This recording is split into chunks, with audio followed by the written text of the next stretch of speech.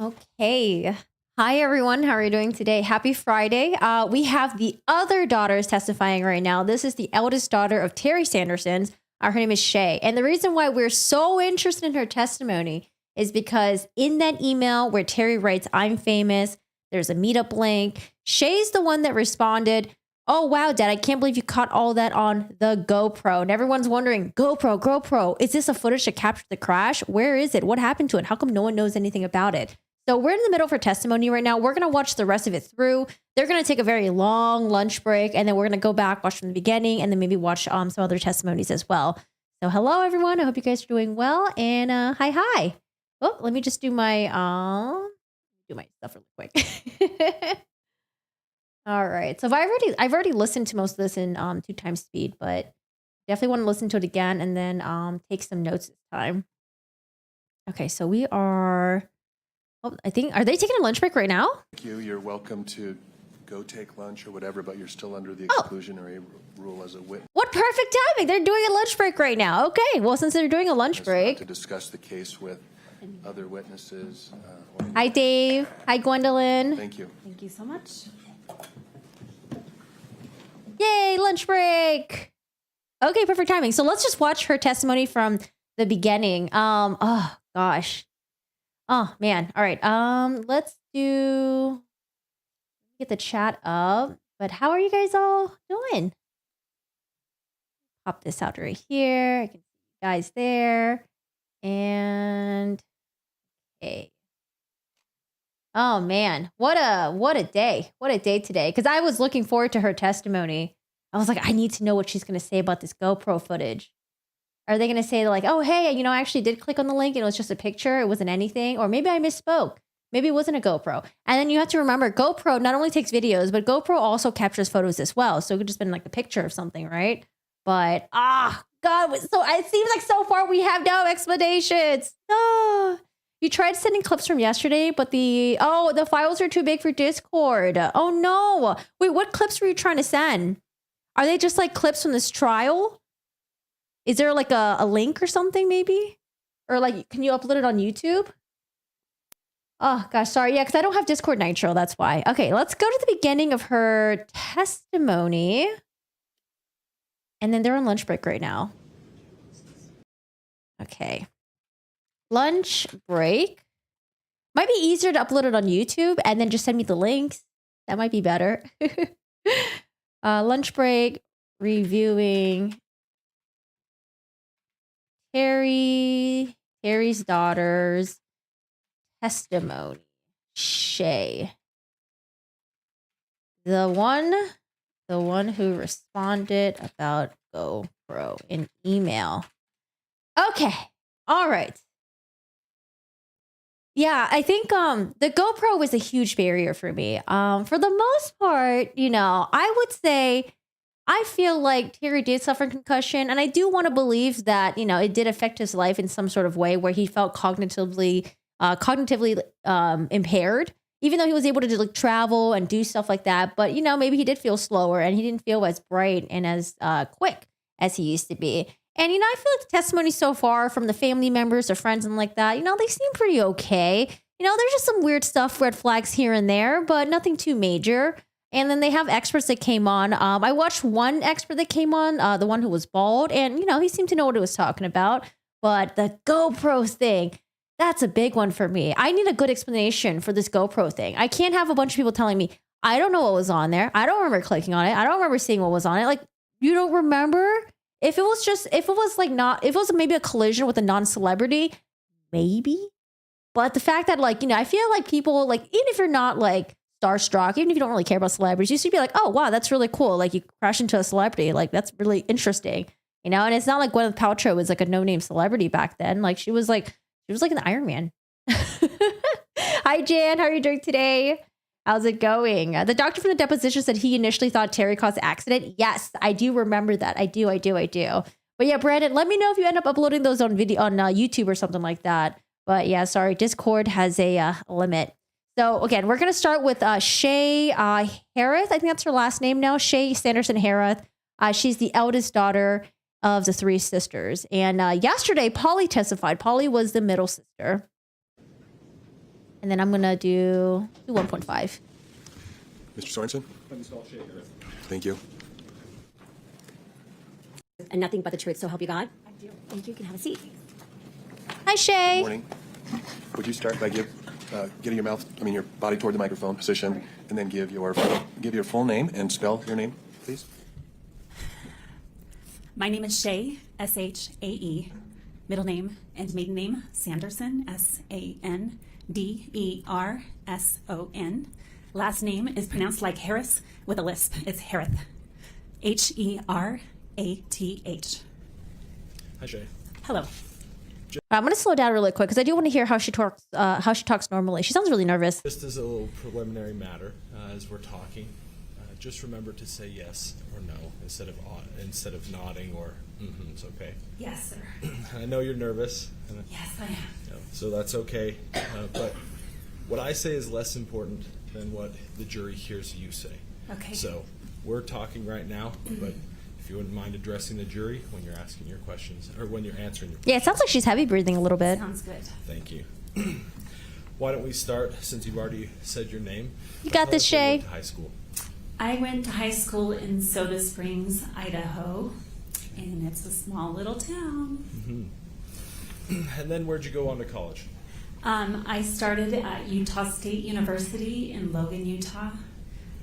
Hey, son. And transferred up to University Okay, I'm going to speed up a little bit. So yeah, she sounds really nervous, which is understandable. of Idaho in Moscow, Idaho. Okay. And did you graduate from college? I did. Okay. And what was your degree? I have a bachelor's of landscape architecture. Landscape architecture. Does that mean I could have hired her to do all my landscaping stuff? We recently just finished our yard, and I'm so excited that we're finally done with it. And briefly for us, give us, after college, a little bit of your work history. After college, I took my first job in Beaverton, Oregon, which is funny because it's really close to where I was born in Hillsboro, Oregon. So I was returning back to where my roots were. And I worked for a small family-owned business. My boss was about 72 years old, and his daughter also was my boss, but he was the most joyful man I've ever known. He made me laugh every day, and he passed away recently, and he's going to be missed, but he's going to be in my Aww. heart. Thank you. Thank you for sharing that. We have tissues here. Oh, thanks. I will be needing those. Do you need some too?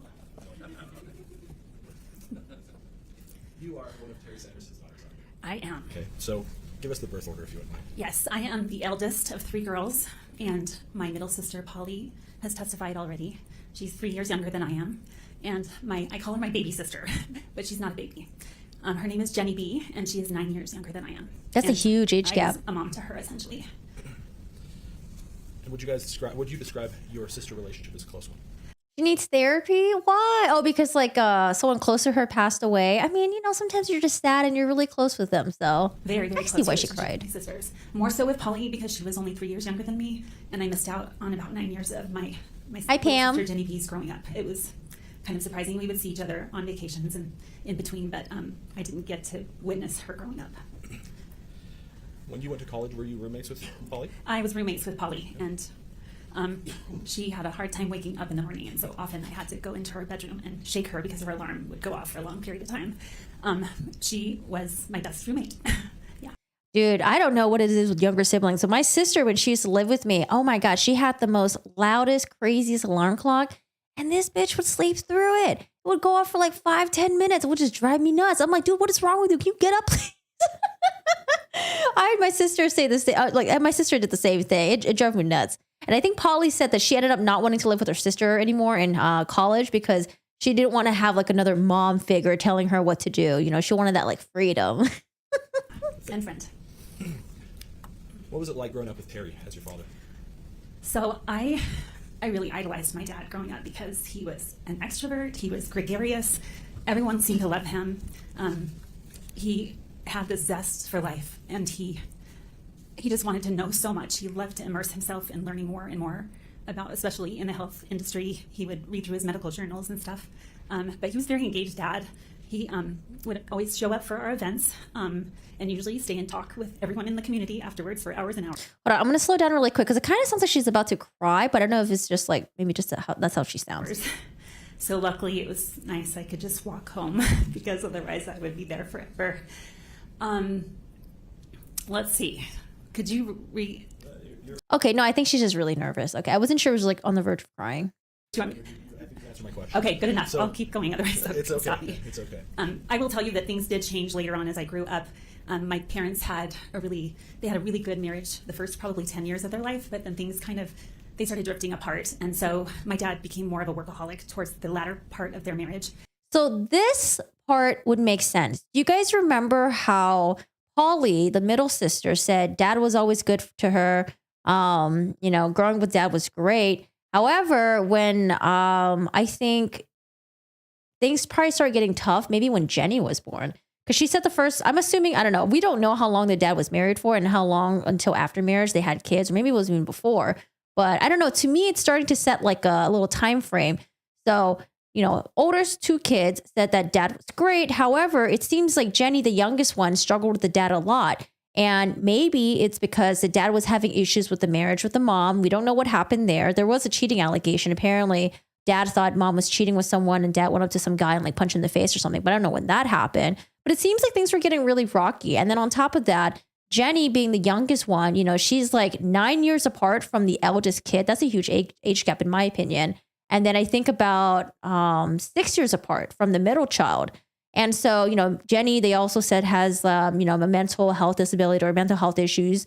And, maybe things were just getting really rough for the dad. And maybe that's why Jenny's, memory of her dad is not the same as how her older sisters view their dad. So, and she's mentioning right here that, like the first 10 years was great. But, after that, the marriage was getting really rocky. Dad became a workaholic. Just seems like dad just changed a lot.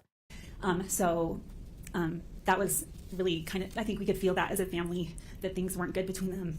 I was grateful to have my sister. So that's why I'm more inclined, even though Jenny never testified, but like, that's why I'm more inclined to believe, okay, like Jenny's experience of her dad is going to be incredibly different than what her older sister's experience. So far, what I've seen in this entire case, I think this dude is blaming his aging and declining health on external factors, looking for a payday, just my opinion. Polly, when those things would happen. But yeah, we had a happy childhood. I was loved. I was hugged. My dad was very strict, very much. We lived in a small town, so you had to behave yourself or otherwise word would get out. Oh, he was highly demanding, yes.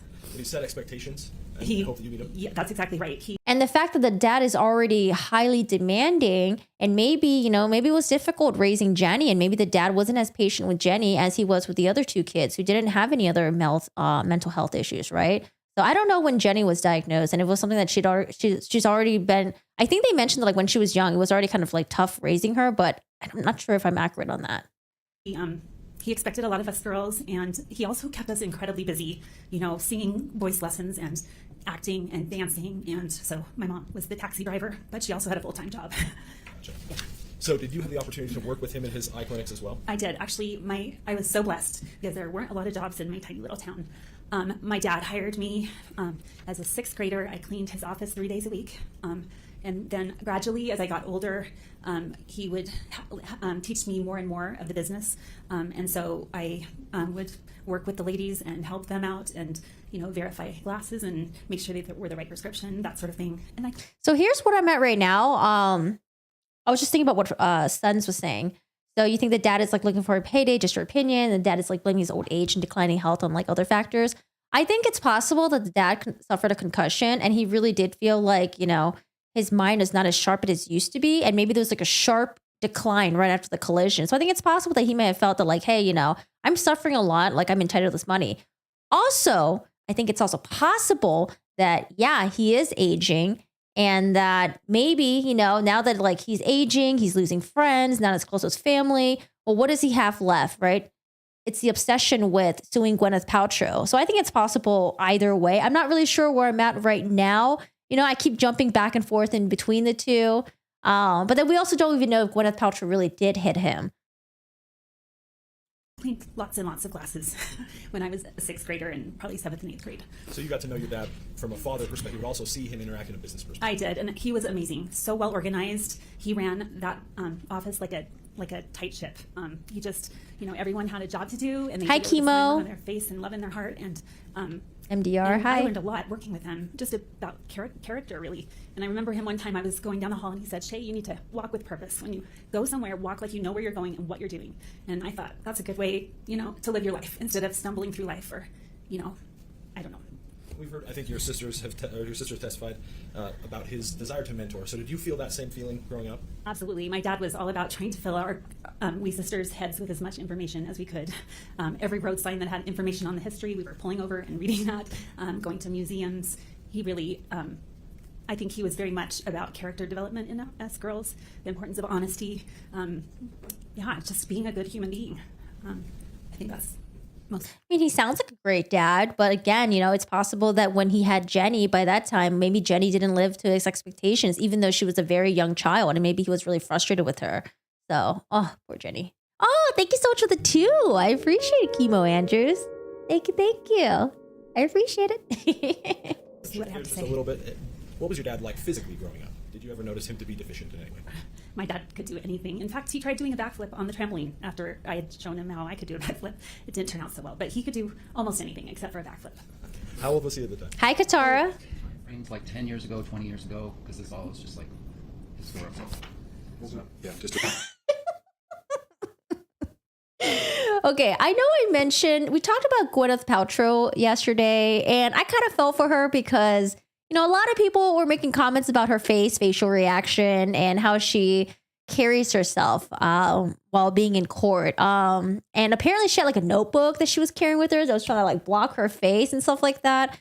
So I felt bad for her because I know what it feels like to be someone that has like resting, arrogant face, or resting annoyed face, resting bored face. But you know what? I thought about this last night. I was really thinking about this, and I was like, you know what? I think she can do.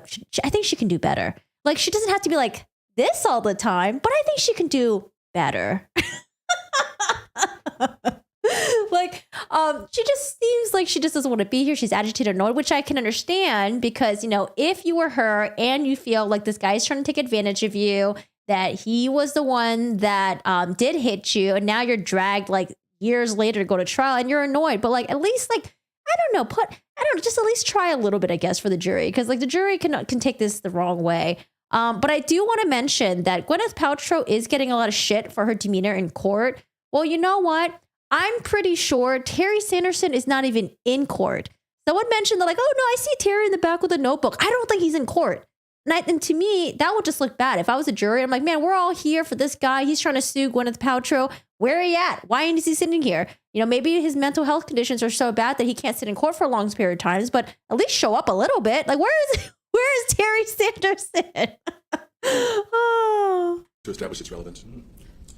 What time With my backflipping? Yes. Oh, yeah. Watch Ben Shu's advice for her. I mean, Johnny Depp had more to be annoyed about. I want to watch it with you guys. I saw that Ben Shu weighed in on that. And then apparently Camille Vasquez weighed in on something, but I don't know if it was a real video. It might have been a fake video and just had her face plastered onto it. But yeah, I wanted to watch that with you guys because he does an interview with Vinnie Politan. And I love that they keep bringing Ben Shu back.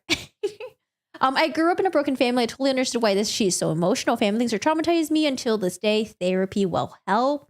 I think so too. The prosecution case makes it sound like these personality changes were already beginning before the ski accident. The younger sister's deposition does too. I love the celebrity culture and the privileged good lifestyle, but I have to give her kudos for not caving and paying it off as a nuisance. He doesn't want to hear the details of the accident. It triggers him. I mean, if I was the jury, I'd be like, yo, we're all here. We're all listening. You want to see this person. To me, I would think it's weird that you're not there. That's just my opinion. I broke my arm in 3rd grade. It would have been before 3rd grade. So I was 10 years old. So 1980s, maybe. Thank you. That was what was said yesterday So you moved out of the by his lawyers. I don't know. To me, I would just think this is not a good look. Yeah. house after college and you didn't return. Is that correct? That is correct. I did come home for summers to work a summer job, though. Hi, Gretchen. Dad's clinic, or was that somewhere else? Only after my freshman year in college did I come home and work for my dad. The other years, I was trying to get more landscape architecture background, work experience, and so it was just that year. Before What does Gwyneth weigh? About like 90 pounds. There was a doctor that came on. I actually really liked him. He came on, and based on his calculations, he guessed that Gwyneth Paltrow weighed 130 pounds, and Gwyneth Paltrow's lawyer didn't correct him. So So I thought like, he'd be like, well, would it surprise you that Gwyneth Paltrow only weighs like 115 pounds? So I don't know how much she weighs, but because he didn't correct her, I'm guessing maybe she does weigh 130 pounds or maybe more. I don't know. For the accident. And in your I don't know. How tall is she? Like 5'8", 5'9", or something? Do you ever see your dad have any problems driving? No idea. No. He was the ultimate multitasker and drove a car with ease. Gotcha. Oh, we talked about When you this say yesterday. Multitasker. I think there was some testimony yesterday that he would read a book sometimes while driving. Is that nerve-wracking for you? Yeah, as a child, I was a little anxious, and when we would head to Montana, where the roads go forever straight. Yeah, so now she's making a correction to that. So she's like, okay, it was mentioned that he was reading a book, but I want to say that the roads were straight and there's probably no one on the road. Oh my God, I would be scared too. I'd be like, Dad, what are you reading? Like, what if you're reading about something you're really into and you're not paying attention? There's like, boom, there's a fucking animal in front of you, or boom, there's a tornado in front of you. Right away, he would actually have a book in his hand while he's driving down these straight roads. And I tended to be a nervous person, so I was always a little bit, probably why I got car sickness maybe, a bit on edge when he was driving and trying to do something else. But he was never in an accident, as far as I know. I'm sure maybe someone else has everything about him, but I don't recall that ever being a thing. Moving forward in our timeline a little bit closer to the time of this accident, in roughly 2009 to the time of the accident, were you aware of any of your father's chronic medical conditions? I recently found an email. Well, first of all, my dad is a really private person, and also he doesn't ever want to be a complainer, and so he has a tendency to keep things to himself. He doesn't share when things are going bad. Okay, so I can understand that, because there's been times where the witnesses were questioned, did you know the plaintiff had this issue, this issue, this issue, this, and they're like, no, which I can understand, because, sometimes you don't really share your private medical shit with, like, even your closest friends and maybe even family members, right? You might give them, like, some stuff here and there, but maybe not, like, the closest, not, like, all, like, the details about it. I think he just doesn't like to be around those kind of complaining people, and so he didn't want to be that kind of. How is this good for it's because I believe the defense brought it up, and so now the plaintiff has to make sure they bring it up and clarify, hey, it was mentioned that he reads a book while driving, so now let's give a good explanation as to, how that really happened. I'm pretty sure the defense brought it up yesterday. Person. So, or it must have came up during deposition or something, and they just trying to get ahead of it. It's either one of the two. I just don't remember. I really had very little knowledge about what was going on in my dad's life. He only would call us if he was in a good mood. So, but that being said, just recently I did come across a letter that broke my heart. He said that he. Before. Is this too much? No, it was. Miss Paltrow is so annoying. Objection, hearsay. Can I get a ruling? I don't know what we're doing here. Sorry, let's go back. Broke my heart. He said that he. Before. Is this too much? No, it was. Just objection, hearsay. Can I get a ruling? I don't know what we're doing here, so can you ask another question? Yeah, I'll move on. Let's move to the day of this incident in February of 2016. How did you first hear that your father had been in a ski collision? I believe that I got an email. The email. Okay, I'm going to slow it down a little bit. Okay, the email. This is where I wanted a good response. She needed to provide me with a good response for the email thing. And that said, I'm famous in the subject line. And I was like, what are you talking about? And then below there was a link that said, here is information. I may not be quoting it exactly right, from my friend and eyewitness. And then there was a link below. And that link below, I couldn't ever look at it because you had to be like a meetup member or something. okay, good explanation. But I have a vague recollection of actually calling my dad and saying, can you give me your meetup group number so I can actually look at this? And he was able to give me that information. So I may or may not have seen what was in that link. That I don't believe, because of what she replies in the email. She was like, oh my God, Dad, I can't believe that was all caught on the GoPro. And, assuming the dad says I'm famous, they should know the context of like, okay, he's famous because he got in a collision with Gwyneth Paltrow. I just don't believe that no one remembers what was in that link. You don't remember the day of hitting that link and knowing what it was? I don't know for sure at what point I looked at it. Just a little background information. I had a ski accident 3 weeks prior to my dad. I had torn my ACL and my MCL. I was not sleeping very well. I had my leg propped up on a pillow with ice around my knee. And I also had a 4-year-old and an 8-year-old to take care of at the time. So my memory of what happened during that period is very foggy. I just can't believe that the link would have been played again later on. discussed about, talked about. Like, oh my God, family get together, Thanksgiving. Look what happened, guys.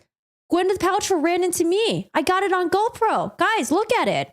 I don't believe that. I don't believe that. And then also, the dad wrote in the email, my friend and eyewitness or something like that. And when we asked Mr. Ramon, who was the only friend there and the only eyewitness that saw this, Mr. Ramon was also like, oh, I don't know what. I'm like, I don't buy this. I need a good explanation. I feel like this could have been her chance to give a good explanation. It would have been like, you know what? I clicked on the link and it was like a picture. I commented like, I can't believe the GoPro caught this. And it was like a picture of like, I don't know, maybe Terry like crashing down or something like that. You know, I don't know. Because GoPros can also take pictures. But I needed like a good explanation. Maybe it was just like, you know, a GoPro of like him falling down, like a video maybe of him falling down. And there's like a woman in front of him like sliding ahead, right? But like, I just don't buy this explanation. And this is going to be really tough for me to just ignore. I'm going to put up that email, or at least the paper copy of the email. And this has already been marked as, I think, Defense Exhibit 111. And it's been discussed quite a bit. What's the picture of? Yeah, I think I heard that the link is live. It's a picture. What is the picture depicting? Because she said that like you need the meetup code, their group code or something in order to view the picture. So I would assume that we would need a code in order to view it. 102 is the same thing and will be a lot clearer if you want it. Do you want it? Well, we're going to go through this just the way it is forever. Well, I know object because the top portion is not evidence. Why don't we take it down and why don't you use the exhibit that has been, unless you need for some reason to enter this one, Mr. Sorensen. This is okay as he's doing it, Your Honor. Just the top third is not evidence. Well, I'd rather that the jury not be published a document Thanks. that hasn't been All right. entered. I want to make you all aware that you are giving out information when we're looking on these private information. Could you please white out the email addresses, or would that take too long? Sure. Or you could just fold over. Oh, I saw that picture. Yeah, I saw that picture. There was like a picture of, I think like after he was taken down by the Tobago, there was a picture. But the fact that she responded, oh my God, Dad, I can't believe the GoPro caught all of that. I want to know what the heck she meant by that. What does she mean by that? But now she's saying that like, oh, I torn my, you know, this and that. I was on medications at the time. And so I don't remember. I don't know. That piece of information. Thank you so much. Because I think the GoPro comment is very important, that the plaintiffs would talk with the witnesses. They would talk with Mr. Ramon. They would talk with middle sister Polly. They would talk with older sister Shay. Just be like, hey guys, like, you know, this is the link for the picture. Do you guys remember that this was the picture that was in the link? They would be like, yeah, that was the picture. So I think if all of them get an explanation saying that like, oh, we clicked on that link and it's just a picture of my dad with the person that rescued him, that's it. That would have been end of story. And then she would have just been like, yeah, you know, that's a picture I referenced. I don't know why I said GoPro. My bad. But the fact that everyone's like, oh, I don't remember. I don't know. That, to me, that's just kind of weird.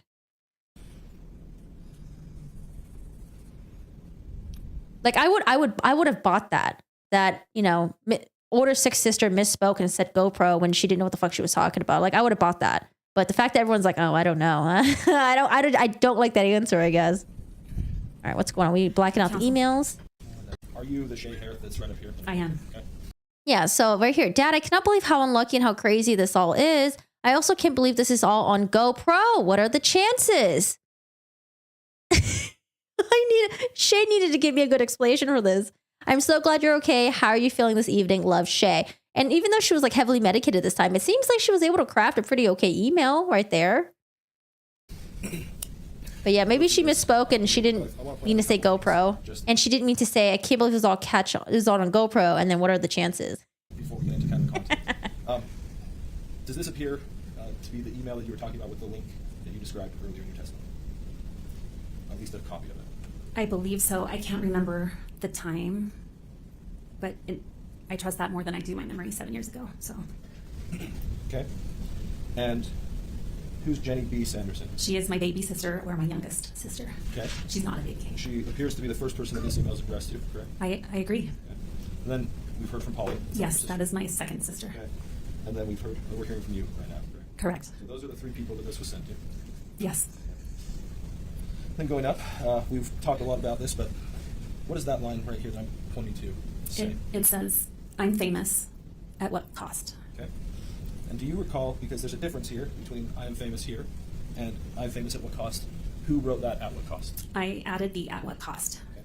when I So sent my email after back. Sorry, don't want to cut you off, but so after you had tried to access this link, you responded to that email. Is that correct? I don't know at what point I don't know at what point I was able to access, or if I even did see what was here. It seemed like I would follow through to try to see what, because this is important information, but I don't know when that happened. Okay. And I think you said earlier that when you tried to access this, it was a meetup group login, or you were required a meetup group login? Yes, Okay. and I wasn't a member of Meetup, so I was unable to access that. But I knew my dad was. Okay. I want to talk, this is going to be brought up quite a bit. Will you go ahead and read what your note says here for the jury? Dad, I cannot believe how unlucky and how crazy this all is. I also can't believe this is all on GoPro. What are the chances? I am so glad you're okay. How are you feeling this evening? Love, Shay. Okay, so I want to see what she says about this. Now, Shay, this is an important answer, but with that, after being sent that link, how did any reference to a GoPro video come up that you responded in the way that you did? So we did this in an opposite order. My apologies, 7 years is a long time for my brain. I received a phone call, and thanks to Gwyneth Paltrow's team, they were able to put together the timeline of things. And I had forgotten that actually I got a phone call at 6:13 p.m. that evening, and then I had a conversation with my dad about what had happened. And then the email came later on in the evening. Okay. And now I can't remember the question. Do you mind asking again? Wait, what? You mentioned you had a phone call with your father. Yes. How did that instruct or have influence on this response? Okay. After my dad told me about what he was feeling and that he could hardly think, his brain was numb, and that he couldn't take a breath without feeling a stabbing sensation in his chest, and that he had rung his bell. Okay. I believe he mentioned that with this big resort and so many people on this green run, there had to be GoPro video. What? Overruled. Go ahead, continue. And so he said there has to be GoPro footage. There just has to be, because there was this big blood-curdling scream before I got hit in the back, and that means that a person that had a helmet cam of this GoPro would look towards the scream and catch it all on video. And so I thought, that's brilliant. Then we have complete evidence of what happened and who was at fault. And so. But the dad said there must be someone, not that there was someone who had a video footage of the GoPro. And okay, other thing too is, if the dad really thought there was a GoPro footage at the scene, why not go around trying to find a person who might have been wearing a GoPro? Be like, hey, was anyone wearing a GoPro? Because how would the dad chase after them after the fact? That would be a pain in the ass to do. They've already left the ski resort. He's already at home. How would he have? I don't know. I feel like it would have been hard to chase down a person who has a GoPro after they already left the ski resort. Would they put out like a press conference like, hey, by the way, was anyone at the Deer ski resort? They don't happen to capture possible GoPro footage of me getting in a collision with Gwyneth Paltrow. Like, I don't know. And I don't know if I really buy that. Because I feel like her response sounds like they know for sure there was a GoPro video. Not that, oh, there could have been someone who probably wore a GoPro and probably heard the blood-curdling scream. I don't know. Okay, let's listen to it again. I'm going to slow it down. Okay. Overruled. Go ahead, continue. And so he said there has to be GoPro footage. There just has to be, because there was this big blood-curdling scream before I got hit in the back, and that means that a person that had a helmet cam of this GoPro would look towards the scream and catch it all on video. And so I thought, that's brilliant. Then we have complete evidence of what happened and who was at fault. I feel like in her email would have been like, Dad, I really hope you're right. I really do hope someone caught that on GoPro. Not, oh my God, I can't believe it was caught on GoPro. What are the chances? Am I being too nitpicky? And so I kind of assumed that maybe this was GoPro video, and we could rest easy because we would know what happened. But you had never. Because we would know what happened. It sounds like they don't know what happened. He didn't show you a GoPro video? No, I've never seen GoPro video, and it does not exist as far as I know. So, and now, after the CMO, you still have not seen any GoPro video? I have not seen any GoPro video. So it was, and I don't want to mischaracterize what you just told the jury, but it was based on that conversation you had with your dad that you responded in this way? Yes, so I Hi, don't Tam. know if during the time I was talking to him, if I had my leg propped up, and whether or not I was interrupted by my 4-year-old or 8-year-old at the time. But when I hung up that phone, I thought there was GoPro video, and I thought that would be comforting for my dad to say, "It's going to be okay, Dad. I know you are really hurting, but we've got it on camera." So I believed that there was GoPro video at the time, and that's why I said that.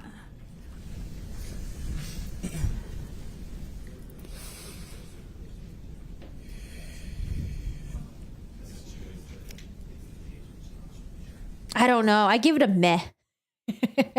I give it a meh. Like I'm possible, but I give it a meh. All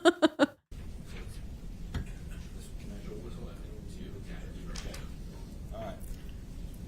Just want to clear this before we go into that. Man, I missed so much of the trial. Must get it together. I think this week I'm gonna do just like a major recap of the trial. I'll probably like talk like similar with the Murdoch one, where I talk about it and I show footages of the trial stuff. So I think I'm gonna work on it maybe today. We'll see. Lauren. Okay, let me speed it back up. Reason that I've laid and this is the jury saw this yesterday. This appears to be the Yeah, this is the picture that we've already saw. So okay, so this is the link to the post meetup. that your dad put out the day of the incident, talking about the Whitney Smith that helped him down from the mountain. Have you ever seen this? And this is Defense 111, page 2. I recognize this woman's smile, and I do remember he had an awful day, but this woman came to his rescue. She was his angel and taking care of him, finally, after a long time of being ignored on the mountain. Oh, Your Honor, move to strike. That's Sustained. hearsay. Sustained. Response is stricken, and the jury should disregard the last part of the comment. Sorry. Do you recall seeing this post? I do. I do remember reading that at some point. The reason I've laid these out and gone kind of old school here with paper instead of the digitals we've been showing is for an important reason. Now, I'm going to zoom in here, down below on this pre-admitted exhibit, and I want you to look at, if we can get it to zoom in a little bit. We'll focus it up. No, I think maybe I missed it, but I kind of, for the opening statement, I think the defense did a really good job about talking about this GoPro thing and how there's a lack of evidence, right? I feel like the plaintiff, they should have gotten ahead of it and they should have addressed this GoPro thing in their opening statement and the explanation for why there is no GoPro, because there was never anything to begin with. There was never anything there to begin with. Did I miss that? Did they address the GoPro thing? I know the defense did. That's when I was like, oh, shit. But I feel like they should have got ahead of it and addressed it from the get-go. Okay. You see below that comments what appears to be some sort of a link. Are you asking me? Yes, I see the link at the bottom and then the photos too.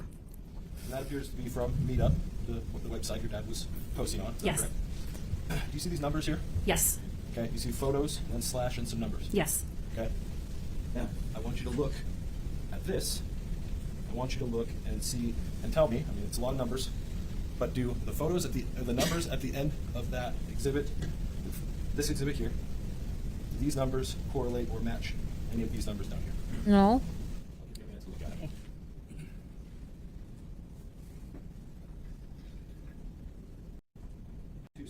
The 261 is the first one, corresponds to the first one. The second one is not anything.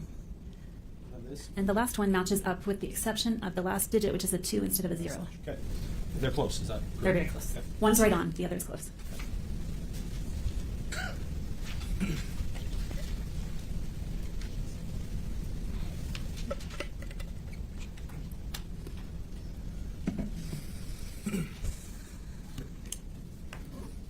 to switch gears a little bit and get off a little bit away from this email.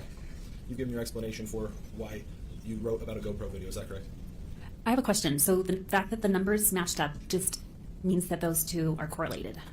Girl, you can ask questions. I'm not going to ask Okay. for an opinion, and I'm not a cybersecurity or I'm in cybersecurity, but I'm not a cyber expert, so I don't know Okay. if that means anything. I just think it's an interesting coincidence for now that those are correlating. Yeah. Now, Hi, Queen. You've given us your reasoning for why you wrote that line about GoPro. Is there anything else? Well, it's possible that blood curdling, I don't know if I can say curdling screaming of a person who possibly saw the crash before they crashed. Like, why would the person scream before a crash? So it's either she screamed because she was hit on impact, or she screamed because she was about to get hit and she's like, ah! Oh, I put a message on Law and Crime Video and asked them to fix their volume. I guess they don't read their comments. Yeah. They're like, Corky-san begs you, please up your audio a little bit. That you think may have influenced why you put that in an email? I think I've already said, I think I just wanted my dad to have peace of mind that there was video footage out there that was going to show what happened. But you didn't know that there was or was not. I did not know that. And also, let me just state to the jury that my dad had a traumatic brain injury when he sent out that email, which is why. Foundation, Your Honor. Sustained. We do need to wait for a question before we address the jury. So thank you. I got piles and piles of That boxes my dad back had a there. brain injury at the time. Yes, the comment will be stricken and the jury's to disregard. Let's stay on the facts. Thank you for the counsel. After the accident, you had maintained contact with your father, correct? I have. All right. Have you noticed any big changes in your dad? My dad has quite a few personality issues. Obviously, the injury to his brain has caused significant damage, enough to cause his personality to change. And What have you? Opinion. Move to strike. Overruled as to a lay opinion under Rule 701. What have you seen as far as your dad's personality traits that have changed? my dad is very insecure. He doesn't show it, but he doesn't trust his brain anymore. Is that a hard thing for him? It's incredibly hard because he used to be able to multitask and do all sorts of complicated tasks, and now he has a hard time just following through one step at a time. And he used to be able to do multiple things at a time, so it's been really hard on his personality. He feels inept, frustrated. You don't know exactly how he feels. Though. You're right. From his daughter's perspective, I feel that his life is exhausting. And it's hard to hear. Have you noticed things about his ability, excuse me, let me inartfully ask, have you noticed any differences in his ability to listen? My dad used to be a really good listener, but since the accident, his brain has to work so hard at what he's going to say next that his ears just shut down, and he goes inside. He's internal, and he may be standing in front of you, but he is not. He's not there. He's gone inside, coming up with the argument or the next thing he's going to say, and so his listening abilities have really been hampered by this brain injury. Now, you told, in your deposition, you told us a story about the van door. Would you please share that story with the jury? Okay. First thing, my van door from the time I bought it, it was a brand new van at the time, but it always has a problem. I own a Honda Odyssey, and if you know them, the doors don't swing open like this. They actually go parallel with the body of the car. And so... Can we just get a foundation for what time frame we're talking about? She did say after this incident. When did you buy the car? my daughter was born in 2012. So this happened after 2012. This happened when my oldest was 11, so it's been about 6 years ago. So this was after the... This was after the accident. Yeah. Thank you.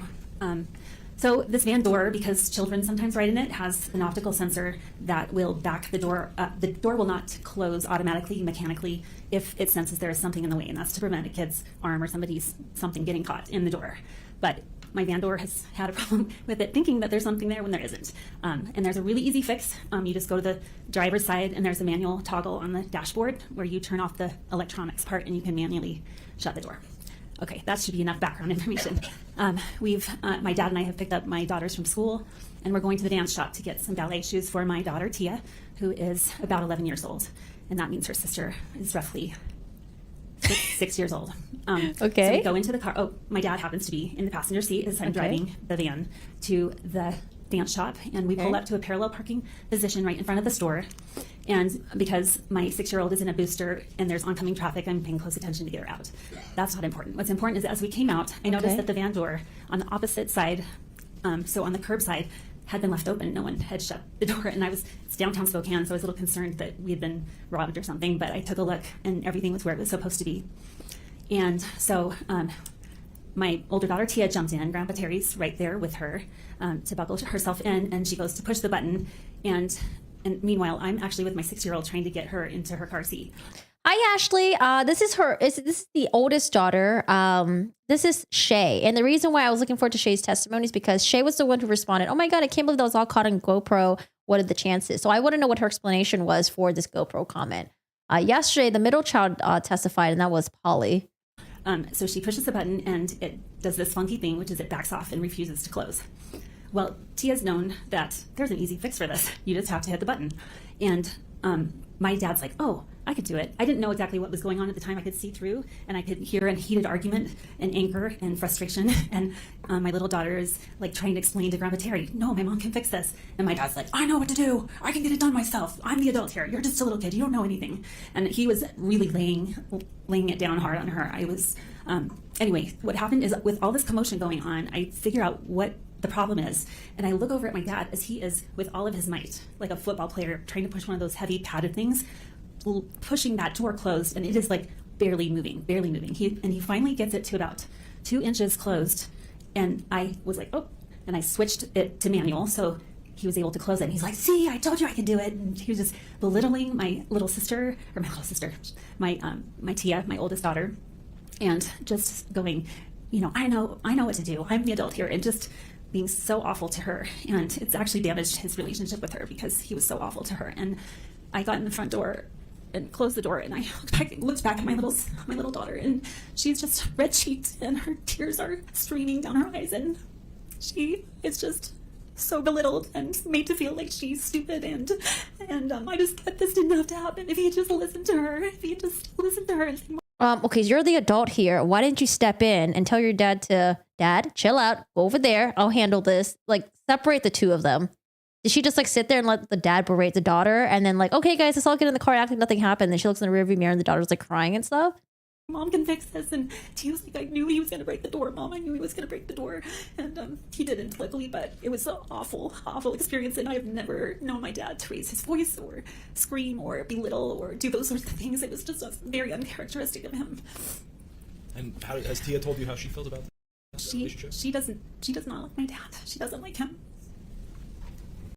I would probably apologize for getting hit as well. I'm sorry for existing. Oh yeah, same here. I'm the type of person that would be like, oh, I'm sorry, even though like I didn't do anything wrong. It's just my natural reaction, just be apologetic. And sometimes I freaking hate it because I'm like, why am I apologizing? They ran into me. Jenny is not going to testify, no. Have you noticed any other times where you've seen your dad since this 2016? Have you seen any other times where your dad's raised his voice in anger like he was against his granddaughter? That was actually the worst. And I will say that my dad and I see eye to eye a lot. So there's not been a lot for us to argue or fight about. So I know my sister Polly alluded to an interaction that she witnessed with my baby sister Jenny, my youngest sister Jenny, in which he got right in her face and said F you, like screamed F you at her, which again, he doesn't talk like that, and he doesn't raise his voice and scream. That was not the old Terry that I knew as a dad. You had never seen that growing up with him? No, not at all. He was so patient. Have you seen or known your dad? Well, I mean, since you brought up your sister Jenny, yes, and this incident we heard about, the jury heard about yesterday. Yes. You know the family dynamics in your family, correct? Yes, I do. It's complicated. Every family is. There's people that are maybe closer to one another than further away. Is that your perception? I'm sorry, I missed the last part of yours. So in every family, there's relationships that are closer, or maybe some that are further away. Is that your perception? Yes. Okay. And how would you characterize your father's, from your own opinion, your father's and Jenny's relationship? Before the accident or after the accident? Let's say before, then we'll ask after. Okay. My sister Jenny B is neurotypical, and she. Conference at your Sure. bar. Yeah, sure.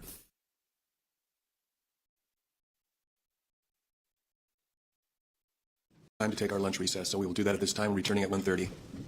Oh, lunchtime? Oh, okay, lunchtime. All right, lunchtime. Let's watch the other testimony. So they'll be back in 30 minutes. Let's watch this guy's testimony. actually really funny because like I was behind the live stream and I could see like the comments in Long Crime like 30-40 minutes like in the future. So like when this guy was coming up, I was expecting like a super mega handsome dude because everyone was like, ooh la la, this guy's so handsome. So I was like, oh, I can't wait to see this guy. I can't wait to see this guy. Hi. Do you swear that the testimony you are about to give in the case now before the court will be the truth, the whole truth, and nothing but the truth, so help you God? Yes, I do. Thank you. You can have a seat. Good morning, sir. Hi, Dory. Good. Would you start by stating your I think she's just really nervous. When I'm really nervous, I over-explain too. So, yeah, I think she was just really nervous, and you can kind of hear her like heavy breathing, and she's kind of like, like, yeah, I think she was just kind of like nervous up there. But yeah, I wonder what the jury thought of that. full name and spelling it all? Yeah, it's Mark Stephen Harris. Really, Mark with a Ashley? K? This entire thing has been so interesting to me. I would say like usually like the medical stuff is usually a little bit hard to listen to because you got to really pay attention, and sometimes like you don't know what the heck they're talking about. But Stephen, so far it's been P-H-E-N, pretty is the way it's spelled. interesting. And Harris is H-E-R-A-T-H. Thank you. This is the. Well, he's gonna explain it. I'll just let him explain it. Hey, Mark. I'm Peter Sorensen. I haven't had a chance to stand up before the jury yet, so I'm introducing myself to them, but also to you. Okay. Why don't we start off by you telling us a little bit about Oh, I do sometimes, Dory. Sometimes I do talk over them. Sometimes I get too excited. I'm like, your education. So where'd you go to high school? I went to high school in Bogota, Colombia, a school named Colegio Nueva Granada. And I was there because my dad was a diplomat. And I graduated from there, and then I went to college in Colorado. And you anticipate where I was going? What college in Colorado? Western State College in Gunnison, Colorado. And what degree did you obtain from it? History, political science. Okay. And then after that, what is kind of your work background? What did you do after college? After college, I worked a couple odd jobs in Denver, and then I put a package in with the Navy and got hired to fly in the Navy. So you're a Navy pilot. I was a Navy pilot for fun. 15 years, yes. Okay. And what aircraft did you fly? I flew the A6 Intruder, which is no longer with us. It was decommissioned. It's an attack airplane. And I flew later on, I transitioned to the Guard and flew that 16. This isn't really relevant, but what was your favorite to fly? I loved them both. Are you married? I am. Okay. And where do you live? Well, we bounce around a little bit because obviously I'm here in Salt Lake because I love to ski. But we have a summer place up in White Salmon, Washington. We're residents of Washington. And we have a house in Tucson, Arizona. Okay. So you kind of split time between the three places here. Best of three places, yes. There you go. And we're here today because we're talking about a ski collision involving Terry Sanderson on February 26th of 2016. Are you aware of that? Yes, I am. Okay.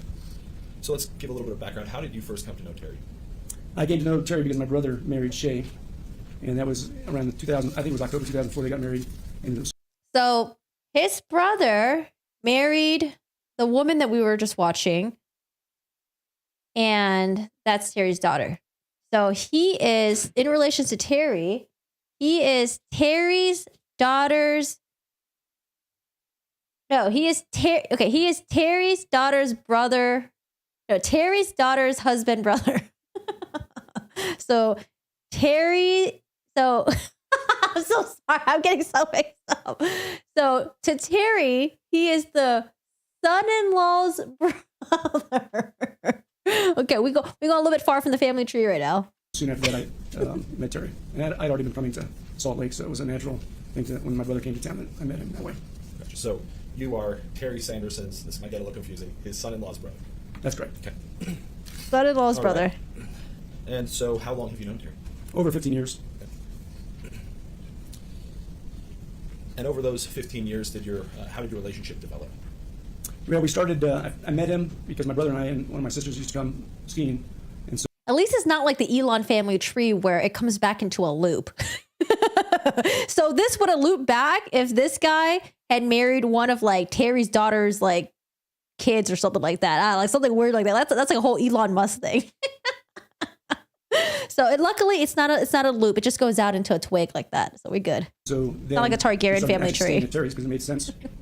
And then he was gracious enough to allow me to, because I used to be a storm chaser. He used to be a storm chaser. I'm like, oh, I like this guy already. I love storm chasers. I love watching their videos on YouTube. To come and stay at his house. So you guys, So it grew through skiing because we used to ski together as well. gotcha. So as sort of storms would come in, you have, because of your occupation, you could fly in. That's correct. That's a nice life. How many days roughly in that time period, that 2016, 2015 time period, were you skiing a year? It would depend on the storms and stuff, but I would say somewhere between 25 to 30 days of skiing at that point a year. And how would you rank yourself as far as your ski level goes? Fairly advanced. Okay. And in the times you got to come in and stay with Terry, did your family get to know Terry as well? Who's So my Bill? son, who also flies in the Navy, he when he was 12, I brought him here for what I call his powder qualification trip, and that was about the same time that I'd met Terry. So soon after that, we started seeing him and I at his house, and yeah. So Terry knows my son, he knows my daughter, and he knows my wife really well. And what do your son and daughter call Terry? My son calls him Uncle Terry because my son decided to go to the University of Utah, and so he would spend a lot of time with Terry. So he came to know Terry too. Very well. And so is it fair to say that Terry treated you as family? Absolutely. You guys had a loving relationship. Yes. And as far as you know, that feeling was mutual. Yes, it was. Yeah. You've already described some of the skiing that you do. I assume, did you go with Terry when he was skiing, or when you went skiing, did you bring Terry with you? So when I knew Terry back before the accident, he had a meetup group that he met with a lot, and it was primarily at Alta, if my recollection serves me. But I'm more of I ski both mountains, so some days I would ski with him, some days I wouldn't. But I've skied with him at Alta, Snowbird, and other places as well. Gotcha. So in that time you skied with him, did you get a chance to see his skiing level?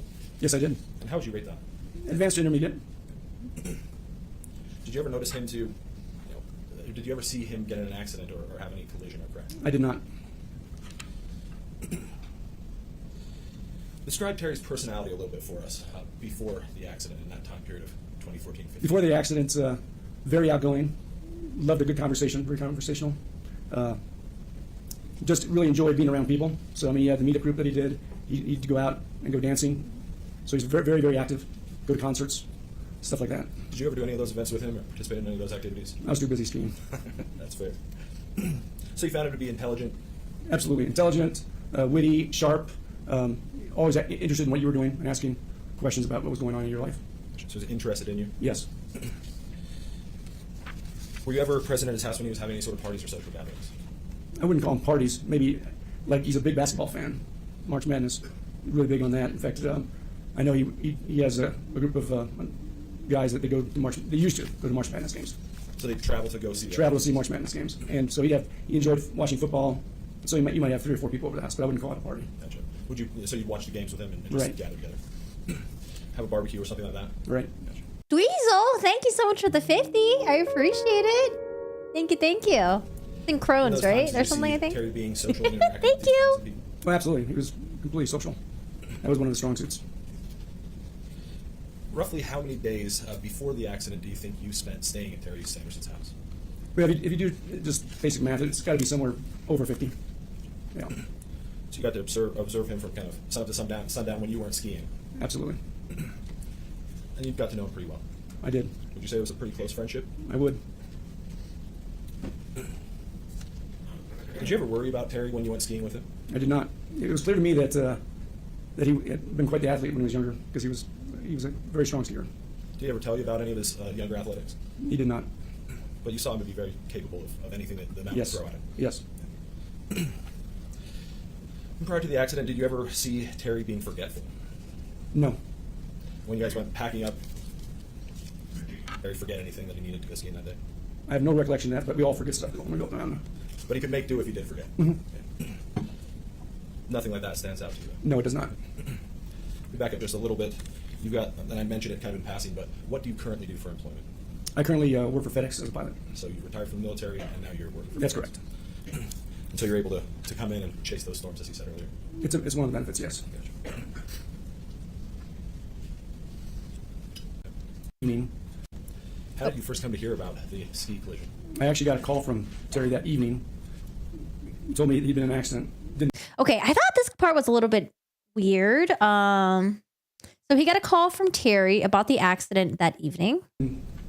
give any details at that point, and just was concerned about how he was going to get back from Park City.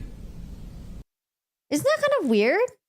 So Terry gets in a ski accident, and he was concerned about how he was going to get back from Park City, wherever the heck that is. Do you guys find that weird? So like, no one in his meetup friend group trying to help him out, offer him a ride. Like, if this man was like so seriously injured, had to be taken down by a toboggan, like they were just like, okay, bye Terry, good luck. You seem a little disoriented, but good luck finding a ride home. Like, did no one try to help him get a ride home? I was just so confused. And then like poor Terry, you know, had to call like this dude and say like, hey, like I don't know how I'm gonna get home. Like, how come none of the meetup people would try to help him out? I felt like, you know, even if I wasn't close to someone, but we're in the same group, be like, hey, do you have any family member I can call and like, you know, I can ask them to come pick you up, or hey, like come in my car, I'll give you a ride home. Like they just like left him there. Bye, Terry. Good luck. You seem a little disoriented, but you know, you got this. You fine. You know, you said you couldn't really breathe. It's fine. You're fine. Like they just left him there. Hello, Mr. Ramon? And then I didn't hear back from him. So I have at that point, I had no idea. I still don't know how he got back who brought him back down the mountain. Yeah, how did he get back He was home? confused when he called you about how he was even going to get home. He had no idea. Did you offer any suggestions? Well, I was pretty convinced at that point I was going to get another call and to come up and, you know, help him out, but I didn't. Why didn't Call you? him asking you to be at the ready or to be ready to come help him.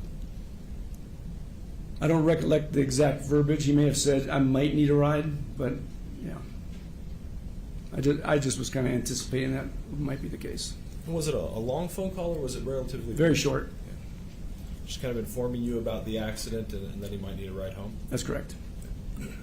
Maybe Terry didn't make it sound urgent enough, because like I'm just kind of confused why. So Terry has let this guy stay at his house over like 50 times already, because he used to be a storm chaser and he would like stay over at Terry's and then like they would do stuff together skiing. Like Terry's done so much for this guy. How come this guy didn't come pick him up either? Hey, I just got in a really bad ski accident. I need a ride home. The guy's like, okay, I hope Terry doesn't call back. Please don't call me back. Please don't call me back. Please, I just want to stay home and watch Netflix tonight. Don't call me back. Like, just a little confused. I can't wait to hear Terry's testimony. Did he? There's a lot of like Do you holes. recall him telling you anything about his injuries? Not at that point. And you didn't hear again from him that day? That's correct. When did you next hear from Terry? It was the following day. Okay. And did he describe anything to you in that phone conversation that sticks out to you? Yeah, he said he'd gotten, had heard a scream and got hit by behind, and had fallen face forward and gone unconscious on the snow. Yeah, so everyone's saying he fell face forward. Mr. Ramon, the eyewitness, said that he saw Gwyneth Paltrow hit him smack dab from the back, and then he fell face forward. But the interesting is that Terry hired these doctors to examine the ribs and all that stuff, and they all said that like Terry was hit from the side, and that's how he fell on the right side of his ribs, which doesn't really coincide with what Mr. Ramon is saying. But I mean, then again, Mr. Ramon was pretty far, and he is colorblind, so maybe he didn't really know what he was saying. I don't know. And then had to be removed from the slope in the toboggan. What was your reaction when you had heard how he had kind of characterized things? Say that again, please. What was your reaction to hearing how he had characterized what had happened? Well, collisions are like in my opinion, the biggest risk we take on the mountain. So being hit on the mountain doesn't surprise me at all. Mm-hmm. Did it surprise you that he had injuries from this? No, that doesn't surprise me at all. It surprises me that what he had said at that point in time was that when Paltrow hit him, and that kind of, okay, and then that she and whoever she was skiing with left the scene of the accident. That's what surprised me. And why would that surprise you? Your Honor, that's double hearsay. Now, how he knew, how Terry knew that had happened, double hearsay. Overruled. Go ahead. I think he's just describing his memory. And why would that bit of information surprise you? Well, because my roommate in college's mom got hit on the slopes, and the kid tried to escape, and they chased him down in Colorado. I don't know the law in Utah or Colorado right now, but you don't. It's like a hit and run, and so it's a serious offense. It's just something you just don't do. Your Honor, can you approach the bench? Gwen gets pissed at this. She's like shaking her head. How dare they say hit and run? But it's good they bring it up, because they did try to say it was a hit and run, and previously the judge dismissed it.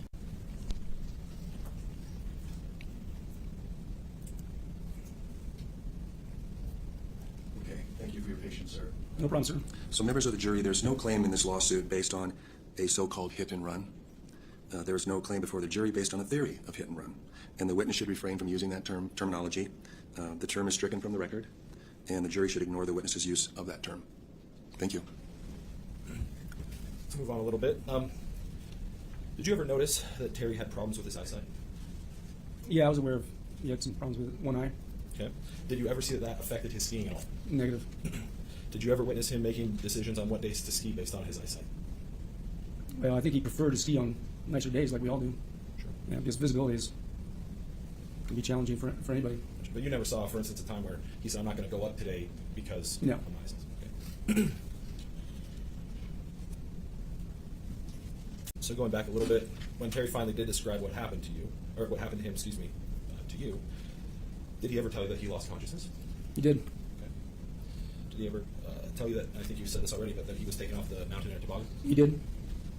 When he spoke to you a little while after this accident, did he tell you that he was sore, that he was still having pain? Absolutely. Where did he describe that pain, if you recall? Well, he had some broken ribs, so main torso area. And did you see him, or what? Excuse me, when was the next time you actually physically saw him? That's a very good question. My recollection, it probably would have been within 2 weeks of the accident. Okay, so not Immediately. immediate, but No. close. And when you saw him next, did you notice anything physically different about Terry? Not so much physical, other than walking slower and stuff, but mentally for sure. Okay, and what did you see that was mentally different? Just slower, trying to digest stuff and conversation and stuff, and decision-making type stuff. So in just 2 weeks or so, in between the last time you had seen him, you saw noticeable difference in his cognition, his ability to think. Absolutely. Okay. Did you notice any other differences in that time you saw him? Well, he lost his some of his motivation and excitement for. I mean, he's recovering from a major accident, so he was moving slower, less motivated, less excited, less enthusiastic. And did he describe that he was feeling different at that time to you? Yeah, he was. He knew he didn't have his full faculties at that point. And how did he describe those things to you? How did he convey that information to you? Well, he said that you'd start doing something, for example, like it's the easy task, and then just kind of stop and go, well, why did I come over to this part of the kitchen or the house? So he was having issues with memory. Gotcha. And when you saw him, was Carlene Davidson there? No, she was not. So this was after Carlene had left and he was having these kind of troubles? Yes. After the accident, has your relationship with Terry changed? What kind of therapy do people get with brain concussions? Like, what can you do to impair or what can you do to repair your brain? Like, what do you do? It has. We had a very strong relationship, and I was actually staying at his house for prolonged periods through 2015, but it just so happened that we'd made a transition for the 2016 season, so I was actually not staying at Terry's at that point. So that... Like, at this point, would going to therapy for like anger management, would that help a little bit, or no? Is it just something you just can't help when you're really irritable because of a brain So injury? I wasn't seeing him as much or doing as much with him. Would you still keep in contact with him though? Absolutely. I would, 'Cause I wonder if he's like still doing therapy or anything to just try to like cope with it, because it seems like at this point he's kind of just fucked, right? If he is suffering from this brain injury. So what can he do to cope with it? going from Arizona to Washington back and forth, I always stopped and stayed at his place. Hi, Ricta. Just to check in and keep the friendship going? Right. And I also go out to dinner with him on a regular basis. And when you checked in the next time, and we're talking now after that 2-week visit that you'd seen him, following that, what changes did you see him doing? The biggest changes I saw is in conversation. Like I said before, he was a great conversationalist, and it became difficult because his comprehension had gone down. You get confused. You start talking to him, and he thought you were talking about maybe someone else, and then you realize that he wasn't following the direction of the conversation. So confused, comprehension, and then after a few instances like that, you could tell he was getting frustrated with that. And so did he show little signs of frustration Yes. or anger? And how would that manifest that you saw? You could just see it, on it. He just kind of shake his head, and then try to get back into the conversation. Did you ever witness that he was more depressed? I didn't actually witness that he was more depressed, but I witnessed that it was like a day and night as far as before and after the accident. He wasn't going, to my knowledge, he hasn't skied. I think he tried to go skiing a couple times, but he hasn't skied really since the accident. And I can't speak to going out dancing, but it doesn't sound like he's been nearly as active. So But you have not skied with him since the incident. I have not. Have you ever talked about skiing with him? I talked to him the first year after his accident, about skiing. But it was clear to me that was kind of a dead-end road at that point.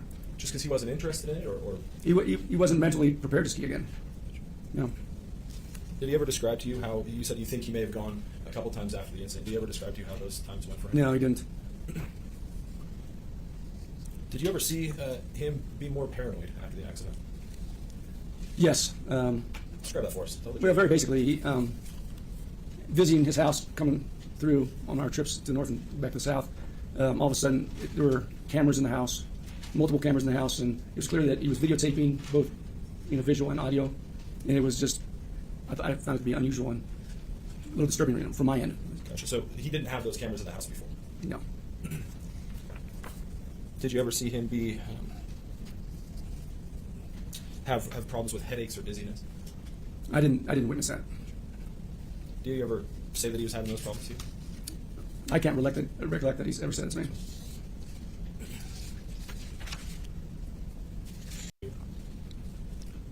Yeah, basically, it's motivation to, you get up in the morning and have a hard time, get motivated to get going and get any basic stuff done, or in his case, go out and do stuff socially. I think the jury's heard testimony that Terry's kind of and this is my term, but kind of a fiery guy before. He was high energy. Very high energy, yeah. Was that the same after the accident? Negative. Did you ever hear, and it's been brought up a lot, and it will continue to be brought up, but did you ever hear anything about a GoPro video of this event? No, I did not. Has Terry ever said anything about that to you? He has not.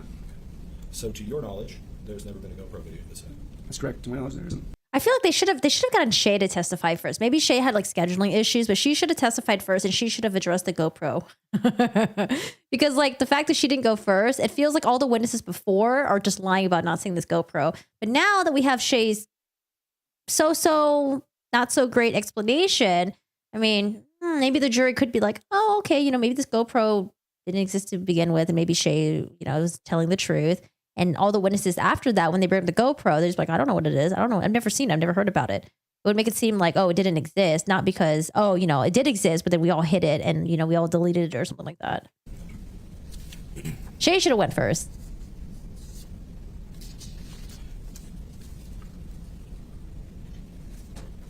So just to recap, you would say that this ski accident has greatly impacted yours and Terry's relationship. Is that correct? That is correct. How so? It's not enjoyable to be around Terry like it used to be. He just because of the fact that he's confused a lot, and we talked about paranoia, and he's more anxious around people, and so you can only take Terry in small doses now. So this almost familial relationship you guys had has been forever altered in your opinion. That's correct. That's all I have for you, Mark. Thank you. Mr. Cross-examination. Questions from the defense. How long were the stays that you had with Mr. Sanderson prior to the accident? You described staying with him, I think, Right. 50 plus times in the years prior to the accident. Usually they were like 4 or 5 days at a time. Okay. And then only limited interaction with him after the accident, is that right? That's correct. In person. That's correct. When you described your understanding of the accident as you received it from him, I just want to clarify, was it your understanding that that was his own first-person understanding, or that he had received that from someone else? That was his first person understanding of the accident. So he didn't tell you, I was told this by somebody He else, did this not. is what happened. You used the word paranoia, which maybe is not a term that can be used technically, perhaps, in a medical setting. You described cameras and kind of obsessiveness about people maybe watching him. I'm trying to make sense of what you mean by Well, paranoia. back to the paranoia, I also used being anxious around people, and so it also came out in the relationships. And Okay. I saw him in relationships after the accident. Okay, so if he denied in medical records after the accident, he denied paranoia, would you be surprised? No. Okay, not would at you all. dispute that? I wouldn't be surprised at Okay. that at all. And would you dispute if there are medical records that show that he acknowledged taking medications prior to the accident for lack of motivation? You wouldn't dispute that? I have no knowledge of that. Okay. A stroke-like event that caused the need for MRI scanning of the brain? No, I do not. What about brain imaging findings years before the accident that are consistent with aging? Do you know anything about that? No, I do not. What about cancer diagnosis? I think he had prostate cancer. Okay. Yeah, he did. What about heart palpitations or heart trouble before the accident? Not aware of that. Microvascular disease? Don't know about that. What Were is you aware microvascular of any disease? medications he was taking before the accident? I was not. Osteoarthritis? What would be an Nope. example of that? Knee problems? Not that I'm aware of. No. A foot drop? A foot drop? Yeah. Are you aware of what that is? I'm not. Okay, just as I understand that, kind of malfunction of the foot such that you're sort of pulling your leg slightly? No, I never actually witnessed or saw that or heard him talk about it. Okay. Respiratory problems? Nope. Sleep apnea? I'm not aware of sleep apnea, no. Insomnia? Nope. Okay. Anxiety before Oh, the no, accident? And I mean, Tam. in the sense that he was taking medication for that. Yeah, I was thinking like maybe like cholesterol buildup or something like Condition, that. just- but You're no. telling me he was taking medication? Yeah, were you I'm not aware aware of that, no. Not aware. Okay. Were you aware of any post-accident travel that he did internationally? Well, he did a lot of traveling before the accident, but I would be, no, I'm not aware of any. There may have been a trip that he made, but no, I can't remember. Okay. It sounded like you were going to say you'd be surprised if he traveled after, or am I Right, yeah, words in your- yeah. There's a record that the jury's heard about a few weeks before the accident. It's a medical record where Mr. Sanderson reported to his physician that he was getting old all of a sudden and not doing things that he used to do. Do you remember him expressing any similar sentiments prior to the accident? No, because when I knew him before the accident, he was still active. Okay. And your wife is Shay, correct? No, that's oh, my sorry, brother's your wife. brother's wife. Correct. Okay. My wife is Lori. Yes, sorry. So they brought up how like a couple weeks before the accident, Sanderson went to his doctor and said that he felt like he was getting old and felt like he couldn't do things he used to be able to do before. I wonder if that's clarified. I wonder if they bring that doctor on the stand, and I wonder if Terry's going to clarify in the medical report or something like that. Like, why did he feel old? What are some things that he couldn't have done before, that he can't do now that he was able to do before? So I'm very curious about that. So, she, I believe, has described your relationship with Mark as, or sorry, you and Mark with Mr. Sanderson as one-sided. One-sided. Have you ever heard that? I have not heard that. In which way was it going, supposedly? So I'll give you a little more maybe, and then you can tell me if Okay. you have a similar understanding. There was testimony that Mark was finding out when my dad, Mr. Sanderson, would be gone so that he could be in the house without my dad there. No, that's not true. That's not true? No. My business were based on storms. Okay. Wait, Yeah, who they- said this? You can tell me if Okay. you have a similar understanding. There was testimony that Mark was finding out when my dad, Mr. Sanderson, so I'll give you a little more maybe, and then you can tell me if you have a relationship with Mark as correct. No, that's oh, my sorry, brother's your wife. brother's wife. Correct. Okay. My wife is Lori. Yes, sorry. So Shay said she, this? I believe, has described your relationship with Mark as, or sorry, you and Mark with Mr. Sanderson as one-sided. One-sided. Have you ever heard that? I have not heard that. In which way was it going, supposedly? So I'll give you a little more maybe, and then you can tell me if Okay. you have a similar So understanding. the older daughter said this. There was testimony that Mark was finding out when my dad, Mr. Sanderson, would be gone so that he could be in the house without my dad there. No, that's not true. That's not true? No. My business were based on storms. Okay. And then there was a sense that Mr. Sanderson was frustrated with you because of that one-sidedness, and that he thought it was not worthwhile to have a one-sided relationship, and that was the reason you guys stopped having a relationship. Is that That's not true on my side. If he Okay. felt that way, he never expressed it to me. okay? They sold Moselle for $3.6 million. Oh my God, who bought that? I think you said that you went to the home of Mr. Sanderson after the accident, maybe 2 weeks following. Is that correct? Well, I think we met up for dinner. Oh, okay. So Yeah. did you have any interaction with Carlene Davidson during that time? I had interaction with Carlene, but I couldn't say it was after the accident, Okay. for certain. So Mr. Sanderson didn't talk about who was caring for him in those weeks just after the accident? I don't recollect Okay. that aspect of it, no.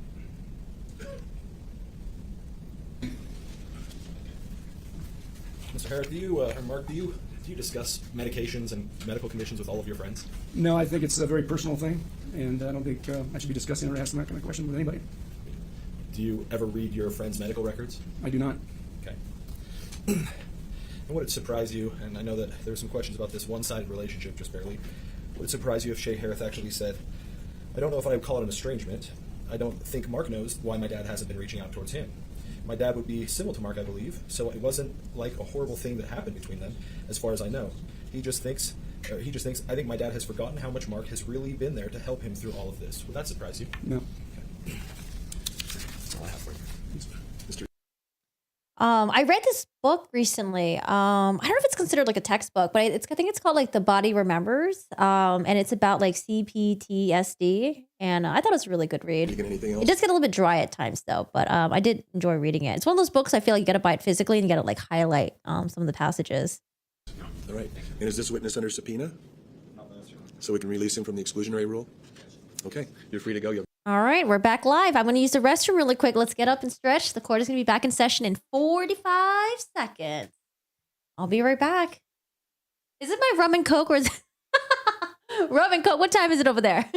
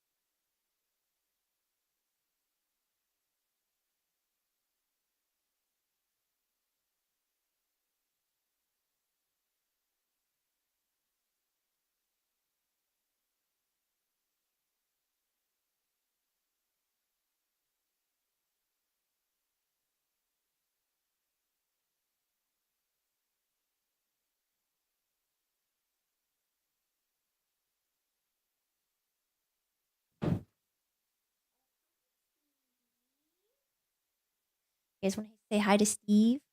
Chill. Where is he? There. Oh, Stevie. He doesn't want to say hi. Say hi? He's like, nah, leave me alone. I guess they're still waiting. Okay, let me give my dogs a treat then.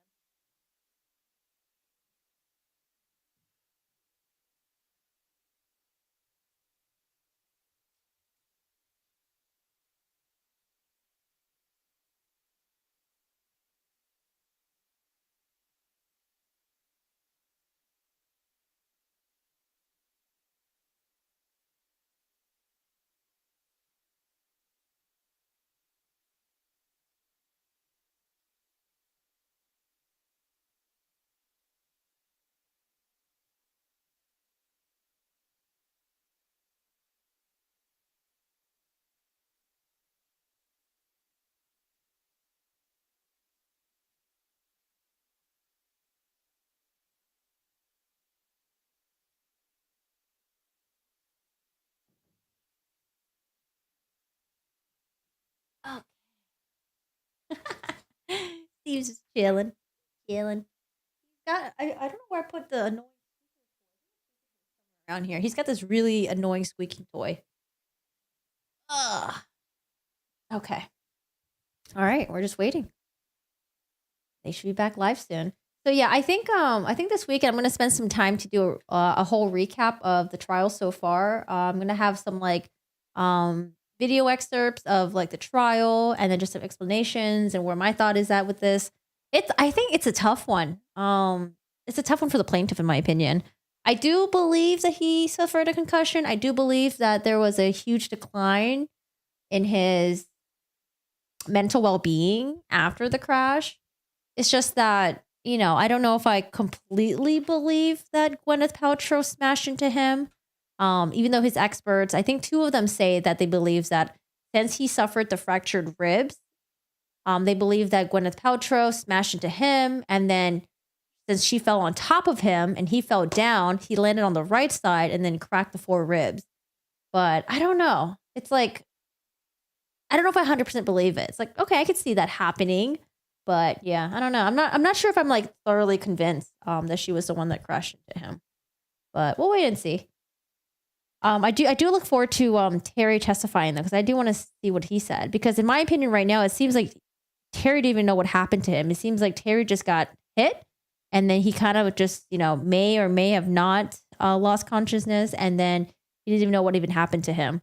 So, and there's been a lot of like story changes. Like initially, they said that like Gwyneth Paltrow did a hit and run and just like dipped out, but later on we find out that that wasn't true and it wasn't ruled a hit and run. I think they also said that Terry lost consciousness for like 2 minutes, but I thought that like if he did lose consciousness for 2 minutes, why would the friend just stand around with his friend face down on the ground in the snow and not like flag down anyone and get help? Like, why would you just stand there, try talking to Gwyneth Paltrow and say like, hey, are you okay? Are you okay? I don't know. I just feel like there's a lot of like inconsistencies in their story. And I get it. Like maybe it's just like hard to remember things, but these are like some key details that just doesn't really convince me yet. But we'll see. You're so happy to see moving in the Stephen Smith case. Such a tragedy took this long. Yeah, I think they finally, SLED finally ruled it as a homicide. and they're in the works of like exhuming his body. I did get a YouTube thumbnail notification though that, but I don't know if it's true or not. I didn't watch the video. It was just like there's a rape kit that was performed. I don't know if that was performed like before or yeah, I think it was before, but I didn't click on it, so I don't know if it's true or not.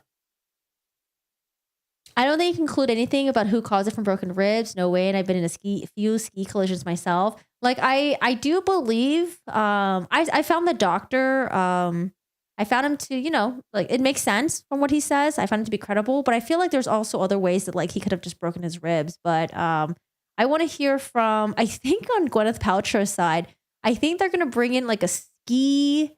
What's it called? A snow sport. Injury expert or something. So yeah, I don't know. I'll wait to hear more, see what else they got. But I think it's just possible that, maybe it is possible that he could have broken his ribs in other ways. But yeah, I don't know. What do you guys think so far? What do you think the jury thinks? You could easily just like break your ribs on impact from running into another person though. I don't know that, but I could see that happening. But yeah, I don't know that. The doctor did like calculations. Like he guessed what the initial speed of the skiers would have been. I think he calculated like the amount of force it would take to break a human rib. And then he guessed that Gwyneth Paltrow weighed 130 pounds. He did his like physics calculation and he was like, okay, they must have been going at this speed. And her weight must have exerted even more force on him when he fell. But yeah, I don't know. Can you get broken ribs just from crashing into someone? I don't know. I don't watch enough sports or anything like that. But I do look forward to hearing from the snow sport expert. I'm so annoyed. I just paid for an extra piece of chicken at Popeyes. No, there's no meat. Rip. I used to love Popeyes, but Popeyes has been so disappointing lately. They got rid of all the sides that I like. I love Cajun rice. They got rid of that. Now it's like the rice and beans. Ew. And then they got rid of the green beans. Oh my God. I love the green beans. It's all gone. I thought ribs are hard to break. I have no idea. I have no idea. I know you can break, when you do CPR, I heard that like sometimes people get like broken bones from like the force of like someone like pumping into your chest. And sometimes like you can break some bones from that. But I have a friend that slipped on ice and fell, breaking 3 ribs. Yeah. I just want to know, is it possible to break ribs from running into someone really hard? Depends on his bone density. Right. Because I was saying that like, well, maybe he doesn't have good calcium intake, but from what all these testimonies are saying, it seems like this guy was like a health nut. He was doing yoga, takes like lots of supplements. I think someone mentioned that he might have taken like 40 supplements or something like that. I'm like, holy crap. I was like into the whole supplement thing, but then I don't know. I'm just like, this is just way too much money. I just try to eat like a lot of like healthy, I don't know, vegetables and meats and stuff and just mix it all up. But yeah, I definitely do need to take vitamin D though. That's what I'm deficient in. And sometimes iron. You're biased. I don't really like her. Her demeanor in court is kind of like, ugh. I don't know. Maybe the camera just keeps panning to her when she looks kind of unhappy. Yeah. I was saying like, I think she can try a little bit more. I think what changed my mind was seeing a footage of her with some blue notebook or something, and she was using it to hide her face, which I thought was interesting. All right. So they're still here. We're waiting. Should we listen to Court TV and Ben Chu? You could find Court TV Ben Chu. Recently talked with Vinnie Politan. Oh, they're back. From Washington, D.C., trial attorney, partner with Brown. Yes, Ms. Harris. You can come take your seat. The jury's on their way. Oh, they're back. Maybe we'll watch it later. Quick comment. This applies to both sides.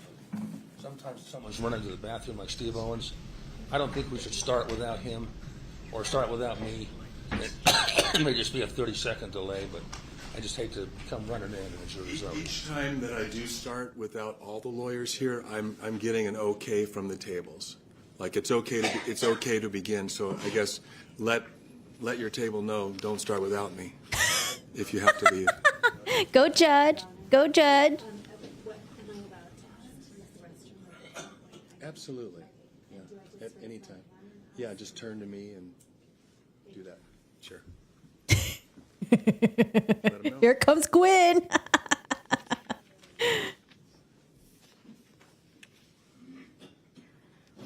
Hi, Gwen. How's your day going? Like your black dress?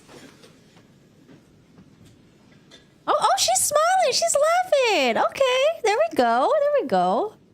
We getting a little bit.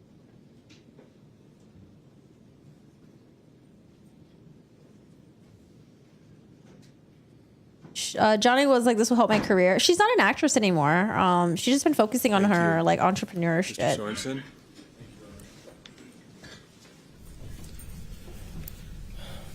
Now, Shay, before we broke for lunch, we were talking a little bit about your family, about some of the relationships. Do you remember that questioning? I forget the question now, but I remember we were talking about family. Just to bring us all back, kind of. Wonder what everyone had for lunch.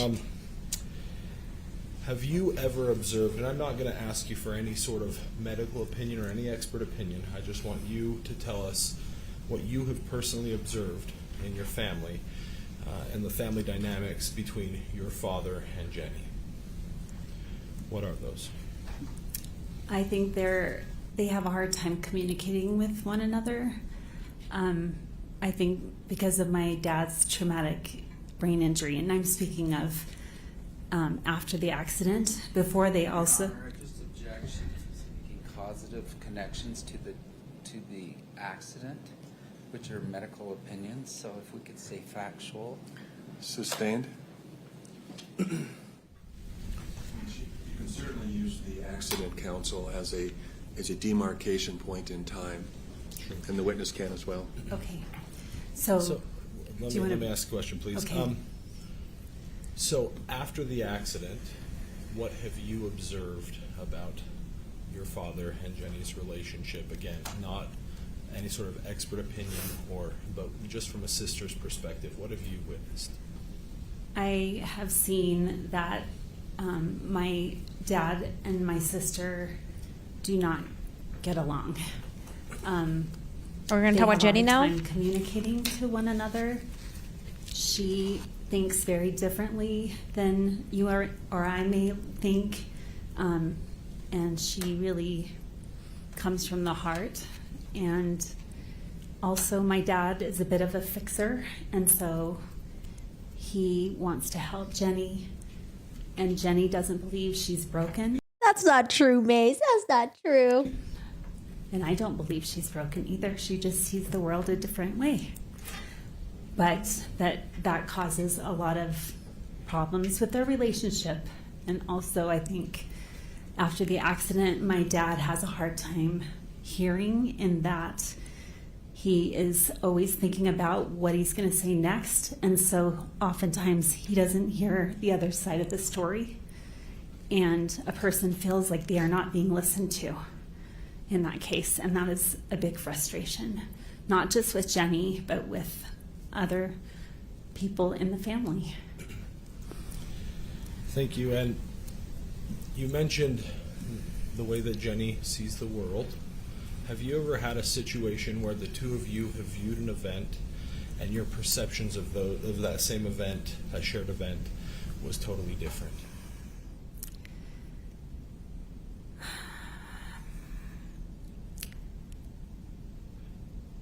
There was a time when the three sisters got together for a little gathering at my mom's house when my mom wasn't there.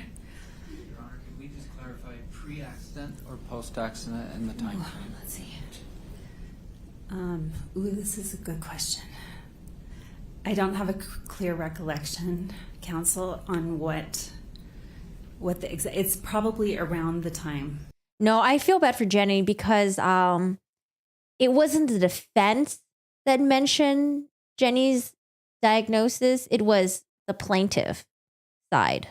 They mentioned it yesterday, and Mr. Owens, Gwyneth Paltrow's lawyer, was like, hey, I don't think it's appropriate for us to talk about this with live cameras, Jenny's diagnosis. And we don't even know if this diagnosis is even true. Like, is it anywhere in writing? Like, where does it say that she suffers from this diagnosis?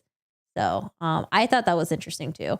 And I was like, why did the plaintiff's lawyer bring this up? But I get it. They're trying to discredit Jenny. But if I don't know. I just feel bad for Jenny. I hope she's not watching this trial. Jenny, don't watch this trial at all, okay? Do your thing, Jenny. Of the accident. But we're talking about my sister Jenny and not my dad. This story doesn't involve my dad whatsoever. At this remembering I have. There was a time when the three of us girls were sitting on my mom's bed downstairs, and for some reason Jenny B was very upset with Polly, and she was very angry, and she was yelling at Polly, and I could not understand where Jenny was coming from. I didn't understand why she was so angry with Polly, because she's really good friends with Polly. And she was tearing Polly down, and I thought, where is this coming from? I do not understand why you're so upset and, frustrated with her. And it felt awful because I kind of looked over at Jenny, and she had kind of a glazed over look in her eyes, and I was like, wow, something is really different. I can't put a finger on it, but something is really different with the way that she's experiencing this right now. And I'm sure that's her truth at the time, but it didn't feel like my sister Polly deserved to be treated like that. It was really hard. Thank you for sharing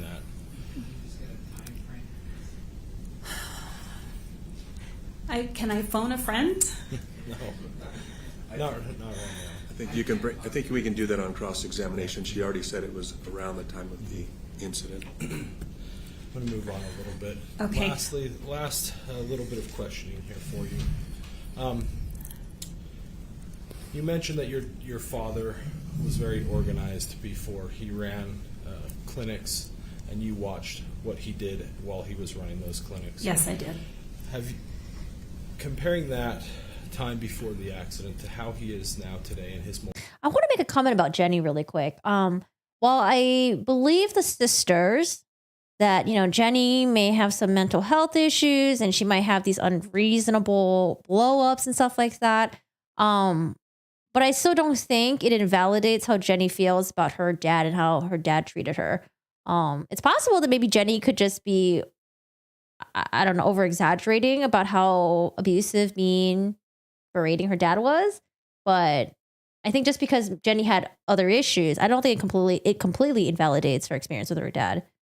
Yeah, I mean, it's possible that Jenny could just been over-exaggerating, I don't know, lying or something. But I don't know. Yeah, I think Jenny is still, how she feels about her dad. I think it's still possible that how she thought her dad treated her is still true. multitasking. How have you seen differences? Huge amounts of differences. There is no way he could ever run an office right now under his current situation. There's just too many. And again, for the dad, I think it's possible that the dad can have bad relationships with certain individuals, but that doesn't mean that he's a bad person, right? So, I mean, we've all had bad relationships with at least one person, 2, 3, 4, maybe more out there, right? And it doesn't mean you're a bad person. Sometimes you just have really bad interactions with certain individuals. But yeah, I don't know. I just wanted to make that comment about the two of them. Moving balls, and he has a hard time just, getting from point A to point B. He tends to get distracted, and I think his thoughts are like a pinball machine being from one end to the other, and there's no rhyme or reason for it, so he would never be able to do that. I think he's incredibly knowledgeable, but he's not able to complete a task from the beginning to end. He gets distracted. I don't know how he survives, actually. So. And before her testimony yesterday, have you and Polly ever discussed the changes in your father that you both have observed after the accident? Let me make sure I understand your question. You're wondering if Polly and I have ever talked about things that the differences that we've seen in my dad before and after. Is that correct? Yeah, thank you. Okay, I just want to make sure I understood. So yes, of course, we're sisters and we're in this together, and we want to find help for him, and we also need to be compassionate and understanding about what he's gone through, and also realize that when bad things happen, there's a reason for it, that this is not my dad. This is an alternate version of my dad. And so if she expressed things to the jury yesterday, and you obviously don't know exactly what she said, No. but would you find that you tend to agree with her assessment of how your father is now? That is a defective Sustained as to question. relevance. No further questions for now. Okay, thank you.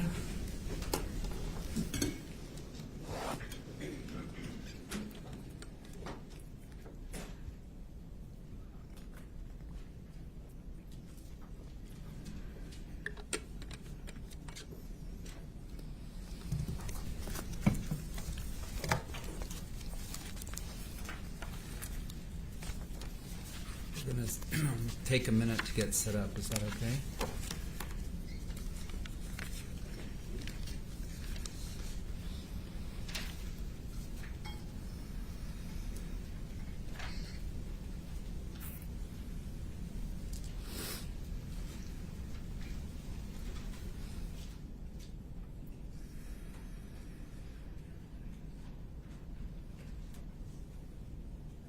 Hey, Justin.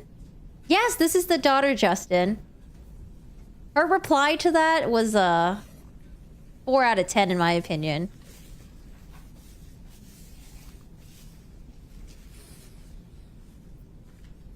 This is the oldest sister, Okay. Cece. Jenny will not be testifying. You mentioned And you know what? Honestly, I'm glad Jenny's not going to be testifying. I feel like Jenny's going to get torn apart at the stand. I'm glad she's not testifying. I think it's already tough right now at how much you're talking about Jenny, and Jenny's not even there. And so if she was actually up there, like, I did want to hear from Jenny's side of the story and what she thought and her perspective, but I think it's better that she doesn't testify. he needs to be, your dad needs It'd be to rough be for dealt her. with compassion.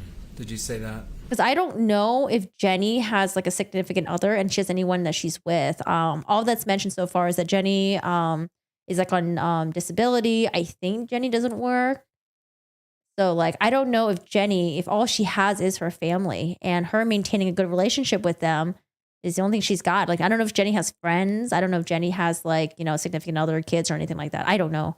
But I'm assuming, you know, if she didn't have anyone else really and all she had was her family, then it'd be kind of tough because, you know, because she wouldn't want to ruin that relationship, right? Especially as she's getting older, because I think Jenny is almost like in her 50s.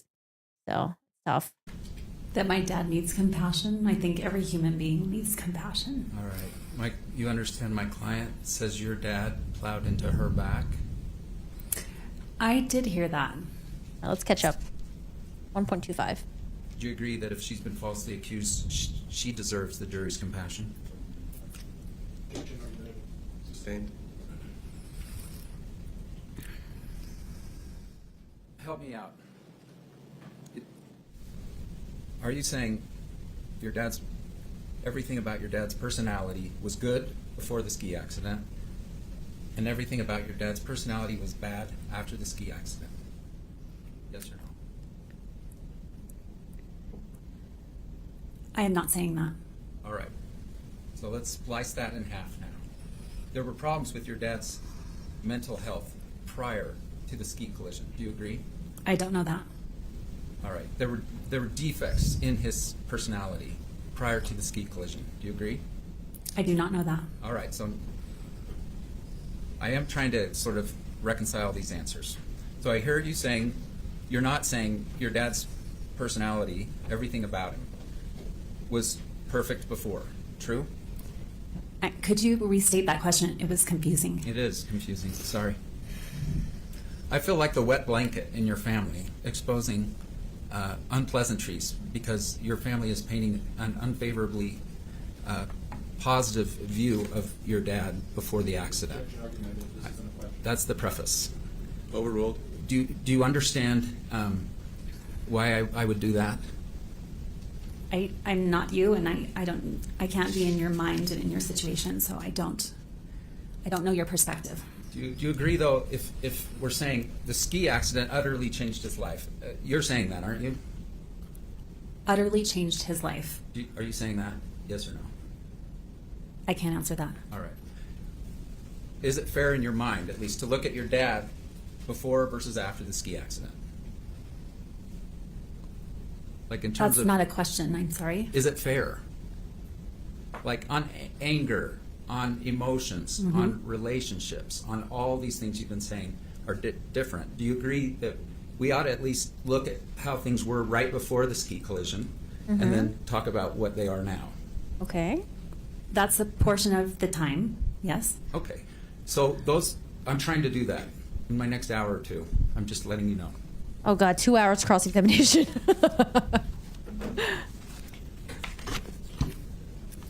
Do you understand the concept that if someone is struggling from 26 chronic medical conditions, that it may actually impact their mental health? I don't. Do I understand that? Yes. Not necessarily. Okay. Do you agree that it might? It depends. I mean, this person gets a hangnail a lot. And That's also, not a I trauma. don't Okay. have his medical records. I don't know anything about his medical records unless he's shared them with me, which he is a very private man. This is a tough spot for you to be in. Do you agree this is unpleasant for you? It's not the first place I would choose to be right now. I mean, you love your dad. You want him to stand by him and support him. Is that fair? I do.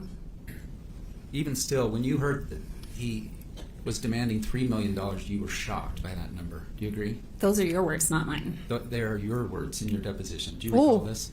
Shocked. I was shocked. If my deposition said it, then it must have been said. Did you say it? Did you read your deposition in preparation for today? I have. I have not committed it to memory. Do you remember? Do you remember a lot of questions about that you thought it was like, seemed like way too much money? Those were not my words. All right. Well, we'll get Not. I mean, if you want to pull that up, those words in my Pull it up. deposition, I Let would us see refer the to you deposition. and to the deposition. Your Honor, I want to pull up I don't think it really means anything, but bring it up. I want to see. page 44. That's a received exhibit, right? I don't know. I don't recall. Page what? It's Exhibit 111, page 44. Has that been received? No, plaintiff's 111. So not defendant's 111. Your Honor, how do you... Well, if... All right, well, we'll go ahead. Page 44. Okay, finding the page. Do you recognize? Did your dad, were you Facebook friends with your dad? I am. Yes. And were you on February 1, 2016, just weeks before this accident? I don't recall when we became friends on Facebook. Were there times you weren't friends with your dad on Facebook? I just don't know at what point in our life together I became friends with him on Facebook. 5 years ago. He says he's writing to his daughters. Do you see that, the second note down? I'm sorry to break it to you in such an impersonal way, darling daughters. Do you see that? He's talking to you? Yes, I see that in the Facebook post. Okay, Your Honor, and Terry Sanderson in his deposition identified this document and said it is in fact genuine. So I move for admission. This is Defense Exhibit 111, page 44. True. It's been received. Thank you. James, could you bring that up? Do you understand I take no pleasure in finding these defects in Terry and your dad prior to the injury? I'm sorry, could you repeat that? Do you understand I take no pleasure in finding defects in your dad's mental health prior to this injury? Okay. Okay, take a look at that document. James, could you bring that up? And maybe just do the first top half, James. Yeah, I wonder how they came up with the $3 million. Your dad recognized this, that he posted this as... He did. And, This is the first time I've seen it. all right. Oh, is that like is that a straight jacket? My family's coat of arms, ties in the back. Oh no. I might need to send this to my siblings. That I can remember. And that's a straight jacket. And does that sound like your dad's sense of humor? Why did he send Poking that? fun at himself, I suppose. And mental health, like that he's in a straight jacket. Does that sound like your dad's humor? My Yes? dad has different kinds of humor. Let's I go to the... don't know that it really does fit him. And then he did a little note to the daughters here. Terry Sanderson, I'm sorry to break it to you in such an impersonal way, darling daughters. Do you believe you received that? I don't recall ever seeing this post. I was a busy mom of a 4 and an 8-year-old, and I did not really check into Facebook a whole lot. All right, we can take it down. So, Okay. I think maybe the best way to do this is comment on things Jenny said and ask you if you also observe that. Okay? Okay.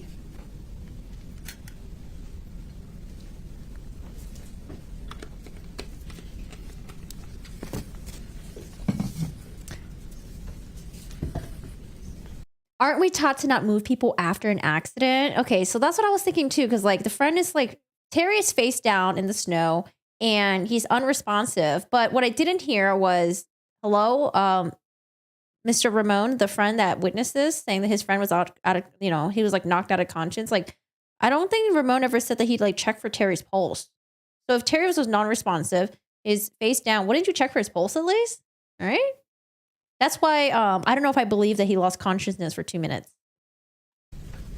He seeks attention. This are all before the accident. Do you agree that your dad was a seeker of attention before this accident? He liked attention. My dad Yes or no, likes please. affection, so if chosen between having a hug and not having a hug, Sorry. he'd love attention. I think I didn't enunciate that very well. Okay. Attention, not affection. So Okay. he seeks attention. He likes attention. Being a smart Or ass. disagree, and then I'm going to move on regardless of what you say. Okay. Sometimes. Do you think the notoriety of this case would makes him feel powerful? I'm not using the deposition. Overruled. Could you re-ask? Yeah, the do you question? agree with this idea that the notoriety of this lawsuit makes him feel powerful? I would say no to that. That he suffered from anger issues before the ski accident? Disagree. That he assaulted a man, literally punched a man in the face, or something to that extent? Yes, sir, that's true or it's not true? That's not true. Why I would asked Jenny my- tell me that? Why would Jenny tell you that? Yeah. She may have gotten wrong information. Your dad thought someone was having an affair with your mother and went and punched him in the face. Punched him. I guess I don't, maybe I'm assuming the face. You've never heard this before? Yes or no? It's a pretty egregious allegation, so I'm It wondering. really is an Have you ever heard it allegation. before? That your, I- and this is your own mom we're talking about. I know. So So yes or no? I've heard it before. I've never heard it before. I've never heard it before. All right. It may have happened and you just don't know. I was not there at the time. This is not something that was something we talked about around the family dinner table. Okay, because you're deflecting. I'm going to ask. Did your mom have an affair on your dad? Sustained. Well, I'm trying to plant the foundation here of I don't know if my. The objection was sustained. Okay, I'm going to flip the question and see what the judge says. Okay. Did your dad have an affair on your mother when they were married? Sustained. Just move on, counsel. Thanks. Okay, do you agree with this statement? That your dad would push the boundaries of speed when he drove prior to the ski accident? Define push the boundaries of speed. He would frequently exceed the speed limit. Objection irrelevant. Overruled. Go ahead. I'm trying to ask him simple questions. So could you restate that question? Did your dad speed a lot in the car? No, he did not speed a lot. All right, let's this will help me too. When did you leave home? At what age? I left for college at age 18. All right, and you moved out of state, or was that in the same state? I moved to Utah, so out of state, from Idaho to Utah. And how many years was Jenny at home with your parents after you left? That's a great question. My sister was 9 when I left, and so she was there from age 9 to 18. All right. And were you close to her during those 9 years? I was closer to Polly, but From age 0 to 9, I really treated her like she was my own human baby. So yes, I was close during those first 9 years. The last 9, though. Oh, From when 9 I to went 18. away to college? I'm wondering if you were close to Jenny during that time. I would say our connection diminished because of my distance and only seeing her during vacations. And that's when your parents' marriage, again, I take no pleasure in this, but you have sounds like the first half of your parents' marriage was pretty good, and the second good. half was pretty bad. Is that fair? I would agree. We had Okay. good days and bad days, but that's a good generalization. All right, and Jenny was there during the bad part, and you were not. That I think it would be harder to be in Jenny's shoes than my own. So my question, just to be clear, is Jenny was there during those hard years, and you were not. True?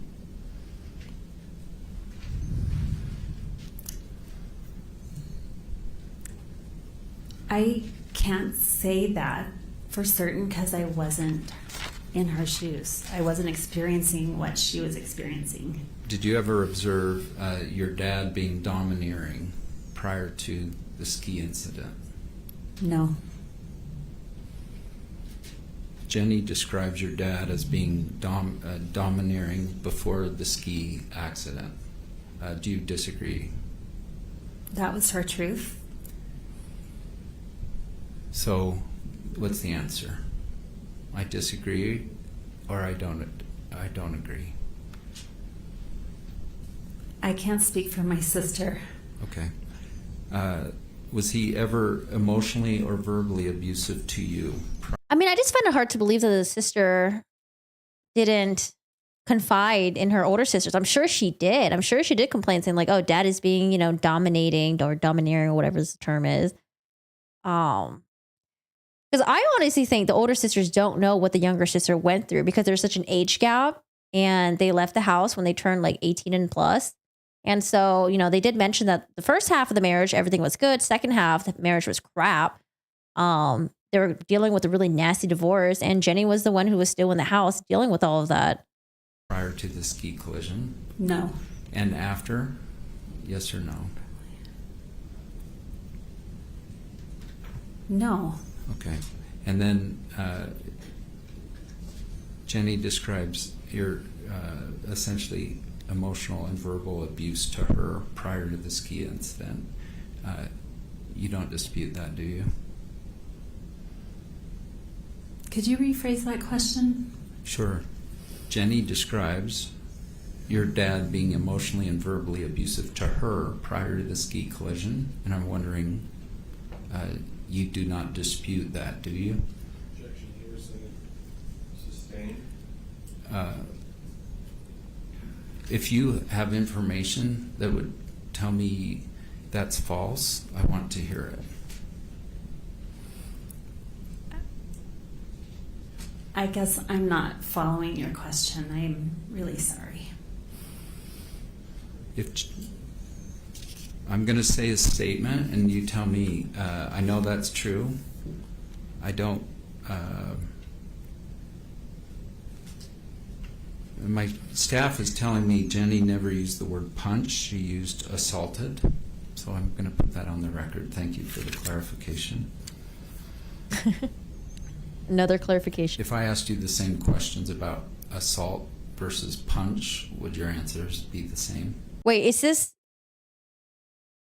the dad punching the guy that he thought was sleeping with his wife, or are we talking about? Oh, I'm confused. I can't recall the question right now because I'm currently answering this question in front of me. So Yeah, he's going back to a different question. Do Okay. you believe your dad was hyper-focused on success prior to the ski collision?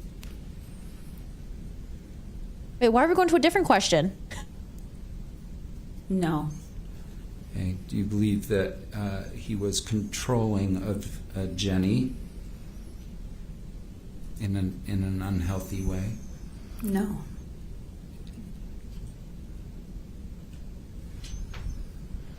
He was constantly overstepping boundaries that she's set to protect her mental health? Do you have any reason to doubt that? The other sister said yes to that. Go ahead. Oh, Yeah. Sustained, the way it's phrased. do you agree that even prior to the ski incident, you would keep your father at a distance to protect yourself? Me personally? Yes. No. Emotionally protect yourself.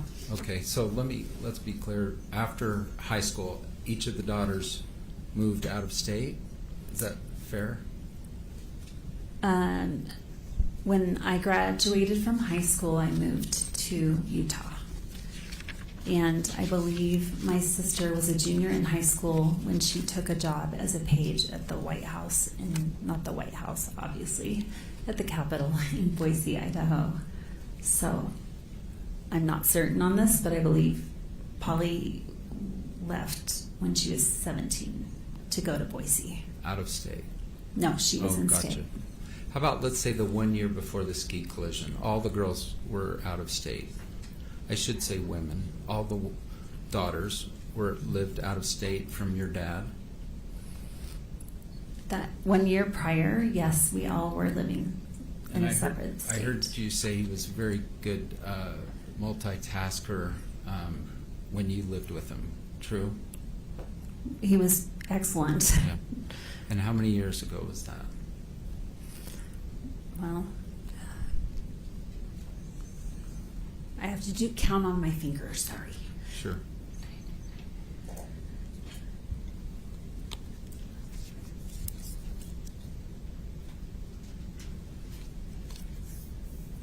I think she's tiptoeing about everything she's saying about Jenny and the other sister too. I think both Polly and both Shay are tiptoeing with anything revolving Jenny because I don't think they want to hurt Jenny's feelings. I don't think they want this getting back to Jenny. But in terms of like how Jenny was treated by dad, it seems I don't think they really freaking knew. By the time that there's a huge age gap and the girls had already left to go to college and stuff. And think about it, like when you're like in high school or like even in like teens and you're in your 20s, you're not really thinking about your siblings. You're just off doing your own thing, right? You're like, bye. Working right All right. now. So 34 years ago, you observed that your dad was really organized and ran a very successful optometry practice in Soda Springs, Idaho. Is that all true? Yes, good job remembering all that. It's hard. All right. He was not at the time or of that the too, ski Tam. collision running a successful optometry practice. Is that true? That is correct. All right. And in fact, I mean, I honestly don't really blame them either because, like, I don't know, they're teens in their 20s. Like, I don't know, they're off doing their own thing at that he point. retired many years earlier. Well, you tell me how many years. I don't recall. Oh. Who the fuck is calling me? Speak of the devil. The youngest sister calls me. I'm streaming. Let me tell you guys something. My sister was the devil, okay? When she was in her teens and I was in my early 20s, we did not get along. She was the devil and she thought I was the devil. We hated each other, but now we like each other. Exactly Over 5. when, probably.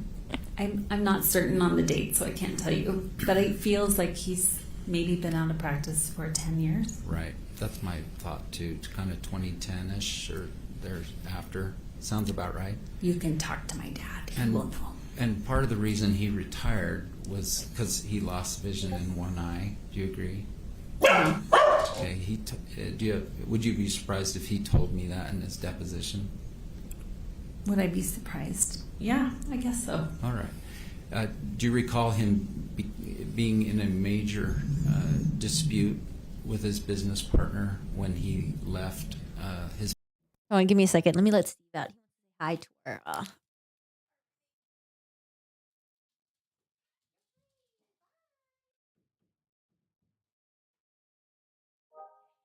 Our roommate came back home, so Steve is like, let me out of here. I want to go out there. Okay. All right. Okay. Ooh, So All bad pause. Do you recall him being in a major dispute with his business partner when he left his optometry practice? Okay, Your Honor, I'll try again. Are you aware? One thing you've said is that your dad's relationships with others have worsened since the ski collision. Is that true? for the most part, yes. So I'm going back and asking about some of his relationships prior to the ski collision. Mm-hmm. You with me? I'm following. So do you recall he was in a dispute with one of his business partners at the time he left Soda Springs, Idaho? I didn't know specifics. I just knew that things did not go as planned and as promised. So I didn't ask for specifics. How about generally? He was in it. Yeah. So I'm not saying I don't know specifically, or I just want to know. Hi, Alma. Do you know generally that he was in a dispute with his business partner when he left Soda Springs, Idaho? No, I didn't know that for sure. All right. Why did you say not specifically? So tell me what you know generally. Mm-hmm.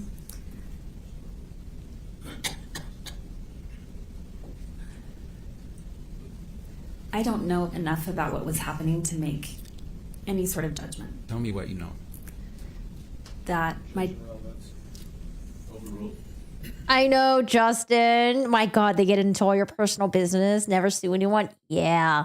Going through your medical records, everything. It's almost as if, like, hey, people with back issues are not allowed to sue other people, because if you had back issues, that means that if you try to sue someone else, they're going to be like, well, you've always had back issues. When actually, if you get in a bad accident, your back issue can get worse.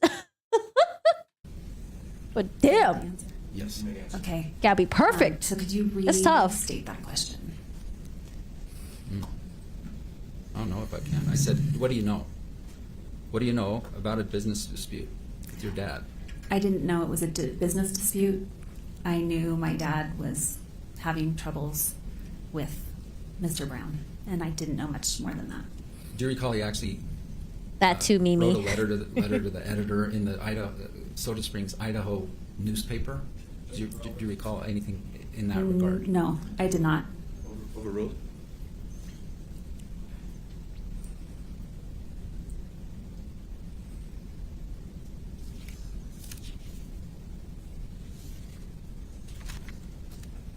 This trial's now day 4. It seems like 3 weeks, but it's 4 days. Have you watched any of it? I haven't. And have you ever read your sister's depositions? I apologize if I've asked you this before. No. Okay.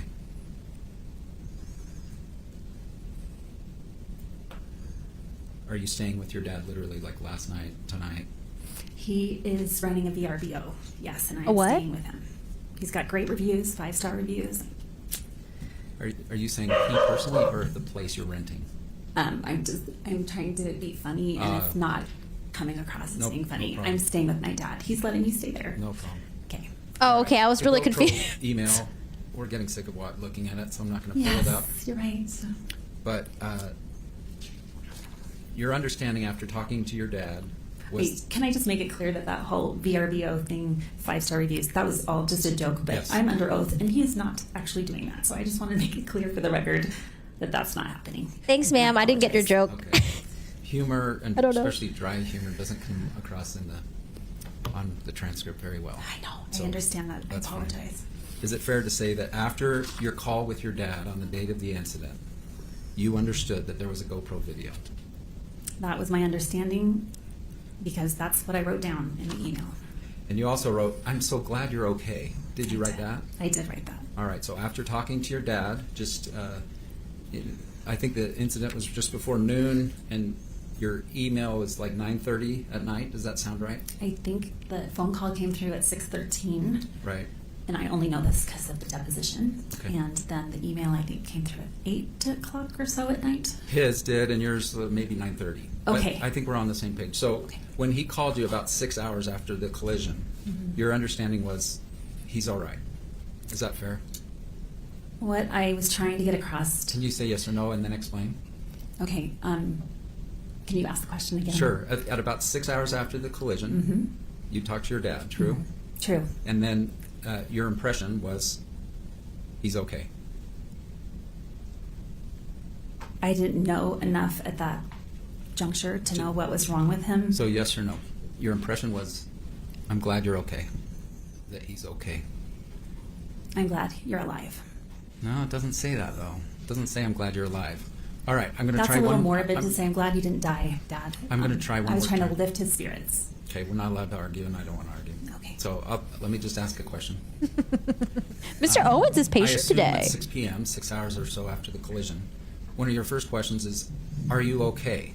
And he said, "Yes." Do you agree? No, he did not say, yes, I'm okay. All right. I'm sure you asked that question, right? Are you okay? In the email, I did. No. Now I'm talking about the call at 6 p.m. I do not recall what I said 7 years ago. Right, but isn't this like I was in a ski collision? Isn't your very, very first question like, "Are you okay?" Oh my gosh, what happened? Right? Are you with me? One of your very first questions is, "Are you all right?" Isn't that true? I may have asked him that question. And he said, I really got my bell rung. I can't think straight, and it hurts when I breathe. I get a stabbing sensation in my ribs. I don't want to be hyper technical. This is why people don't like lawyers, but I think earlier you said, "I rung my bell." Is that what he said? Not I rung my bell. I really had my bell rung, or something to that effect. Okay. I really had my bell rung. We'll go with that in just a minute. Now, do you want to? Should we pull up your deposition where you say, "I'm Welcome shocked. back, Jan. I was shocked to hear that he's asking for $3 million because I thought it seemed like a lot of money." Should we pull that up, or are you going to concede that statement? If it's in the deposition and I said it, then I trust you. Well, that's nice of you. Thank you. I accept your trust. But I can't testify. So if you dispute it, we're going to pull it up. And Okay. if you don't dispute it, we'll move on. Let's move on, because I trust that what you have in a deposition is what I said. All right. Separate from the ski collision, everything, did you ever think to yourself, all right, Dad's going to get older, and then he's going to need more help? So throw out the whole ski collision. As Dad gets older, he's going to need more help. It's overruled. Go Did I ahead. ever think about it? Yeah. My dad, prior to the accident, is very young and agile and active, and I just never thought about I didn't think that far in the future to know about. I guess it's inevitable that we all get old. I have a 102-year-old grandmother that just went to the rest home.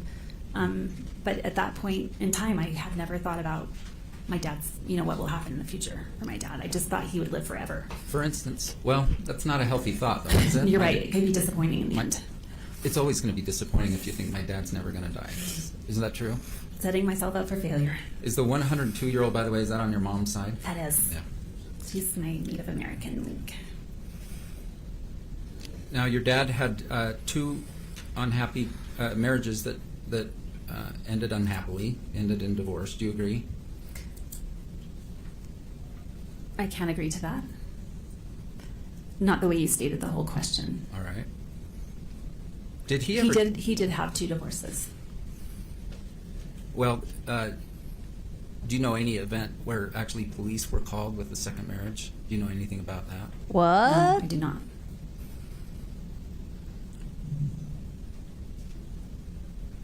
Are you getting your facts straight?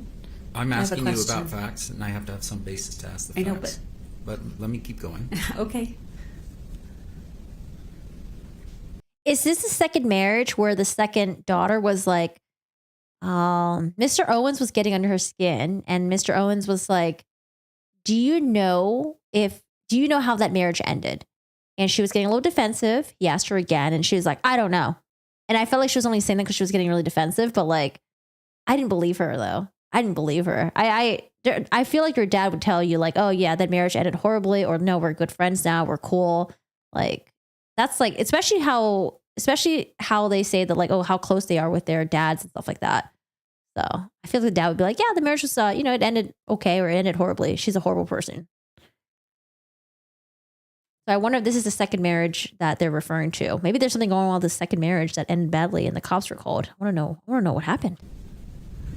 Would your dad send you emails? You don't care about my side of the family, Did he ever send you those? I've seen that email come through. Would it surprise you if Polly felt like he was not fit to drive even before the ski collision? Would it surprise me? Rephrase that again? Would it surprise you if Polly felt like your dad was actually really scary to drive with? I would have to be in Polly's shoes. Okay. You And I described. can't speak for her. Were you ever personally present where he's driving 70 miles an hour while reading a book? A long time ago on a Montana state highway. Okay. Yes, I was. And that made you nervous as a kid? It did. But he never had an accident. As far as I know. Your sister yesterday said something to the effect like, Dad took risks with skiing. Do you know anything about that? Like prior to the ski collision, that he took risks? Was he reading and I don't skiing? agree that he took risks when he was skiing. He was very careful. He had been in a collision before. Are you familiar with that? What kind of collision? Yeah, let me back that out. Did he injure his knee in a ski accident?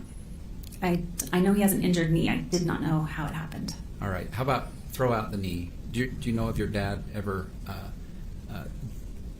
having a ski accident in which he hurt himself? I do not recall my dad hurting himself in a ski accident. And I want to be clear that I don't know of a ski collision where he collided with someone else. So I'm just talking about him. Did he fall down on a ski run? And hurt himself. Not that I know of. All right. Wouldn't that be kind of common though? Now, multitasking while driving, for instance, driving on an interstate freeway while reading, that's not good multitasking, right? That's bad multitasking. I would agree completely. Yeah.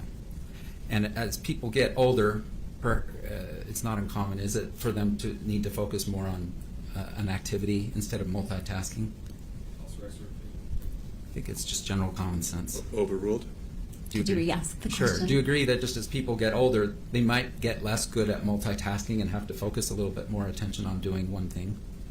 It seems like a good practice. It's a good practice probably for all of us, isn't it? Amen. Okay.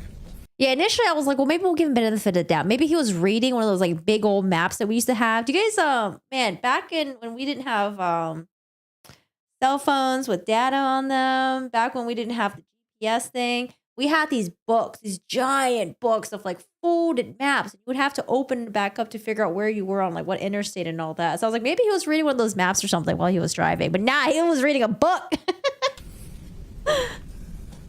There's been some talk about your dad after the ski collision, somehow falling and being knocked out for 45 minutes. Do you know anything about such an event? Wait, what? Out for 40, somehow falling and being knocked out for 45 minutes. Do you know anything about such an event? Can you rephrase or Yes. restate that question? And I'll state it even broader. Okay. Do you know after the ski collision of your dad, like being knocked out? No. All right. In his deposition, The he Road described three Atlas, major yeah. events since the ski collision. One was that getting knocked out. You never heard of that?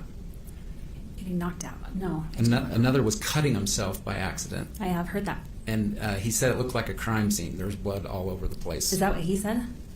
I think I don't think I made that up. Okay. Anyway, do Because you I know? got that photo and it scared the bejesus out of me. Okay, The did you image. get it after it was all cleaned up and pretty? Because I'm not sure which photo you're talking about. I think I've seen one of the place. Was it on his inner thigh? I don't know exactly. He's not shown me where that happened. Okay, just so we're on the same page. I'm not sure what photo you're talking about. What Okay. photo did you see? After Mark saved my dad's life, my dad took a picture of the bathtub, which is where he was holding up, I think, waiting. And it was awful. It was Okay, and awful. it's not Gwyneth's fault that he cut himself and had to go to the hospital, true? What? And there's It is? What? What is this? What is Well, sustained as to relevance. what is this Okay. question? Why would you ask that? The third major event your dad described to me was an accidental overdose of his own medications. Do you know anything about it? yes, I do. And they had to administer Narcan to reverse the opioids in his system. That's true. And are you blaming Gwyneth Paltrow for that? What? How could I? Sustained as to relevance? The day of the event, What? we've seen a few pictures, I don't think these are good questions. but I think you've seen one you described where he was in the Instacare smiling in a wheelchair. Do you recall this? I recall it or I don't. I don't know the location. I do recall seeing my dad with a smile that I've never seen on a person's face before. And that was the date of the incident, right? I don't know. I don't have a recollection of when I got that or what day it was. Well, you brought it up was. when we were quizzing you about your memories. And a picture of my dad in a wheelchair with a big smile, right? You Yeah, recall cheesy, not him smile, yes. Okay. Do you recall your dad describing Gwyneth Paltrow as Godzilla coming, like Godzilla was coming after him? No. Okay, I didn't make that up. Godzilla was coming. Is that what you understood your dad to describe to you in terms of Gwyneth? No. All right. When you said Godzilla in your deposition, I thought this Godzilla thing was funny. I think I found the Godzilla reference. Can we watch it really quick? Because I was trying to find it. The way the dad described like Gwyneth Paltrow screaming like Godzilla as she was coming towards him. I think this is the interview. And as hard as I got hit, she had to be going much faster than I was. Oh crap! This audio sucks. Come on, Daily Mail. And as hard as I got hit, she had to be going much faster than I was to make up for that. But I was going downhill too, so when she hit me, of course, my head fell down the hill, so it went 8 feet or 10 feet. It went not just my height. Well, my injuries were at least 4 broken ribs, and is what I seem like I remember seeing that in a report, and a concussion. And the doctor said, well, you know that ribs just take time, and they take time, and there's those that haven't had them. Just a sneeze, or when your lung starts to expand, a sneeze, you can't stop it, and you feel your ribs breaking again. Even after 3 months, you can feel them cracking. That rib cage is reshaping. So ribs, and then the concussion, they said that takes time too. It's just going to take you time. And for 3 or 4 months, I really felt like I was, I worried about it. I thought I'm mentally ill. I really felt mentally ill. If anybody tests me, they're going to find that out for sure. I really felt mentally ill. What about now? And luckily I had friends that were supportive and called, checked in on me, and helped me and stayed with me in some cases. And because I sat in a chair, and I couldn't do anything. I couldn't function. And so I get so tired, I go to bed. I just go crawl in bed again. Oh crap! Is it not in here? Okay, maybe it's this one. Sorry, real quick. This might be the King Kong one. Where did I see that? Was it on Court? Maybe it was on Court TV. How difficult the recovery process has been. Just a sneeze, or when your lung starts to expand, a sneeze, you can't stop it, and you feel your ribs breaking again. Even after 3 months, you can feel them cracking. I sat in a chair, and I couldn't do anything. I couldn't function, and so I get so tired, I go to bed. I just go crawl in bed again. And it didn't end there. Oh, maybe it's not here. What is the King Kong reference? Okay, I was wrong. I don't know where it is. Okay. which I'm looking right at it. Yes. What were you referring to? So I believe in a video that I watched of my dad talking about the collision, that essentially he's skiing down the green run with the beginner. Okay, I don't want the whole story. Okay, I want essentially Godzilla. When did your dad tell you about what he Godzilla? said is I heard a scream from behind me, a blood-curdling scream, and that blood-curdling is my word. Like Godzilla was coming. And then he was hit directly between the shoulder blades And you don't- driven to the ground. And you personally don't know what happened that day, right? I was not there. Oh, that was Terry Sanderson, by the way. And your dad, after he says after the collision, he doesn't remember things for a while. Is that fair? I wasn't in his body. I don't know what he does and doesn't remember. Okay. He got his information from his ski buddy, Craig Ramone. Is that fair to say? It's what happened after the collision, immediately after. Can I have you ask the question again? I'll try it. Sorry if I was inarticulate. is it fair to say that your dad got all of his information about what happened after the collision, in the minutes after, from Craig Ramon? Mm-hmm. She can't speak to both. Sustained? When you said you saw a That's the impression that I got, that the dad had no idea what the heck happened, but Craig Ramon was the one that told him what happened. But I don't know if Craig Ramon is really reliable. It was far away. Craig Ramon says he's colorblind. He couldn't tell the difference between what Terry was wearing, what Gwyneth Paltrow was wearing. video of your dad. That was that press conference he held. Is that true? I don't recall. It's a long time ago. That Did your dad, sorry to interrupt you, were you done? I am done. Did you tell me that your dad was not used to Googling his name and having lots of search engine results come up? Well, that's Overruled? Did I tell you that? Right. Can you say that again, please?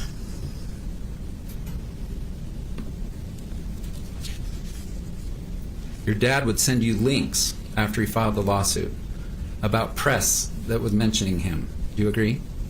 He would keep me informed of what was going on. And he kind of thought it was cool that his name was in press. Do you agree? I don't think he said that it was cool.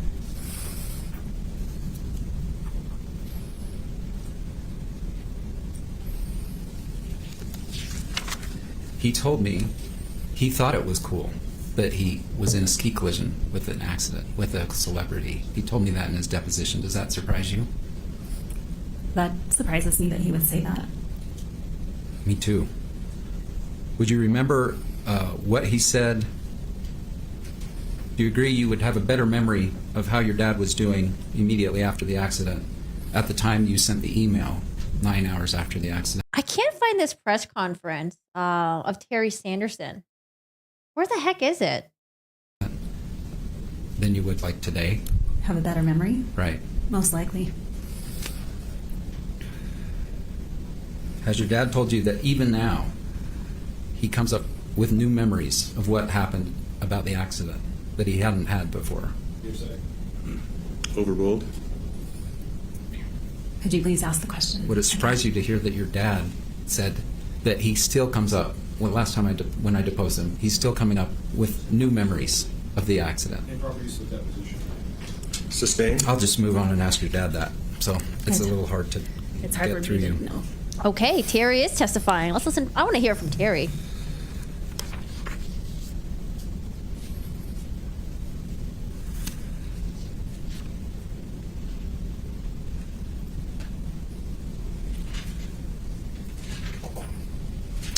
When your dad wrote "I'm famous" as his first, that was his, I guess the call at 6:30ish or something, and then an email at 8 or so, right? Those were his first contacts with you? I can't remember the order. I think we determined the phone call happened first. Right. And from that you got, he's okay. And from the second one, he wrote, "I'm famous." Fair? Those were your first two contacts with him after the collision?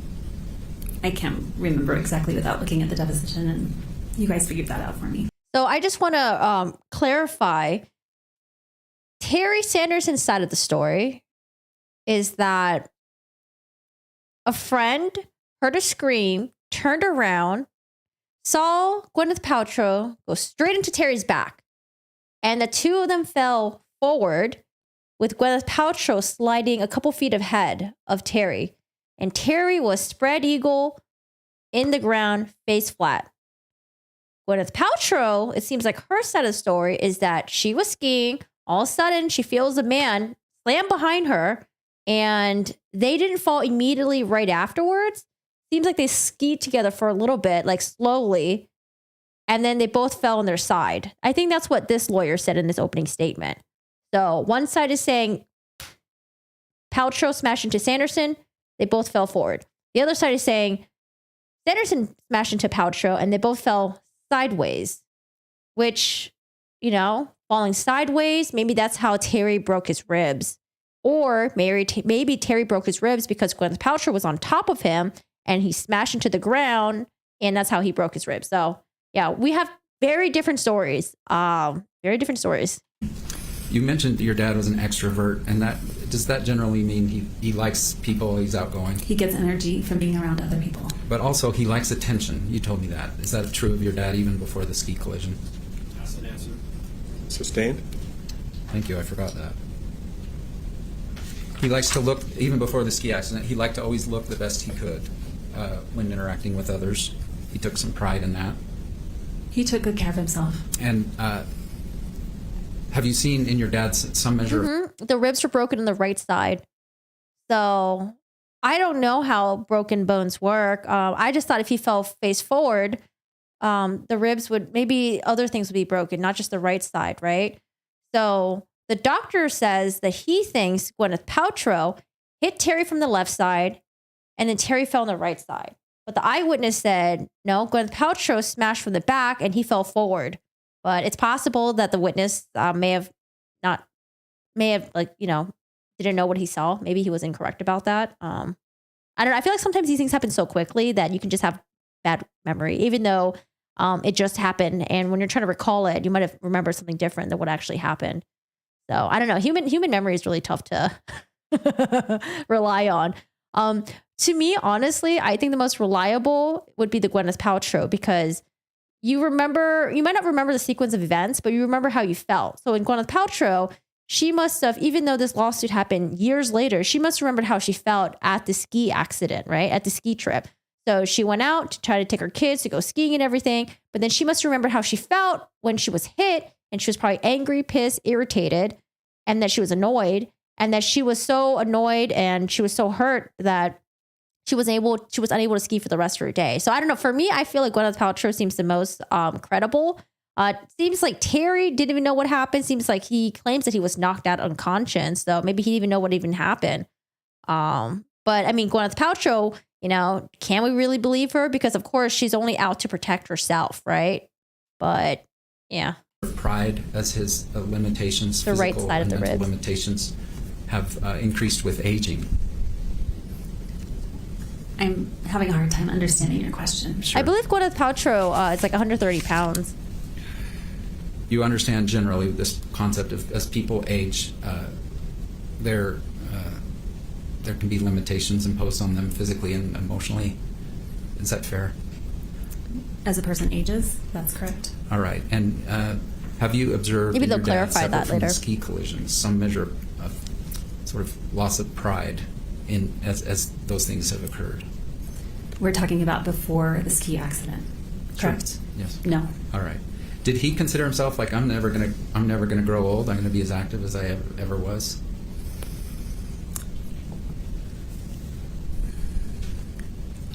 I think when he lost his parents, so he knew that death would be inevitable someday. I don't know if that's answered your question.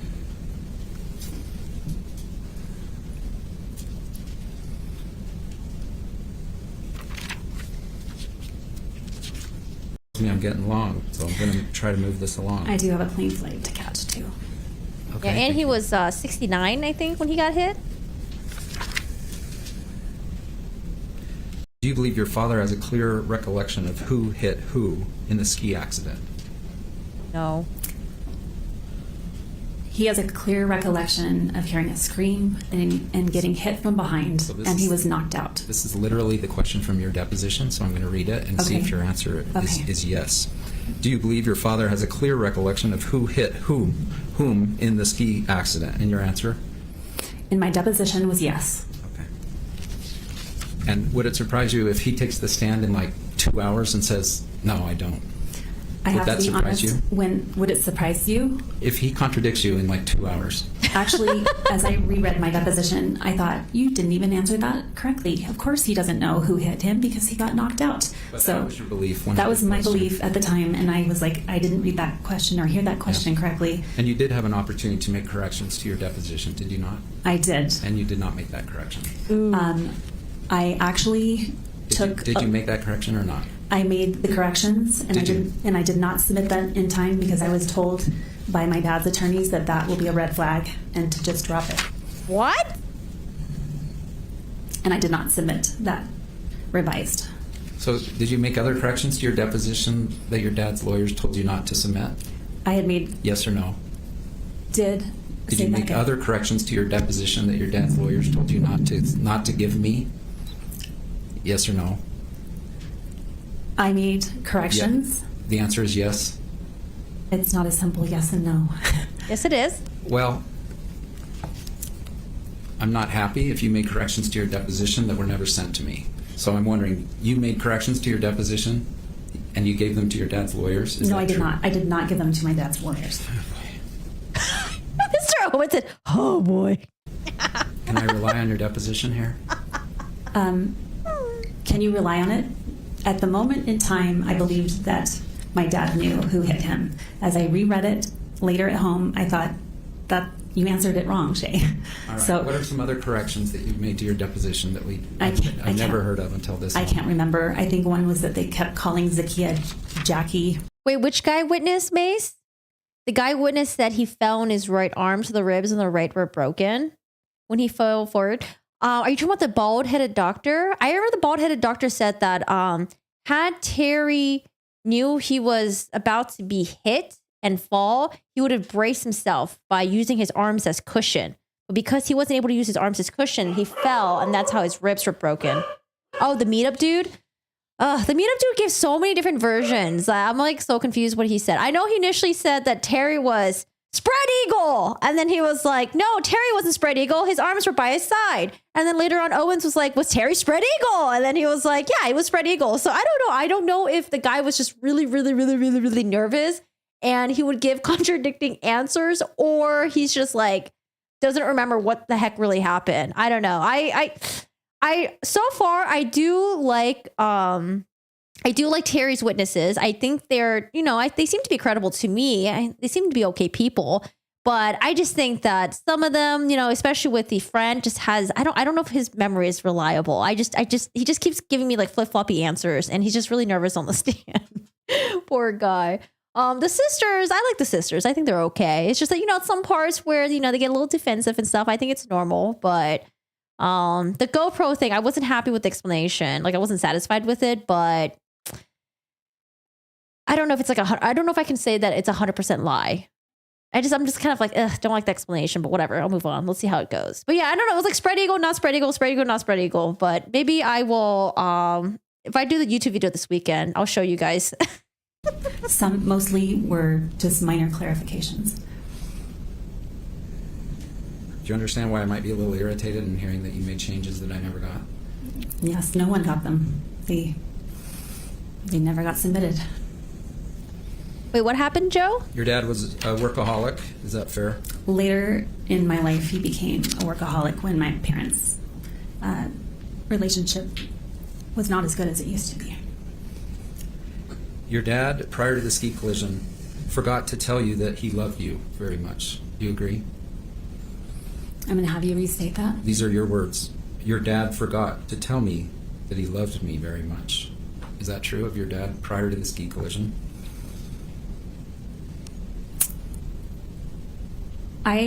Just say yes or no, please. My dad. I don't recall. Growing up, I'm not making this quote up. Mm-hmm. Growing up, he forgot to tell me. Sure, I can. Page 78, line 16. I'm not trying to. No, if it's there in the deposition. I want the quote. He forgot to tell me he loved me very much. What messages? The messages made by Stream Elements are missing the link. Wait, which one? Can you copy and paste it for me? Do you agree?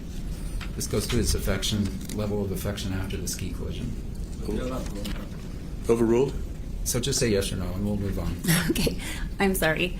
One more time, and I'll do my best. I may not be able to answer yes or no. Your dad? Okay, quote from you. He forgot exact what I just said. 78 what? 78, line 17. He forgot to tell me he loved me very much. Did you say those words? Yes. Okay. Well, not if it should be the whole sentence. You just Maybe half a sentence. that could be helpful. Growing up, my mom has never said I love you. Ever, ever, ever, ever. Ever, ever, ever. It was never affection or anything like that. Now that she's like 60s now, I think now she feels bad about parts of her childhood. And then now she's like, I love you. And then me and my siblings were like, ew, what? What are you saying to us? Go away. we're like, ew, we're not used to this. Get away from me. But she's trying. So I'm like, Okay, bye, Mom. Bye. I love you too. And I just hang up really quick. I know, right? Parents, they try to get all affectionate and shit when they're older. I'm like, stop. He did hug you. Just a minute. Are you impeaching the witness, or what are we doing here? Why don't we take a recess? It's time for the afternoon recess, and we'll address it. Oh, yes, please. I got to use the restroom. Oh, thank you. We're taking a little breaky break. All right, let's go. Let's take a break, guys. Get up, use the restroom, stretch, and if anyone can find me the Terry Sanderson interview where he calls Gwyneth Paltrow King Kong or Gorilla or whatever, or Godzilla, let me know. I'll be right back. Oh, wait. If Gwyneth Paltrow has not been rich, she would have been fine. I actually want to talk about this.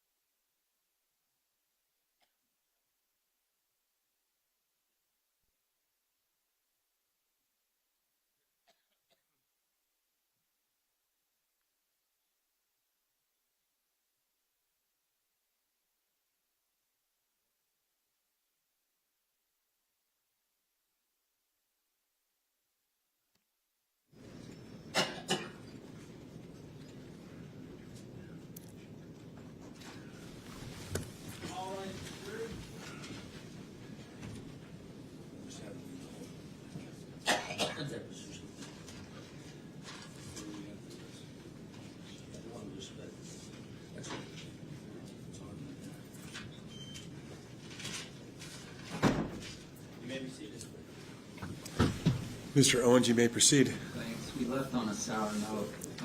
Your dad was loving to you, right? He gave you hugs every day. I'm sorry, yes, he did. He supported you. He was a good cheerleader for you as a father. He's always been there for me. And the quote I said, he forgot to tell me he loved me very much. I should conclude it, but I got a daily hug from him at least. That was the end of the statement, true? Yeah, yes. Thank you.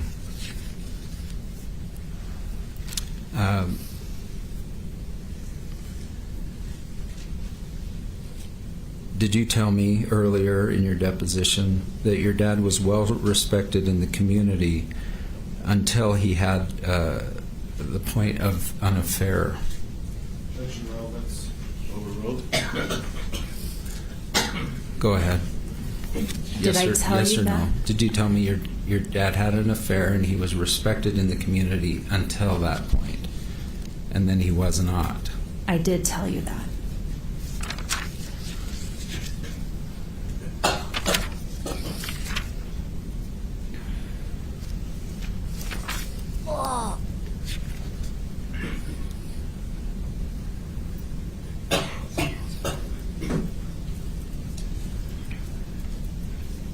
I wish a dude that hit you 11 years ago was rich. I'd still be miserable, but I still have a little bit of Your money at least. dad, on his hearing Wait, is that impairment is the break before over? the incident, even with his hearing aid. What kind of break was that? That was a quick. I thought we were taking a. That was a quick break. Okay, I was gonna say something, but I'll wait. Let's listen. Very much. I should conclude it, but I got a daily hug from him at least. That was the end of the statement. Quick break. Yeah, yes. Thank you.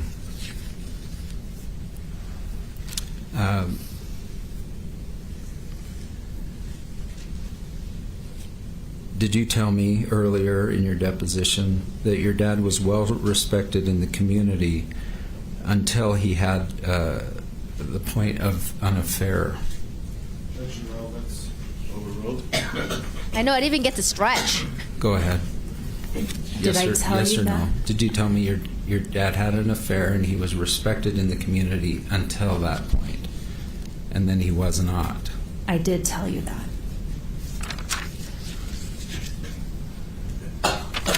When was the affair?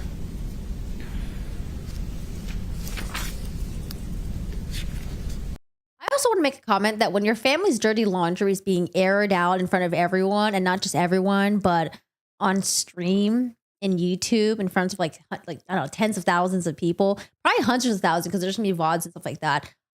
It is very uncomfortable. So that's why I can forgive her a little bit for being a little bit nervous, uncomfortable, defensive, and stuff like that. She's like, damn it, I wish Dad didn't bring on this lawsuit. God damn it.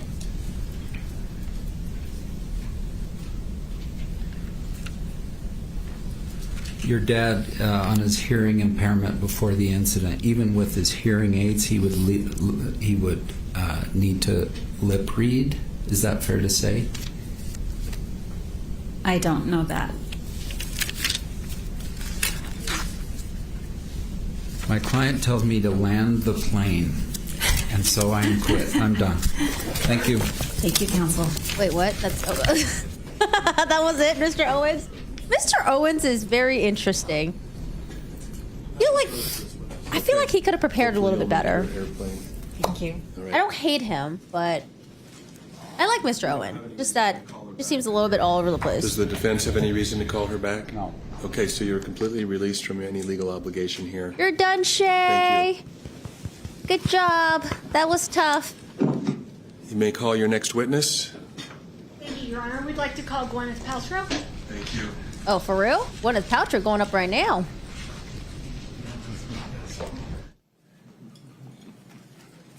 She's smiling. Do you swear that the testimony you are about to give in the case now before the court will be the truth, the whole truth, and nothing but the truth, so help you God?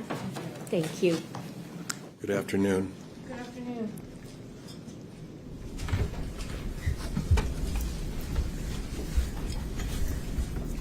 Put that there. Seems like evening, doesn't it? I've been inside all day. I have no idea. You and me both. Could you state your name and spell it for the record, please? Yes, my legal name is Gwyneth Kate Paltrow Falchuk. That's GWYNETH KATE PALTROW just the audio. FALCHUK. Great, thank you. May I call you Miss Paltrow? Sure. Okay, fantastic. As you've seen the last few days, we always have the witnesses give background information, tell about yourself, etc. I have a feeling that everybody in the courtroom knows who you are, so we're not going to go through all the background. We're just going to kind of cut to the chase. Is that fair? Sounds fine. All right, wonderful. Let's just talk about skiing. My understanding is that you are pretty much an intermediate type skier. I would characterize myself as intermediate. Okay, you've been skiing since you were a child. I have. Okay. Do you do black diamonds, blues, greens? I'm not really a skier, so you've got to kind of help me out with this. I prefer to do more blues than blacks. Okay. And blue is intermediate, right? Under black? Yes. Okay. And the bandana run where this accident occurred, it was a green run? Yes, to my recollection. Fantastic. So as an intermediate skier, would you say that you've skied enough to at least be familiar with the rules of skiing? I think so, yes. All right, and what are those rules? I think, use common sense, ski safely, be aware of other skiers around you. Okay. What about skiing in control? Is that something that you need to do? Yes, absolutely. You have to give the right of way to those who are downhill. Yes. Okay. You also have certain responsibilities if you're in a collision. Is that fair? Yes, which I learned more about post the collision. I bet. You've probably been hit over the head with all of that information since the time, right? Indeed. Okay. So let's talk about those things. Did you know the rules at the time of the collision that if you're in a collision with someone, you need to give your name and information, contact information? So because I was hit by Mr. Sanderson and he was at fault, I assumed that Eric, who was our ski instructor who was there at the time, who was overseeing the event, he said, I'm going to leave all of your information. And he said, you should go ski down because my kids were waiting for me. And I appreciate that, but my question was, did you know of the rule of skiing if you are in a collision that you need to share that information? Your Honor, this is irrelevant. This is not part of their negligence claim. Overruled. Overruled. Go ahead. Can you repeat the question? Absolutely. At the time of the collision, were you aware of the rule that if you're in a collision, you need to share your name, your contact information with the person that you're involved in a collision with? I don't think I was aware of the rule. Okay. Were you aware that there is kind of a rule of common decency to do that?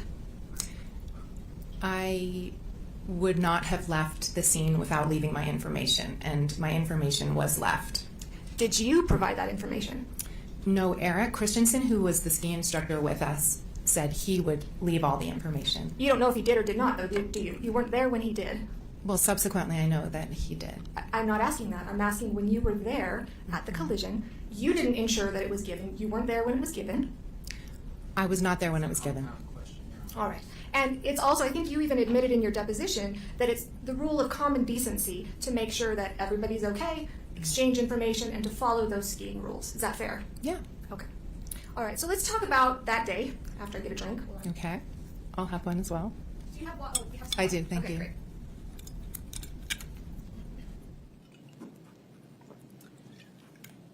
So I just want to kind of set the stage. You're skiing that day. My understanding, it was a nice conditions, beautiful day. Mm-hmm. Yes. Yes. Sorry. And Deer Valley, we know that Deer Valley is always immaculately groomed. Good conditions on the slopes. Good conditions. All right. You were skiing that day with your daughter, Apple, correct? Yes. Moses. Mm-hmm. My son. And Brad Falchuk, who was your boyfriend at the time, now current husband. Correct. All right. And his 2 children. That's right. Right. And his kids were the same approximate age as yours on the day of the ski collision. They all remain the same age. That's a as each very, other. very good point. We're like the Brady Bunch. Girls are the same age, boys are the same age. All right. And back then, it was 12 and 9? 11 and 9. 11 and 9. All right. Fantastic. And the day of the collision, I think you had been to Deer Valley twice prior to that I believe so. Okay. And this was the first day of your ski trip. I think that's correct. Okay. And I don't know how many days you were there, but I know, at least from what you've told us, that after that first day, you also skied the next day. Yes. Okay. So when Mr. Sanderson was at home, you were skiing. I don't know. Okay. Fair enough. So the children, all 4 of them, had lessons during that trip. That's right. Okay. Would you agree that those lessons were fairly expensive? They were. Okay. Do you remember about how much they were? Hi, Rain. I would have to check. Whatever the Deer Valley rate is what we paid. Okay. Let me know if this is about right. At least from what I saw in your deposition, the total bill was around $8,980. Does that sound about right for 4? I think that misstates the evidence. I think that was for both families. For 4 kids. I would honestly have to check. Okay. All right. That's fine. But it's very expensive. Very expensive. Very. Right. And then tips on top of that. Yes. Okay. And I'm assuming, you're under oath here, that you're a good tipper. Yes. Okay, fantastic. I wouldn't expect anything less. All right, so let's talk about your daughter, Apple. She was 11. She was. Okay, and her instructor was Carrie Oakes. That's correct. All right, and Apple at the time was a good beginner. Yes. Okay, and your son, Moses, he was 9 at the time. Yes. And he was more so of a real beginner. Yes. All right, and his instructor was Eric Christensen. Correct. Okay, and I think both Carrie Oakes and Eric are coming next week.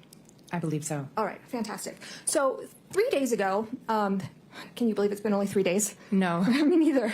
So 3 days ago, Mr. Owens, in his opening, talked about risky behavior, risky skiing. And he made mention that, of course, Ms. Paltrow was not skiing recklessly, not taking any kind of risky behavior because her children were there that day. Do you recall him saying that? I think it does misstate my testimony, but Well, it wasn't testimony that you stated. my argument. Can you answer the question? If I remember what he said? No, just maybe do you agree with that? That on that day of the collision, you were not engaging in any kind of risky behavior, especially Correct. because your kids were there.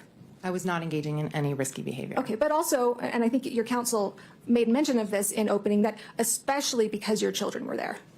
I don't recall him saying that. All right, well, did your children being there make it so that you especially would not engage in risky behavior? I didn't. Oh, Terry Sanderson. He shows up. Well, hello. Mr. Sanderson's right over there. Haven't seen you in a bit, Mr. Sanderson. Engage in risky behavior. I wouldn't with my children there or without my children there. Okay. And kind of in life, I mean, I'm a mom, right? I've got a couple kids, actually about your age, and one of them, not your age, your daughter's age. Sorry, I'm not that old. It's okay, ma'am. When my kids are around, I kind of behave myself a little bit better, especially when they were younger, than on average. Would you agree with that? I've always been very open and honest with my kids, and I think, they know me very well. Right. And would you agree that you have engaged in risky behavior with your children present? Your Honor, may we approach? Sure. I think she's doing a fantastic job right now. This lawyer, oh my God, she's engaging, she's loud, she speaks clearly. Very good. And then Paltrow is definitely doing way better on the stand than she was when she was sitting back there. All right, where are we going with this? I'm guessing Mr. Sanderson is going to testify after Paltrow. So now they're going to be like, do you always act perfectly around your kids? And maybe since Paltrow is always underneath, maybe there's always cameras on her, paparazzi. They're going to be like, well, take a look at this incident right here. What are you doing right there? Are you saying that you're acting safely around your kids 24/7, which, most adults don't, right? They try their best, but can't be perfect around your kids all the time. Can't be the best role model. I heard GP was skiing very slowly, watching her kids skiing in the ski lesson. This is Terry Sanderson. Oh, I like his little blazer thing. I tried to get one that was like that, but they're very expensive. It was like $160 to $200.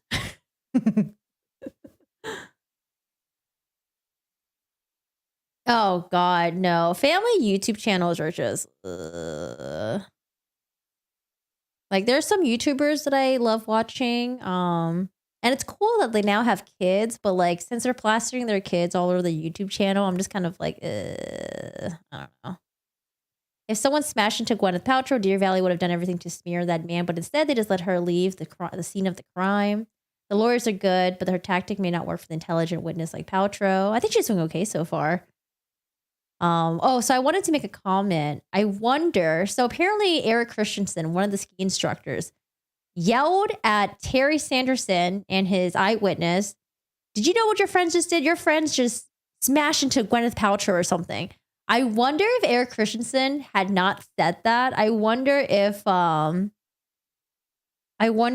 they would have just let it go. I don't know. Cause like, I want to know more about this, like leaving an information at the with the other people. Like, did they really do that? Or they just make an incident report. And then if Terry wanted to reach out to them later on, he would just be like, oh, hey, someone hit into me. Do you by any chance have like any information on that person? And then he would have found out later on it was Gwyneth Paltrow. Because he found out right after it happened because Eric Christensen yelled it at him.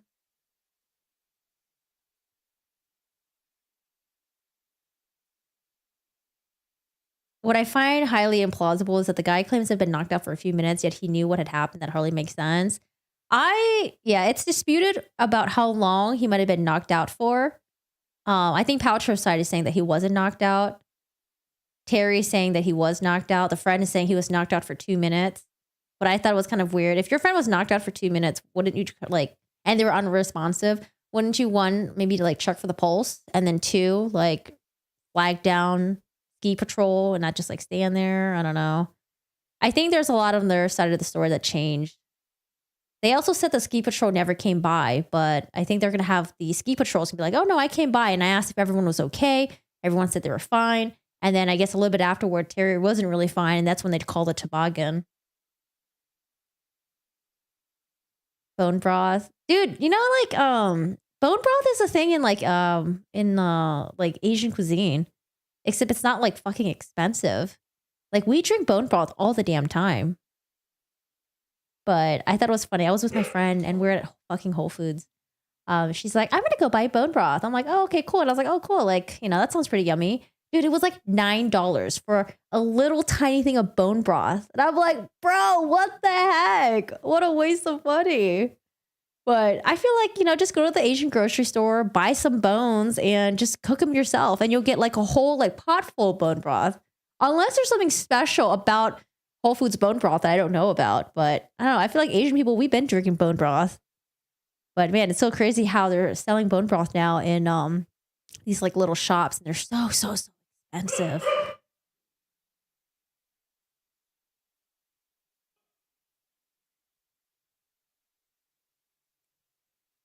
Ski patrol took Carrie down on toboggan. First, there was a ski instructor, then a ski hostess, and then a ski patrol was called.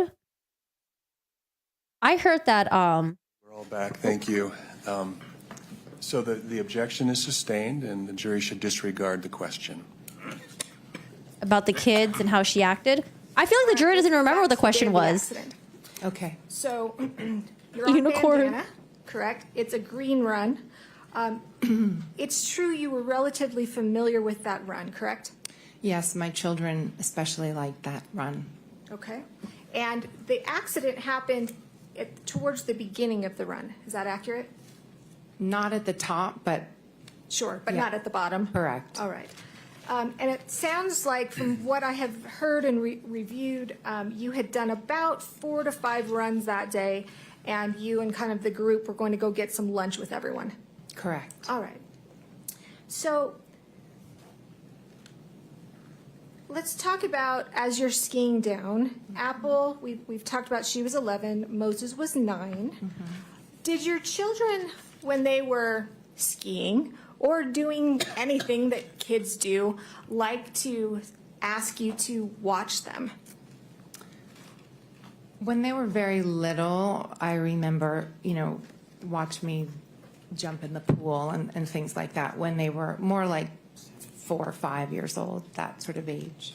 Okay. So when Moses was 9, he didn't say, "Mommy, mommy, watch me," or "Mom," I don't know what he called you, but Mama, watch me do things. Not that I recall on that day. Okay. Do you remember testifying that on that day, that's exactly what did happen? I don't remember. All right, and I'll show you your deposition in just a second. So in fact, you remember the deposition, right? Yes. It was actually during 2020. It was during COVID. Yes. So it was via Zoom. We've never actually met in person. It was kind of on the video. And you were asked a question a number of times. Were your children asking you to watch them? And you said no. I think you... I don't remember them saying, Okay. watch me on that day. Okay. Well, do you remember that in that deposition, then we played you parts of Carrie Oakes' deposition? So, Your Honor, this is improper impeachment. I mean, what's the question that's being contested? We're just kind of going through the history here. Not through the deposition. Let's I'll hear. allow a few questions. I think counsel was referring to what was going on during depositions, but Yes. Please get quickly to the question. Absolutely. Do you remember during your deposition being played just a portion of Apple's instructor, Carrie Oakes, her deposition, wherein she said that, yes, Moses was saying, "Mommy, mommy, watch me." That she was saying, I don't remember, that while they were skiing, they were saying that? Yeah. I don't remember that, no. All right. Okay. And so you don't remember then changing your testimony in your deposition, admitting that that is what happened? I'm sure if Carrie Oakes said, I'm saying, I don't remember him saying, watch me, watch me. Okay. May I approach, Your Honor? You may. I'm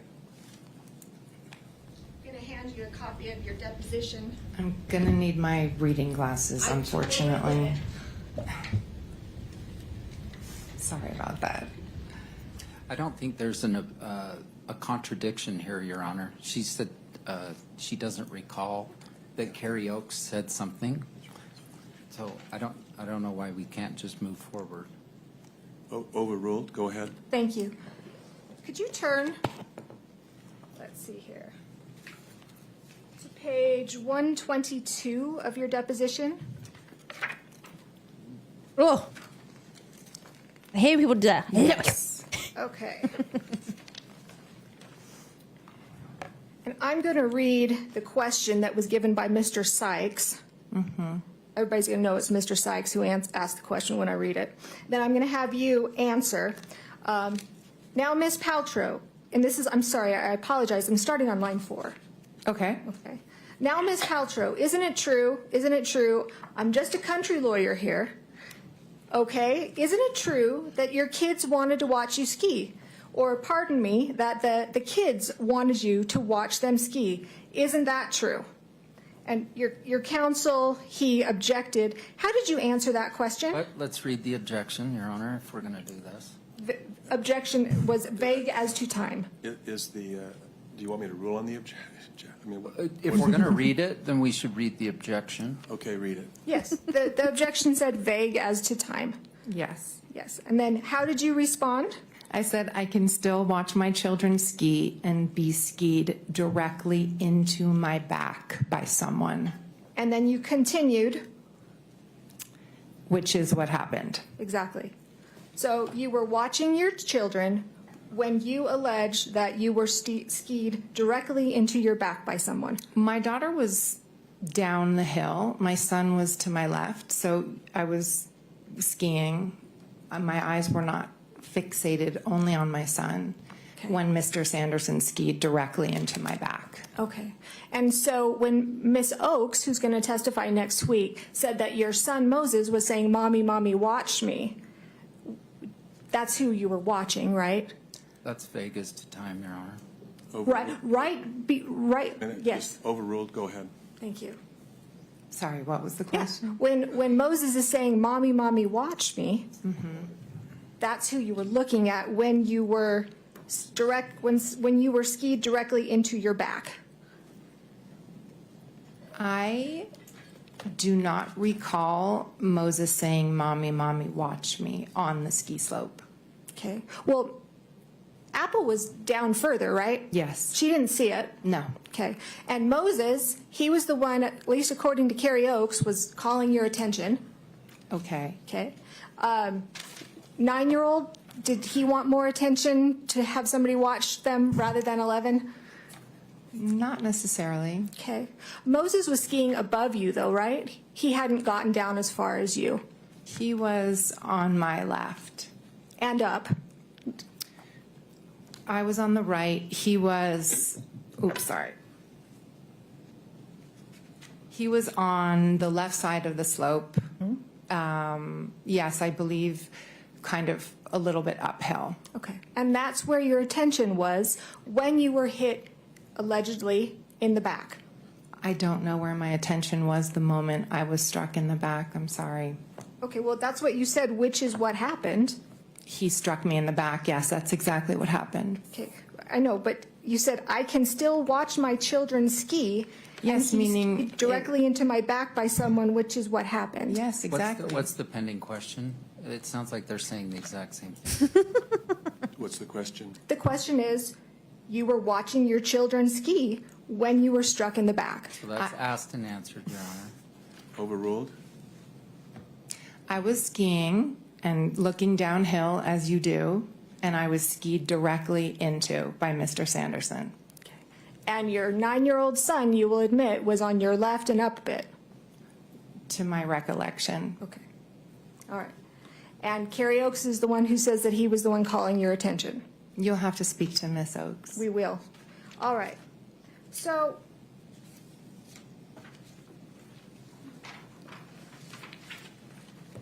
I want to go through the accident a bit. I think the son will testify. Because we did this over video. This is the plaintiff's case right now. When they're done, when they wrap up, it's going to go to the defense. And then she'll have like the daughter, son, husband, and everyone else testify. We didn't really get to act it out a whole heck of a lot. But I want to just kind of talk with you first and see if this is your recollection of how it happened.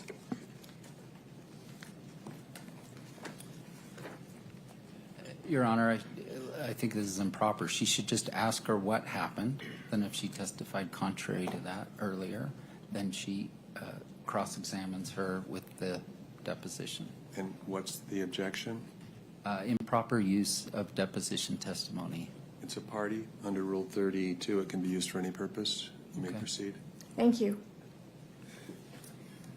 You were going along relatively slowly. Is that fair? Yes. Okay. I'm just going to kind of ask you a couple Sure. questions. So let me know if anything I say is not accurate. Okay. Okay. So you're going down relatively slowly when all of a sudden you heard a strange rustling noise behind you. Yes. Okay. And you felt like a rush of air in a strange way. Yes. Okay.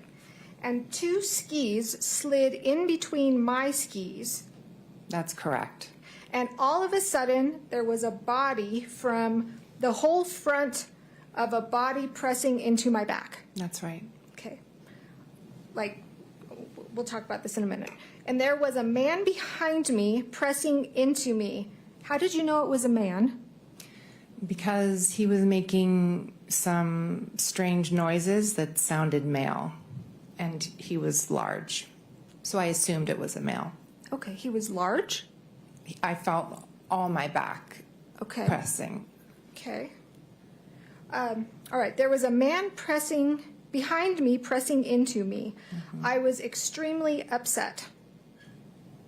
Well, I was confused at first, and I didn't know exactly what was happening. It's a very strange thing to happen on a ski slope. And then I agree. and I froze, and I would say I got very upset a couple seconds later. Okay. Let me just continue on here. I just want to make sure that I got this all right. I didn't know if it was an intentional assault of a sexual nature. Right. Okay. Was he grinding and thrusting or something, or just the noises? What made you think it was a sexual assault? So that was a quick thought that went through my head when I was trying to reconcile what was happening. I was skiing, and two skis came between my skis, forcing my legs apart, and then there was a body pressing against me, and there was a very strange grunting noise. So my brain was trying to make sense of what was happening. I thought, is this a practical joke? Is someone like doing something perverted? This is really, really strange. My mind was going very, very quickly, and I was trying to ascertain what was happening. Yeah, I probably think the same thing too. I Like, oh think my you God, what's said, going on? I didn't know get if it was freaked an out. accident, but he was groaning and grunting in a very disturbing way. Yes, there was a sort of groan coming out of his mouth. Okay. Then you said, I froze. Yes. We kept skiing. Right. We went to the right. Yes. We came crashing down together. That's right. Okay. You said this man was behind me on the mountain. My knee and our skis were still sort of tangled up. Mm-hmm. Yes. Is that yes? Yes, sorry. Okay. Our bodies were almost spooning, and I moved away quickly. Yes. And my knee splayed open, and I was completely in shock. Yes. Okay. All right. I'm going to stop there. Okay. And if the court and Ms. Paltrow, if you don't mind, since, again, when we did this over Zoom, would you mind stepping down and us kind of acting this out a little bit so I could get a good feel? Let's see. Can we approach Your Honor? No, she's not trying to say that he sexually assaulted her. She just said that in that moment, that was one of the thoughts that went through her mind. I would think the same thing too. I'd be like, what the fuck is going on right now? I would freak the fuck out.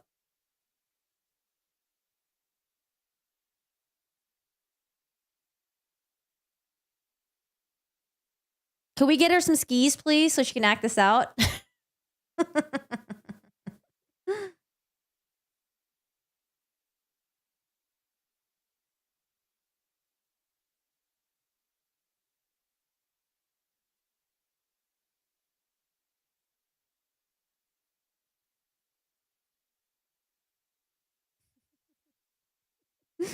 I don't know. It's either Godzilla. I heard King Kong. The daughter said the daughter said King Kong, right?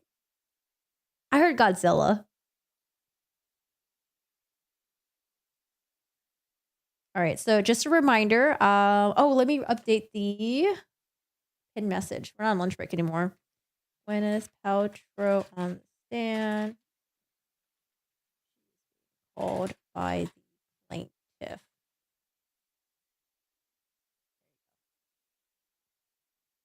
Place pinned.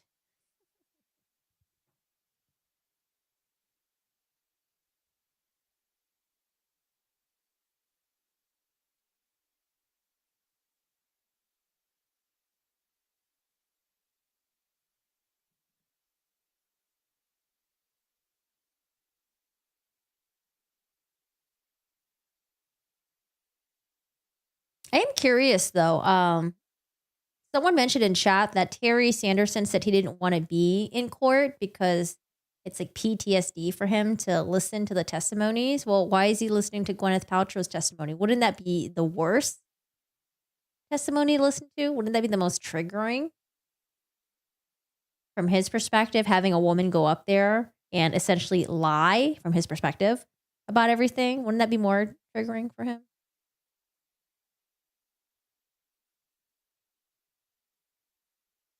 I'm just thinking of people skiing in those air blow up costume animals.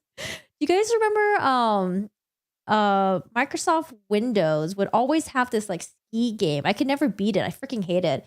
It's like a ski game that you play, and then all of a sudden, if you, I think there's like a monster that pops out and like he like grabs you and like eats you or something like that. What was that game called?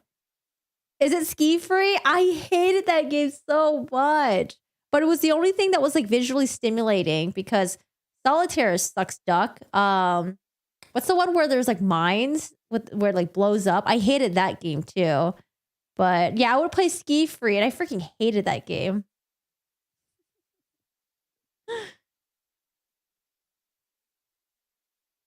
I wish we could hear what they're talking about. Okay, here's where I'm at right now. I believe Terry suffered concussion.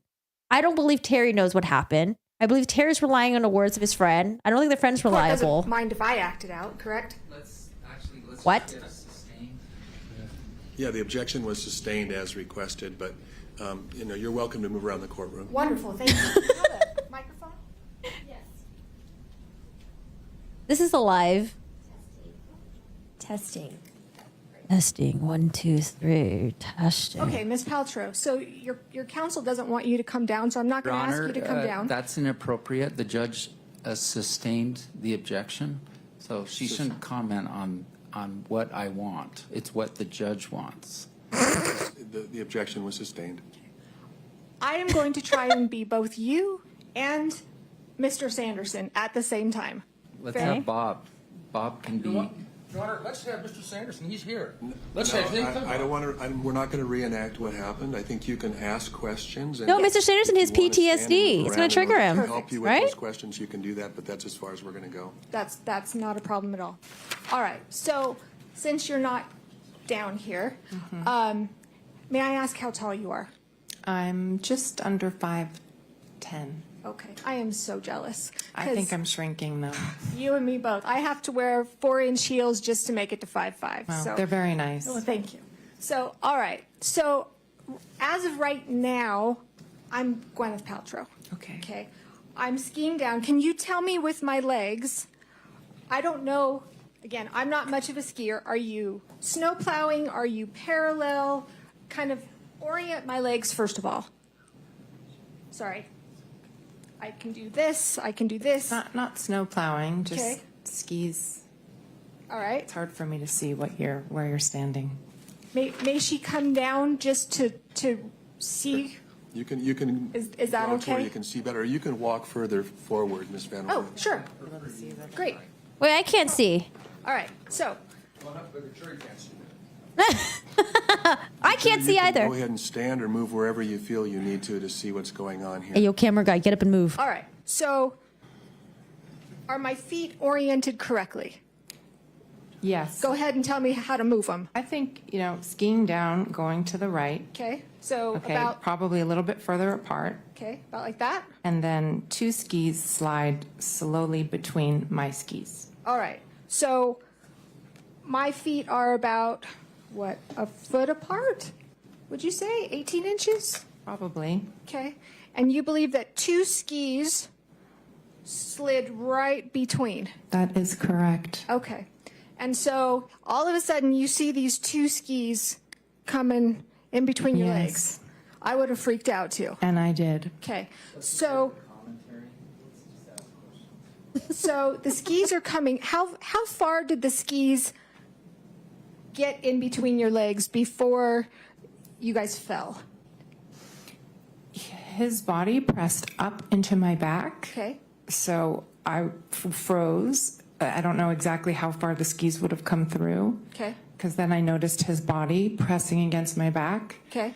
And then it was probably a few good seconds, and then we fell to the right. Somebody must have caught an edge. Okay. So when you froze and you're skiing together, I think you said at one point it was like you were spooning. Well, when we fell down, I fell on his body, he fell on the ground, and so it was kind of like a spoon on the ground. Okay, so Oh. I think it's fine. I think it's fine. okay. Well, now that Mr. Sanderson is here, and I don't need you to do anything, Terry, but just for comparison's sake, I'm in my heels. We're about the same height, about 5'5" with heels. It's roughly. Oh, tell me I'm taller, please.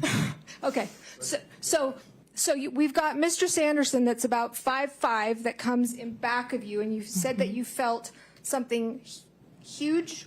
What was your word behind you? No, just a big body. A big body. All right. And was it just the front of his body that touched the back of your body? I couldn't see in the back of my head. Sure.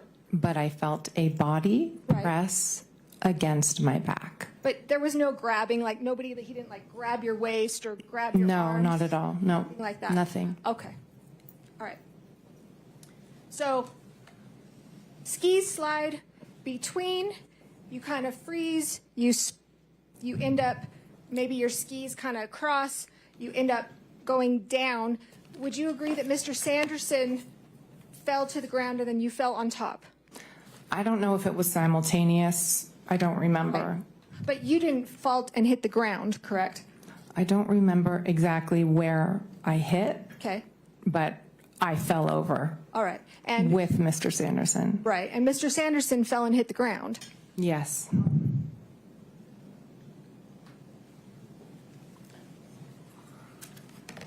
What in this? Yeah, I feel like this testimony would give him the most PTSD, if anything. All right. So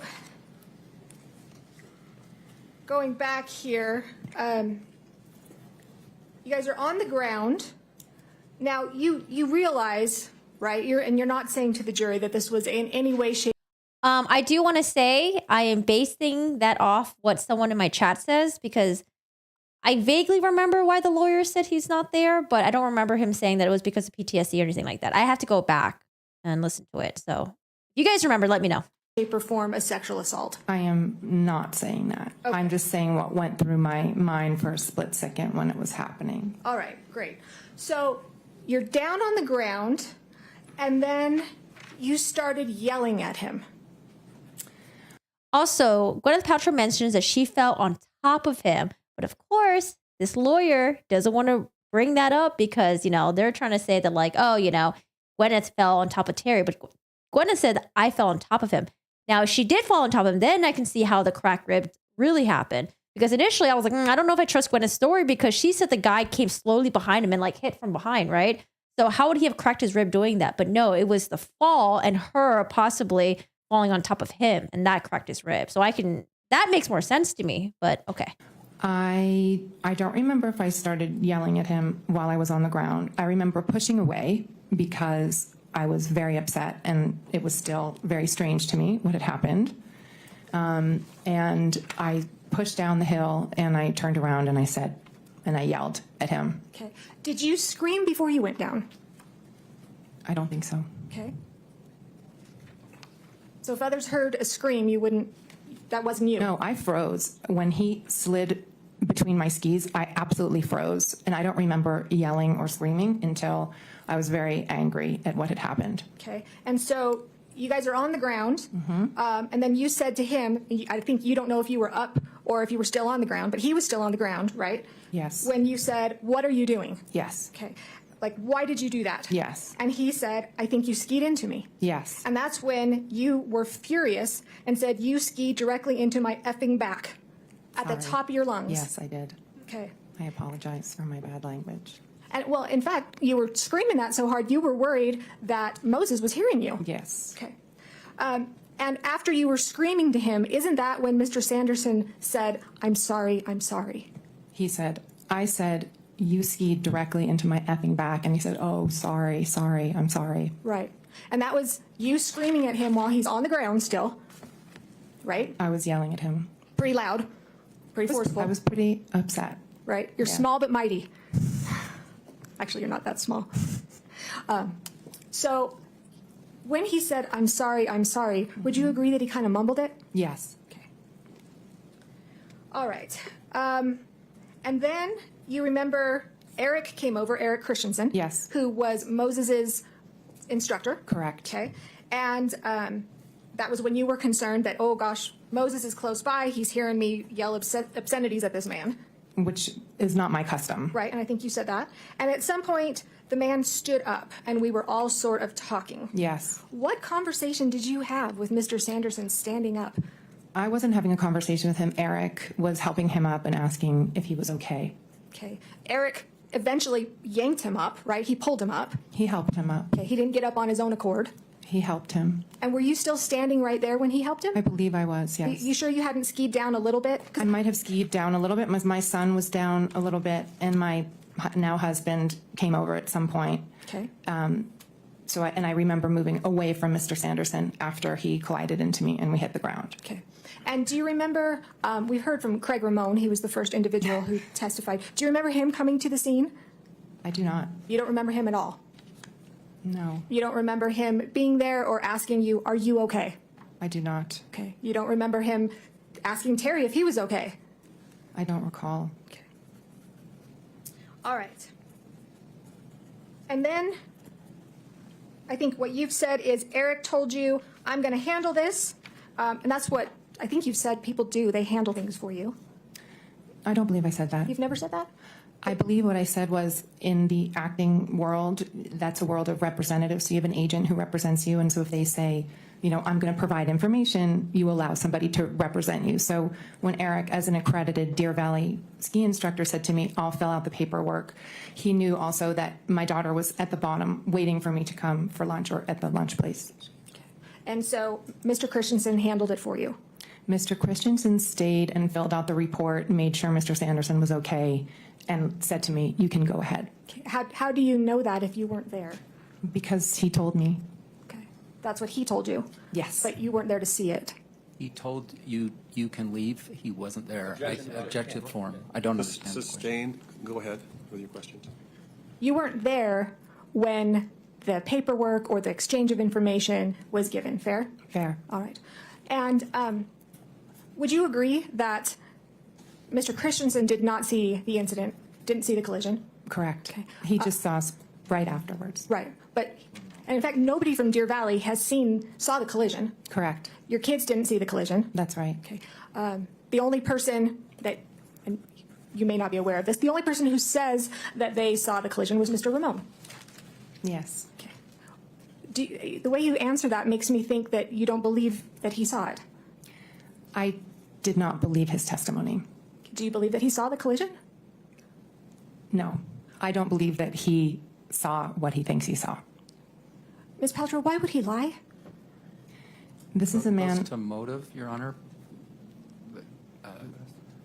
Perhaps that's not the right objection under the rules, so let me be quiet and withdraw my objection. Can you answer it? He said he was at 40 feet away and colorblind. I don't know how he can be positive about what he saw, especially with how much he changed his story. Mm-hmm. Well, what does colorblind have to do with anything? My husband's colorblind. We tease him all the time that he can't tell red or green.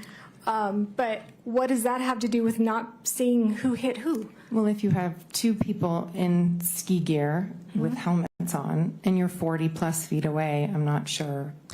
And Mr. Ramone said that he couldn't tell the difference between the two of them. Like he couldn't tell he couldn't tell what color Gwen was wearing and what color Terry was wearing.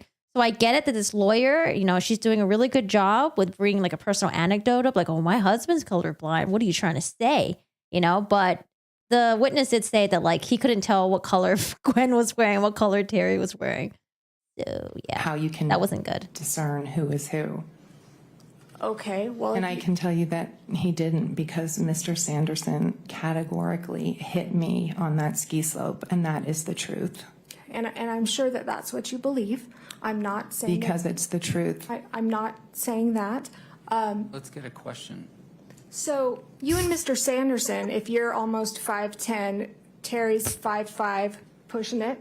Your Honor, that's facts not in evidence. Counsel, you'll have an opportunity to redirect or to direct examine, so go ahead. If you two stood next to each other, do you think that somebody would confuse the two of you? I don't know. I'm telling you what happened. Okay. All right. So you're screaming at Terry, worried that Moses hears you. You admit that you were shaken up. Yes. Okay. You don't recall Mr. Ramon being there I do not. or asking you if you were okay? I do not. Did anybody ask you if you were okay? I remember Eric Christensen asking me if I was okay, and Brad, my now husband, asking me if I was okay. Okay, and when you talked to Brad, he was down further, right? Down Yes. with Moses. So none of that took place where my client was. He came over to me after the fall. Okay. And I just want to make sure you don't have any kind of medical training. No. Okay. You don't know what injuries Mr. Sanderson did or did not sustain in the accident? I do not. Okay. Are you aware now that you've sat here the last 3 days that he did sustain 4 broken ribs? Yes. Okay. Aware that he sustained a concussion? Yes. Okay. Are you aware that he had to be taken down on a toboggan? So we should be clear, like, does she know as a result of this testimony, or does she know personally? Would you clarify your question? Yeah, sure. How did you learn that he broke 4 ribs? Through all of this. Okay, and to make it clear, I don't want to find out anything that your lawyers told you. That's attorney-client privilege. We can't. So anytime I'm asking you, I don't want you to tell me what your lawyers have told you. Okay. Through the court proceedings, is that fair? That's fair. All right. You learned that Mr. Sanderson broke 4 ribs. Yes. Okay, and that he sustained a concussion. Correct. Okay, that he was taken down on toboggan. Yes. Did you learn of that day? No. Did you inquire? What is your name again? Sorry. Kristen? Yes. Sorry, I was going to say, Kristen, It's all right. I think you have to keep in mind when you're the victim of a crash, right, your psychology is not necessarily thinking about the person who perpetrated it. So the answer to my question is no, you did not inquire. I did not. Okay. Did you ever ask, hey, how was that guy that ran into the back of me? Is he okay? Did you ever ask anybody from Deer Valley about that? I did not, because at the time I did not know that he had sustained injuries like that. I thought it was very minor on the day. And you didn't stick around long enough to find that out. I stuck around long enough for him to say he was okay, to stand up, that he told Mr. Christensen he was okay. And when he was helped up by Mr. Christensen, again, you weren't right there. You were down a ways. Just a few feet down, yes. Could you tell if Mr. Sanderson was still dazed or unsteady on his feet? I could not. I don't know. Okay. And again, you didn't leave your name, address, contact information. You didn't fill out any paperwork in connection with this accident. Eric did on my behalf. Right, but I'm asking about you personally. So it has been asked and answered. Sustained. Okay.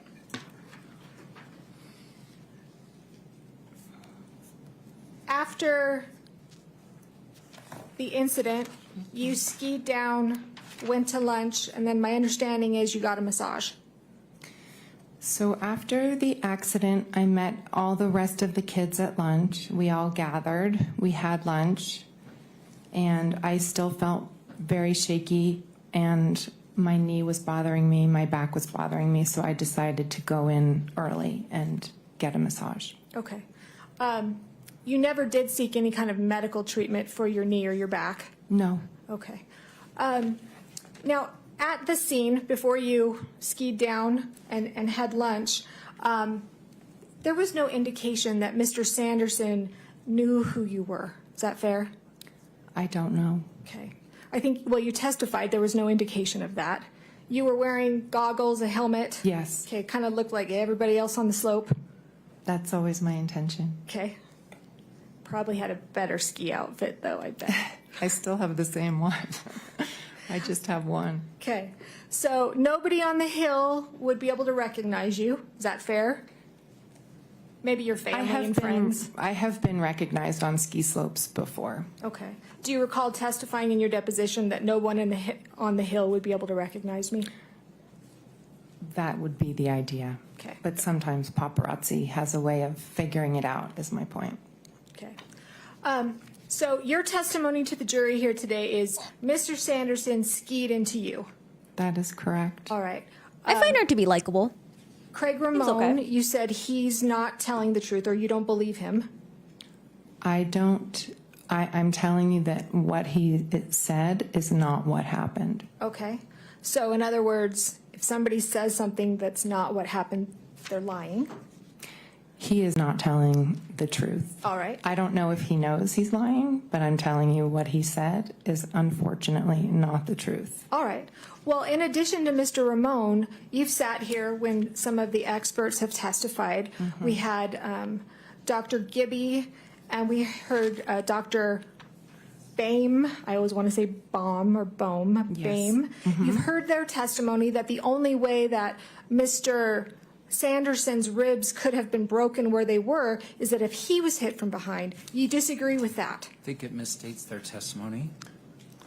I guess I'm not sure what the objection is, but it's overruled. The jury will have to remember what the testimony was. That means you get to answer. You disagree with their testimony? Absolutely, I disagree. Okay.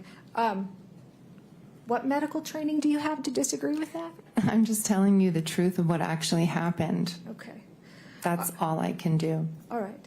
And you don't have any other witnesses who sought to support your position, correct?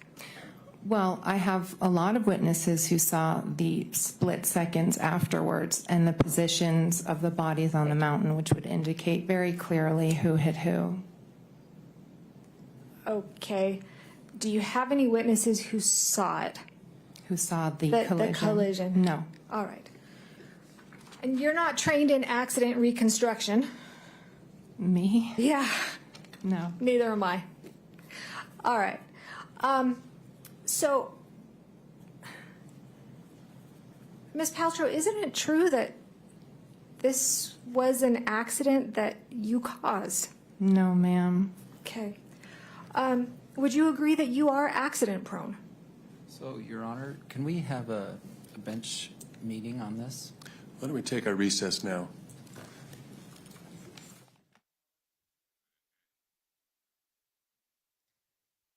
Let's see. Some people blink as a response to high stress situation. Yeah, sometimes I blink a lot too.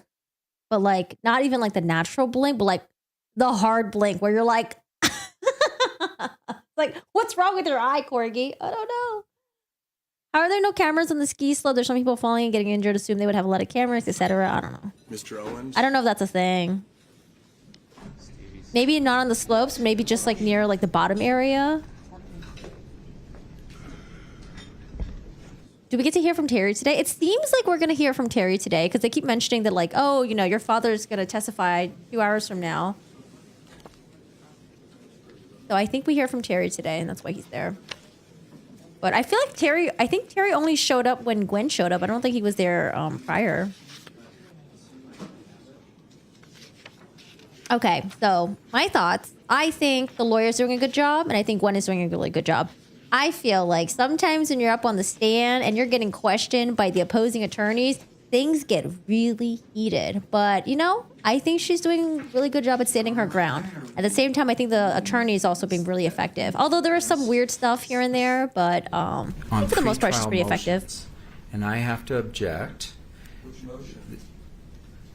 Number 14.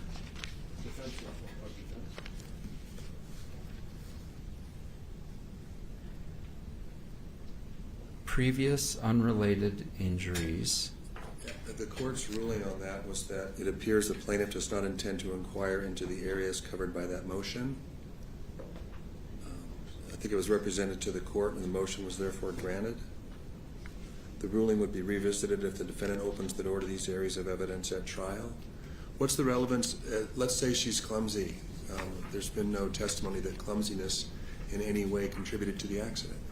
Your Honor, we also mentioned during that court hearing that questions were asked repeatedly in Ms. Paltrow's deposition if she was accident prone, to which she said, no, I am not, which she has admitted a number of times that she is. So this is all impeachment evidence, and that's when the court said, okay, that's impeachment. Please provide that information to counsel, which I did. He has all of the articles, etc., and the video where Ms. Paltrow went on Jimmy Kimmel saying, yes, I am accident prone, I am always running into things, which is I'm a moron, which is very relevant to this case. How? Yeah. Because we believe that that's exactly what she did, is she ran into things like she always does. Kristen. She was asked if she ever said that. I like Kristen. She fiery. How, Your Honor? Well, let me tell you. She said no, and we have impeachment evidence that she has. Okay. You've got your accident reconstructionist did not testify that her clumsiness somehow had played a part in the cause of the accident. It's not just clumsiness, it says she's running into things and that she's accident prone. Absolutely, that's the heart of this. And the point is, she was asked a number of times in her deposition, were you... And that part I think I see as collateral impeachment, so I don't see that as, I don't see that as your avenue to get the evidence in. The closest, I guess, is your theory of the case, but you've got no expert and no one that testified that clumsiness somehow played a part in the accident. So it would just be argument based on kind of fringe impeachment. It's not clumsiness, it's being accident prone and always running into things. Okay.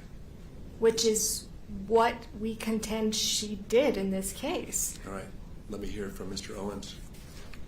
Hi, Mr. Owens. Welcome back. We shouldn't pretend that we have not had this fight before. I'm in deja vu from 2 months ago when you already ruled on this. The judge, Your Honor, said the ruling will be revisited if defendant opens the door to these areas of evidence at trial. That's part of page 13. I didn't even have the motions around because we've already had it granted, so why would we need to go dig and find out what our motion said? So, Your Honor, Ramon didn't testify that she looked clumsy, for instance. Ms. Paltrow never says, did not say, I've never been clumsy.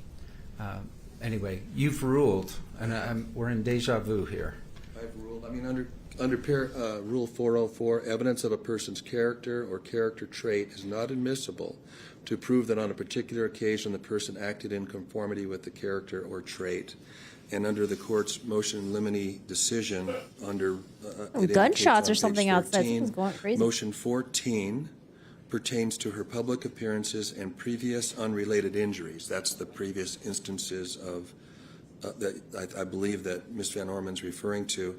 And the court's order says it appears the plaintiff does not intend to inquire into the areas covered by these motions, and the motions are therefore granted. The ruling will be revisited if the defendant opens the door. If that occurs and the plaintiff wishes to present any of the categories of evidence, he must first address this with the court out of the presence of the jury. And I guess there wasn't any request. Is that what your motion that is pending relates to, that you want a clarification? No, that's regarding the ski expert. Okay. But what about prior inconsistent statements, Your Honor? I'm entitled to ask her if she's testified. She's lied under oath a number of times, and I want to be able to show the jury that... And I want it withdrawn this moment. Look at Gwen's face. She has testified inconsistent. Look at Gwen's face. Okay, guys. Let me see if I can... All right, so we have this lady right here. All right, let me duplicate this. Oh, my God. Copy. Okay. Extra cameras now. We got this right here. Man, she said she's lied under oath multiple times. Just sitting there. She don't know what's about to hit her. Sitting there. Owen's sitting there. Chilling right now.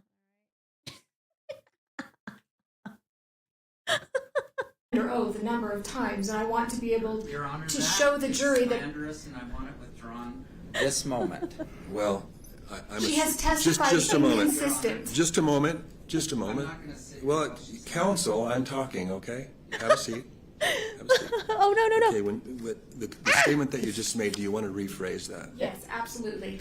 She has made prior inconsistent. Sorry. Things were getting spicy just now. This moment. Well, I'm She has testified just a moment. inconsistent. Just a moment. Just a moment. not gonna sit Well, counsel, I'm talking, okay? Have a seat. Owen, Have a seat. Mr. Okay, Bush. the statement that you just made, do you want to rephrase that? Yes, absolutely. She has made prior inconsistent statements.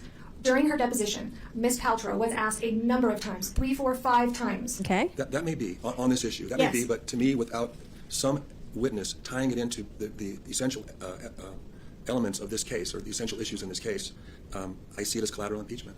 So, Even the fact that Mr. Ramon has testified that she skied into Mr. Sanderson, as in she is also walking into walls, etc. the ruling was, my understanding was that the plaintiff was not going to inquire into the areas covered by the motions, which included that the previous unrelated injuries or other instances of conduct. So I'm going to stand by my ruling. I haven't revisited it. I think it's a good ruling. So. I'd like an apology, Your Honor. There was, and I'm sorry, all I'm saying, there were inconsistent statements. I am not trying to slander Ms. Paltrow nor say that she's lying by any which way, form, or form. We have said thank you. My client's issue. Okay, thank you. Let's take a short break and come back maybe 5 after. Kristen forgot that she's going to have to continue doing this examination of Gwyneth Paltrow. She needs to make sure that her and Gwyneth Paltrow are like buddy buds. Otherwise, Gwyneth Paltrow is going to get really defensive. It's going to be really hard to question her. Oh God, guys, let's get up. Stretch, get up. Let's use the bathroom. Oh, I don't know. This is a tough one. This is a tough one. I like everyone so far. Do I find everyone credible? But or not credible. Sorry. Do I find Ramon is the one that I just don't find reliable, but I still liked him. This is a tough one. I'm gonna use the bathroom.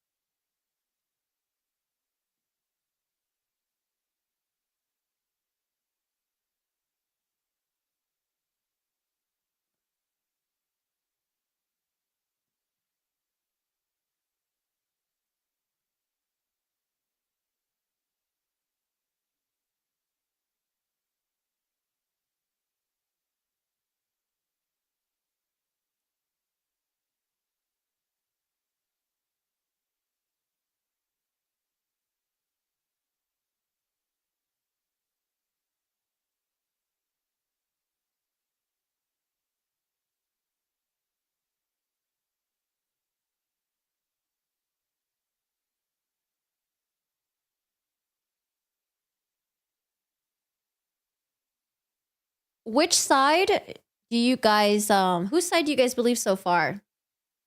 You guys believe Terry's side so far, right, Terry? You guys believe Gwyneth so far, right, Gwyneth? Or which side, Paltrow? I actually can't spell her name. The Y throws me off. I don't know. Who do you guys think so far? I know we haven't heard from Gwyneth Paltrow's side yet, though. Gwen, Terry, Gwenny. She said etc. That's enough. You mean to leave now? Try to act like a friend, but Paltrow was too smart to fall for that lemon tree trick. The biggest liar of them all is Craig Ramon. His face turns red every time he does a lie. I don't think Craig was purposely lying. I think Craig just has I don't know. He's just kind of all over the place. Craig just all over the place.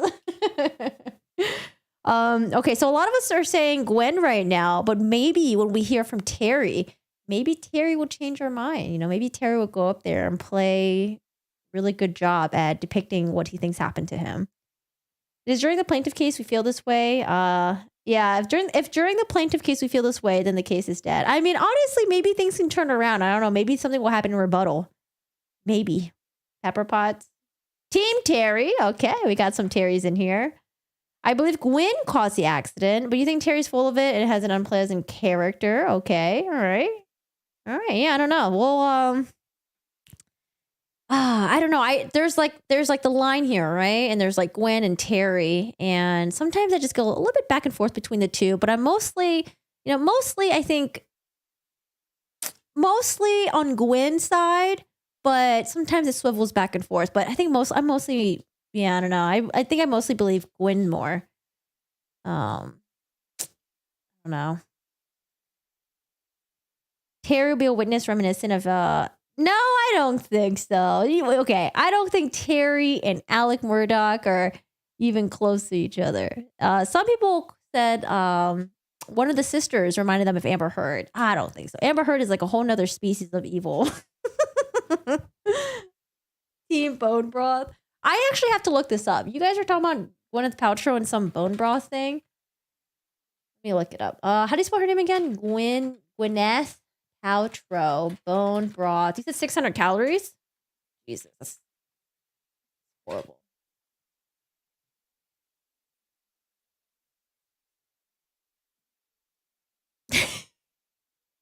When did she announce her bone broth thing?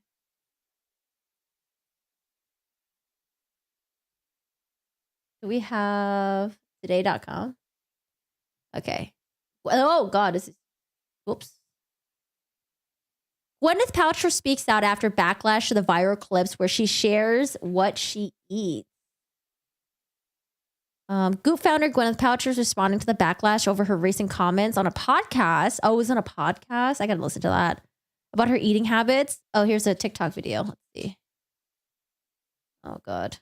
I don't know. Celebrities sometimes they just do weird. Actually, no, not just celebrities. People sometimes just do some really weird, like health wellness shit. Like it's not just celebrities. Like I have some friends too that do some weird shit. Yeah, I don't know. People just do some really weird shit. They like hear things online. They hear things from other people, and then they like try it out and they like swear by it. How come this is not playing? How do you play this video? How do you work this stupid TikTok thing? What's your wellness routine look like now? I eat dinner early in the evening. I do a nice intermittent fast. I usually eat something about 12. And in the morning, I'll have some things that won't spike my blood sugar, right? So I have coffee, but I really like soup for lunch. I have bone broth for lunch a lot of the days. Try to do 1 hour of movement. So I'll either take a walk or I'll do Pilates or I'll do my Tracy Anderson. And then I get in the sauna. I dry brush and I get in the sauna. So I do my infrared sauna for 30 minutes. Oh, man. I used to go to the gym that had a sauna. I miss having a sauna. Like just sweating everything out just feels really nice. Oh, especially after you work out. Oh. Or like when you have really stiff muscles and you got to like stretch. Oh, stretching in the sauna feels so good. Okay. And for dinner, I try to eat, according to paleo. So lots of vegetables. It's really important for me to support my detox. I don't know. It cuts off right there. I think I need to listen to the whole thing. Okay, let's listen to the today thing. Or let's read the today thing. She says she eats dinner early in the evening, does a nice intermittent fasting. I usually eat about 12, coffee, bone broth, veggies. The backlash online to Paltrow's comments were palpable, with many of the people in the comments of TikTok calling her an almond mom. What is an almond mom? Hold on. Is this what is an almond mom? I've never heard of that before. Oh, wait, no, I have heard that before. Weren't there like some celebrity kids that like had moms that would feed them like an almond if they were models or something? Who was it again? Was it Gigi Hadid? Was it Kendall? Fuck, I don't remember who. I remember hearing that from, I think, one of the celebrity kids. On March 17th, Paltrow responded to her Instagram story to the criticism. In a selfie-style video, the actor explained the clip was from the Art of Being Well podcast. Paltrow has been working with Cole for over 2 years to deal with some chronic stuff. She has long COVID, she says. She's been working with Dr. Cole to really focus on foods that aren't inflammatory. So vegetables, cooked vegetables, all kinds of protein, healthy carbs to reduce inflammation. It's been really working well. Okay. I didn't know she has long COVID. This is not to say that I eat this way all day, every day. By the way, I far more than bone broth and vegetables. I eat full meals. I always have a lot of days when I'm eating whatever I want and eating French fries, whatever. But my baseline really has to be healthy and eat foods that really calm my system down. Oh, okay. All right.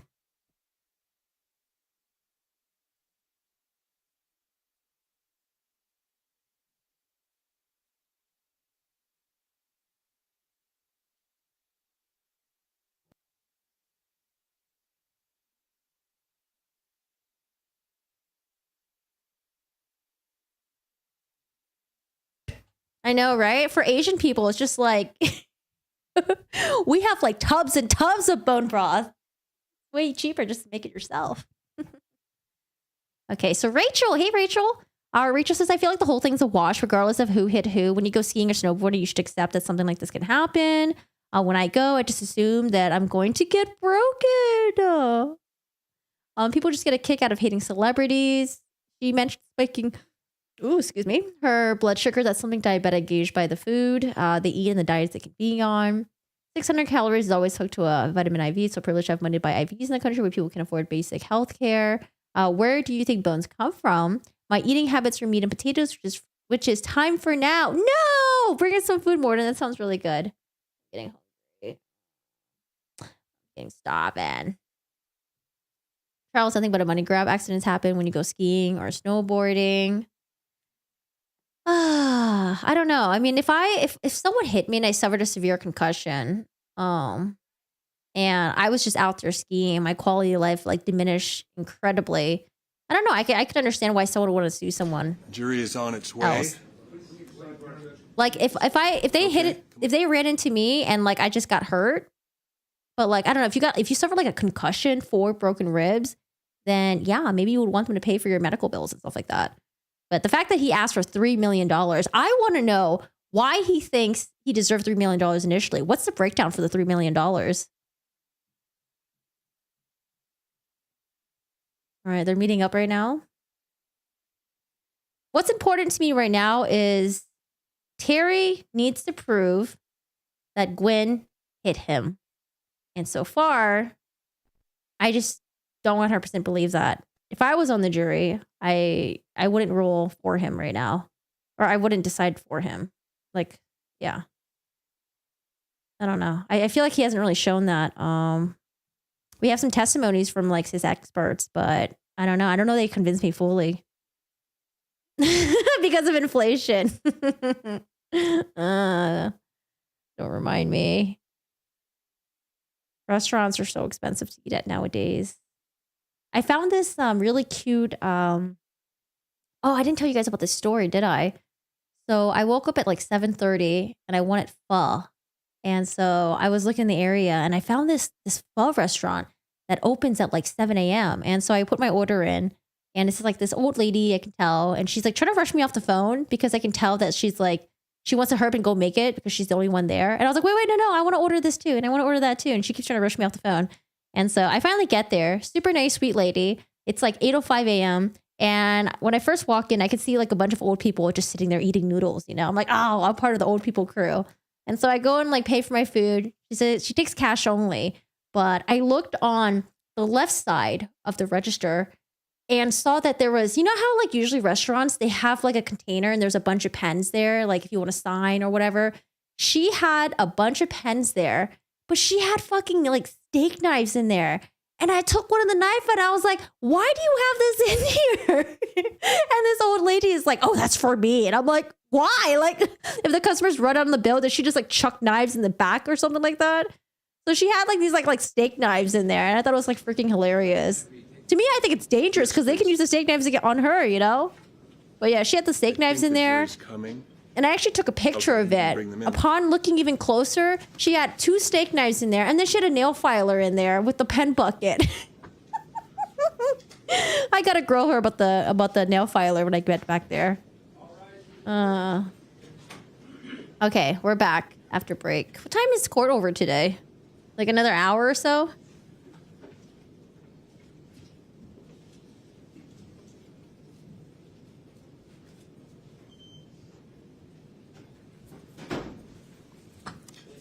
Where? Do you work at a pho restaurant and you have that in the pen container, Mike? Yes, thank you. So, Ms. Paltrow, I want to shift gears a little bit and talk about kind of, this was where my whole... Objection was sustained. I'm sure it was on the record whenever it was there. I don't recall. Okay, I think we just said that now would be a good time for a bench meeting, but... The objection was sustained. Okay, I'm Kristen. moving on, shifting gears. Right. So Ms. Paltrow, the reason I got involved in this case in the first place was your counterclaim. Okay. So I want to talk with you about the counterclaim. Okay, Kristen. Is it true that you feel it's unfair that Mr. Sanderson has brought this case against you? I do. Okay. And he has deterred you from enjoying the rest of what was a very expensive vacation? Well, I lost half a day of skiing. Uh-huh. Yes. Right. Okay. And I think that's what your counsel has argued as well, that you you had a full day pass, but you can only ski a half a day. Yes, I went back down after lunch. Okay, right. Okay. And that's when you had lunch and you got a massage. Yes. Okay. Didn't get your knee checked out, didn't have any kind of medical attention. No, it didn't feel acute in any way. It felt just like I had overstretched my knee and I had sustained a blow, but it didn't feel like it needed medical attention. Okay. And you're bringing this claim for $1. I am. Okay. In fact, your counsel, Steve, do you still have that dollar bill?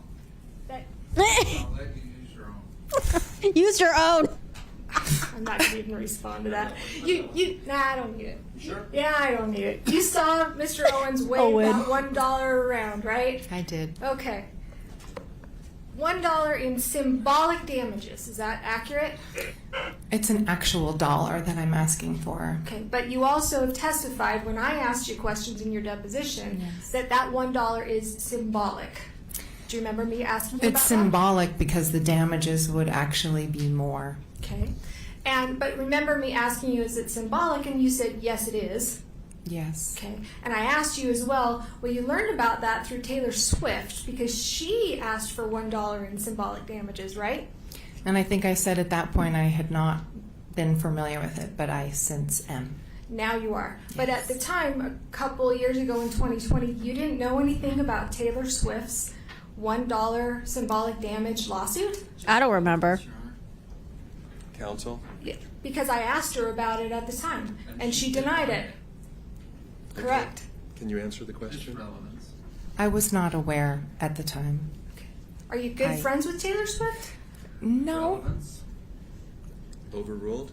You're not good friends with Taylor Swift? I would not say we're good friends. We are friendly. I've taken my kids to one of her concerts before, but we don't talk very often. You've never given Miss Swift personal, intimate gifts for Christmas? Your Honor, relevance, or I would like to a relevance. bench trial? Well, she's just said that she wasn't friends with her, so I'm inquiring on that. Ask her about Oprah. I mean, Get Oprah up in here. We need the thumbnails. Sustained. Please move on. You're telling the jury that you are here asking for $1. I am. That's not totally accurate, though, is it? What do you mean? Well, the jury isn't going to be deciding this, but you're also asking the judge to award you attorney's fees for over hundreds of thousands of dollars. Isn't that true? Your Honor, the judge has made a ruling on this issue that it will be a separate event. Sustained as to relevance. The relevance is, Your Honor, that they have... If you want to argue the relevance, we should do it up here. Absolutely.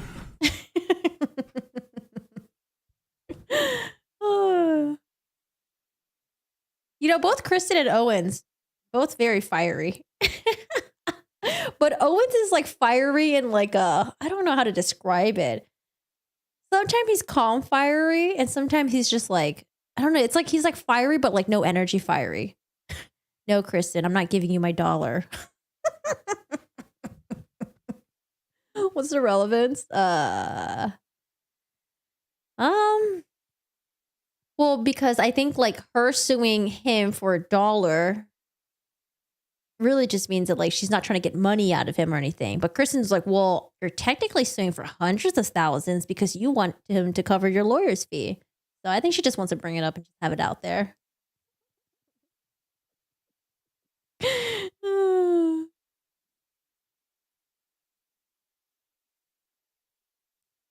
La la la la la la la. Got the whole team up there. Jeez, how many lawyers does Terry Sanderson have? So far, I think for Gwen's side, I've only seen 2, maybe?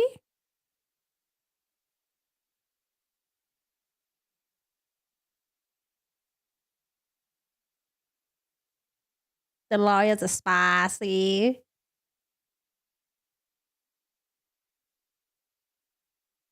You know who's really spicy in writing?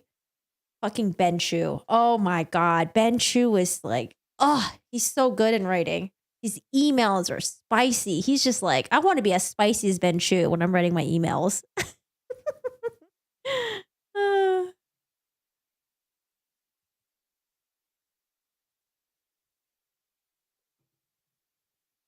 Does he have money to pay all these lawyers? I mean, from what the daughter said, Terry Sanderson had his own like a eye practice. I forgot what he was. Was it it's like ophthalmologist or optometrist or something like that. I'm not quite sure. But I know he has his own practice. And he's like a retired retired now. You don't know about this lawyer? Which one? Ben Chu? Is he Asian all of a sudden? Optometrist? I did hear about that. He had a falling out with his partner. Yeah. Yeah. Ophthalmologist is the one that does like the surgery stuff, right? Optometrist is the ones where like you go to get your eyes checked, to get your glasses and stuff like that. Which reminds me, I need to do mine. But oh my God, they're so expensive. Yes? Okay. Objections overruled. Thank you. And I'll restate it because I know it's been a little Oh, while. does anyone have a copy of that article? It's not true, Ms. Paltrow, that you are just asking for $1. You are also asking, and this is not for the jury to decide, but this is for the court to decide later, you're asking for your attorney's fees in this case, which could be quite substantial. Is that not true? So It's a I'm yes- it's a asking yes for or no. $1 for me and then reimbursement of attorney's fees, which is a separate thing, And that could be a substantial amount, correct? potentially. Okay. And when your counsel got up waving that $1, don't you think that's a little bit of a mischaracterization? I have one more question on this issue, and this is now 3. Overruled. Go ahead. Don't you think that that's $1? That's a mischaracterization, isn't it? I took it as I would receive that $1, which is all I am asking for. Ms. Paltrow, isn't it true that you've misrepresented a number of things today to this jury? Absolutely not. No other questions. Mr. Owens. Mr. Owens. You've been here every minute of this jury trial. True? I think she did a good job, Gwyneth. And you're intending to be here every minute next week. I am. Have you enjoyed yourself? I've learned a lot. Who hit who? Mr. Sanderson hit me.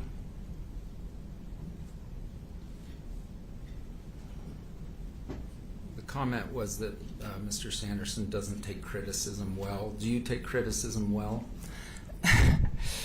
In my profession, after all these years of being in the public eye, I think I take it relatively well.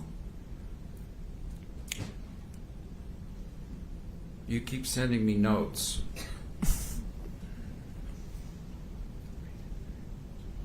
I didn't cause these damages. That's right? absolutely correct. Do you feel some empathy for Mr. Sanderson and his declining brain? You know, I really do. I feel very sorry for him. It seems like he's had a very difficult life, but I did not cause the accident, so I cannot be at fault for anything that subsequently happened to him. So his daughter got up and said He's right here, Mr. cursing Sanderson. out her daughter. Did you hear that? That's I did Sanderson hear right that. Did you cause that? I did not cause that. Did you give him brain injuries that were evident on his MRI in 2006? I did not. All right, let's start on a happier note. Let's bring up that picture of you and Moses. And while that's coming up, did you personally take a selfie with you and your son? I take selfies with my kids all the time, yes. All right, and we're going to pull it up in just a minute. You know what picture I'm talking about. Did you Yes. personally take that photo I did. on the day at issue? I did before the accident. Okay, and it's hard to tell who the 9-year-old is there. Thank you. Are you on the right or left? I'm on the right. And Moses is on the left? Yes. And are you going up the ski lift? It looks like it. This is Defense 86. If we haven't moved for its admission, I would like to do so. No objection. Defendant's 86 is received. And I notice, do you have a helmet on there? I do. And goggles? Yes. Did you always that day while on the slopes? Yes. Mr. Ramon testified, for instance, you were not wearing a helmet or goggles or any face covering whatsoever. True or it's not true? I think you can see the evidence that I was wearing a helmet and goggles. So answer my question, please. Sorry. Is it true or not true that at the time of the collision and in the aftermath, you were or were not wearing a helmet? I was. And goggles? Correct. Why is he being? Can be a little bit nicer to your client. Did you ski at all that day without a helmet? No. Is that for anonymity? I'm saying Anonymity. it wrong. Thanks for saying that. And also for safety or both or what? It's for safety primarily, but yes, I like to, when I'm skiing, try to keep a low profile.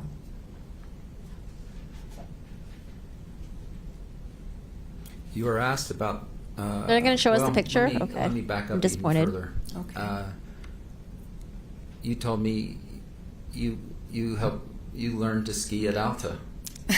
I did, actually. Tell me a little about that.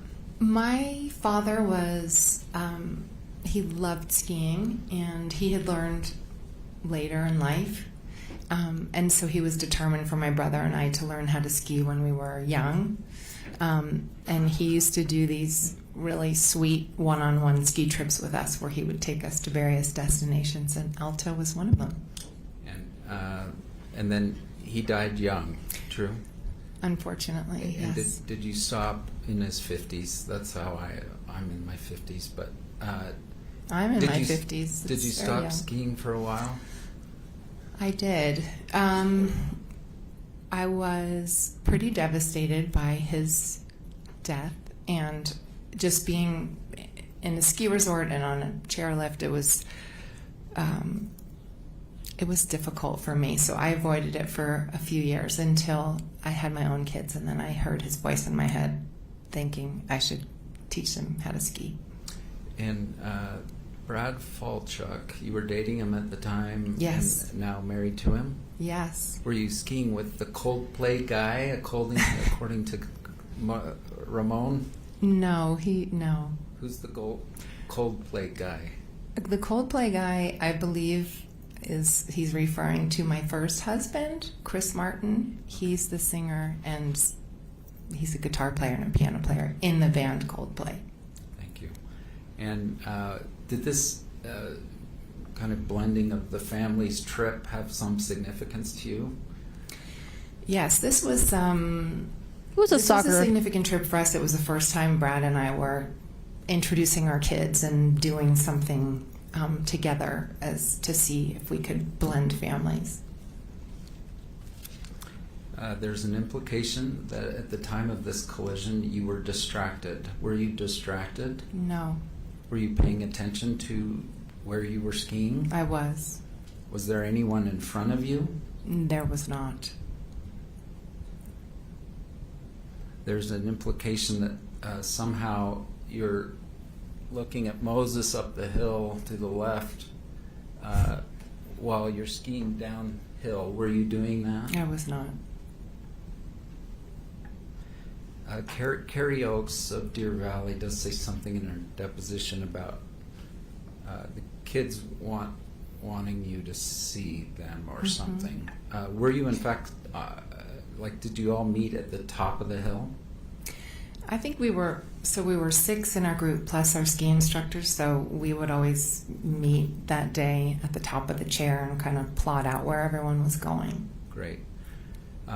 Okay, the 6 people, let's just make sure we know who they are. Myself, Brad, my stepdaughter Isabella, my daughter Apple, my son Moses, and my stepson Brody.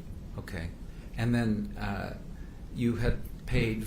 I thought she said she didn't know where one of her kids were when this happened, yet she was paying attention to her surroundings. She said daughter was down ahead of her, and then the son was like to the left of her. For each of the 4 kids to have their own individual instructors. They were all very different levels, so Brad paid for his kids and I paid for mine. All right. The $1 that I'll probably waive in closing, but not this minute. No, please, you don't need to wave the dollar around. Were you planning to ski the whole day? I was. And did you send a little text after lunch? Yes. Can you bring this up? And I'm going to get this board. Oh, snaps. What's that? Good question. D110. Is that the bone broth? Text. The heck is that? Is that one of those like fake checks for like $1 million on a poster board? For defendants is received. These are kind of hard to see. Oh, he gonna wave it. He gonna wave that dollar around, Amma. What is that? Is that a text message? Oh my God. Is that a text message printed on a poster board? So, Gwyneth, do you have a defense binder there? I just have my deposition. And so, You know, printing things like that are it's very expensive. binder. Can we move to admit 83B, C? Okay. And James, can you blow up the last sort of, yes. It might be bone broth. She says she has like early Can you dinners. Go back just a little more to put a date on it. Oh no, she only Recall has I bone asked broth you, for hey, lunch Did actually. you text anyone that day? Do you remember this? Yes. And this is your own personal cell phone copy? Yes, it is. Okay, and there's a date. Sorry, it's a bad copy. February 24. Sorry, February 26, 2016. Is that in fact a true and correct copy of your phone screen?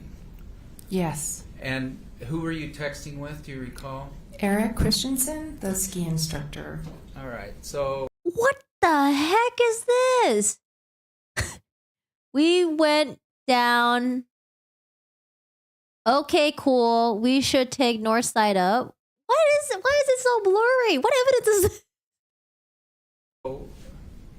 we went down Bandana. So you'd already been down that very. Okay, we'll take your word for it. Bandana. I'm gonna get my board in case this is better copy.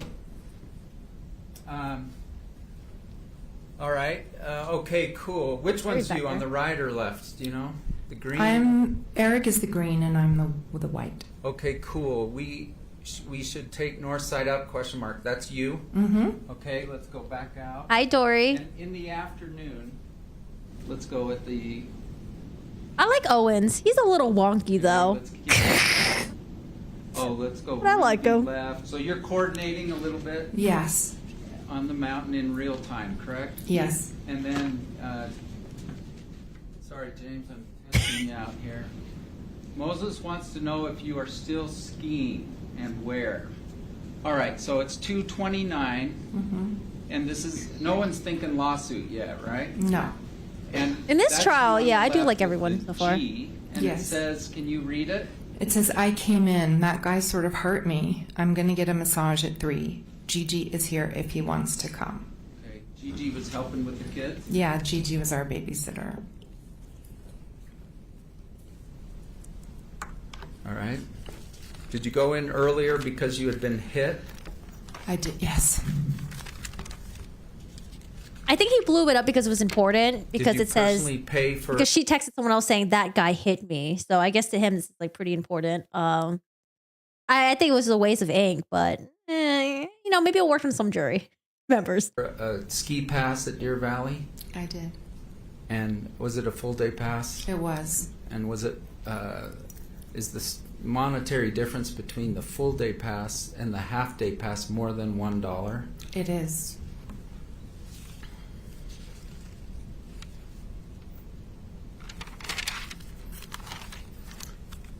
Ms. Van Orman kept saying when you were allegedly hit. Were you hit? I was hit. The definition of an assault is an unauthorized touching. Yes. Did Mr. Sanderson touch you in an unauthorized manner? What? Wait, okay, don't stretch it. You may. Hold on a second. This is a little bit weird. Owens, don't even. Just stick with the facts. No need to start stretching it a little bit. What's the point of that questioning?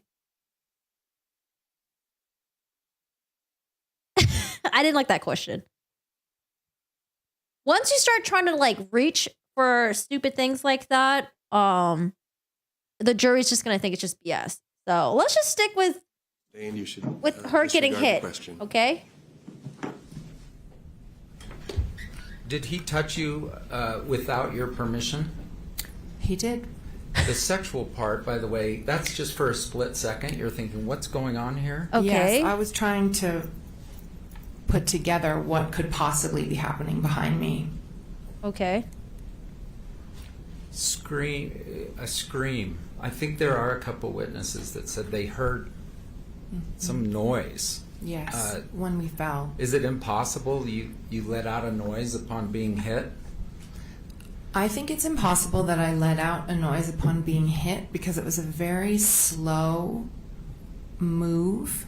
It wasn't an impact. The impact came when we fell on the ground. So it's very possible that when the impact was made, I screamed. But I do not recall making a sound until we were falling or on the ground. Okay. So you weren't screaming like King Kong? So a collision, when I think of two skiers hitting each other, I think of a hit and then a sort of separation between the two. Yes. Is that what happened with you? No, this was very strange.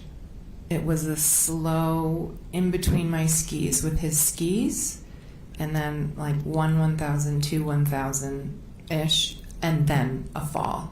Okay. The defense has prepared an animation exhibit that will be shown next week. Have you personally reviewed that? I have. And does it accurately state what you believe has occurred that I love day? animations. Now, it's not precise in the sense that it's not actual video of the event, right? But it does a good job of sort of setting the stage and animating what occurred. There needs to be some clarification as to what part of the animation he's referring to. Agreed. It's sustained as to vagueness and therefore relevance. Sure. Have you seen the animations? I have. All right. Not every witness saw everything. Fair to say? Fair. All right. For instance, you didn't see anyone in front of you, but you felt someone behind you? Yes. So you wouldn't possibly know, for instance, where Sanderson was coming from. No, he was behind me. I'm trying to satisfy the prior. Sustained? Oh, I guess we'll leave it here. I like the judge. I like his voice. Does the animation fairly represent your story? It does.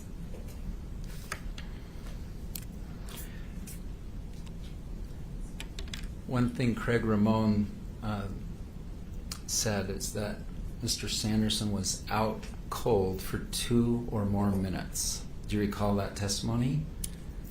To be honest, he said so many different minutes, so many times, I don't recall exactly. All right. Assume that he said minutes, that he was literally unconscious for minutes. Did you observe that? That Mr. Sanderson was unconscious for minutes? Yes. No, he was not. Or unconscious at all? I don't know. Based on what I've heard from the doctors, you can be unconscious for a split second, so it's possible he was for a split second. So,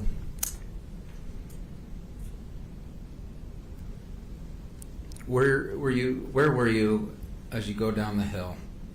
On the right side of Bandana. Was there a reason you were there? I just tend to try to, especially on a crowded run, I was trying to ski, a little bit to the side and make turns. Were you being an aggressive skier? Like, I'm gonna go No. as fast as I can to get. This Hi, is Darla. a green run with lots of families. Absolutely not. It's a green run, but it's not a bunny run, right? It actually, I mean, it's one of your favorite runs. It was one of my kids' favorite ones. They were learning. Gotcha. Because it comes down quite a ways. It does. It's a nice long run. And was this toward the top? Do you recall? It was toward the top, but not at the top, if that makes sense.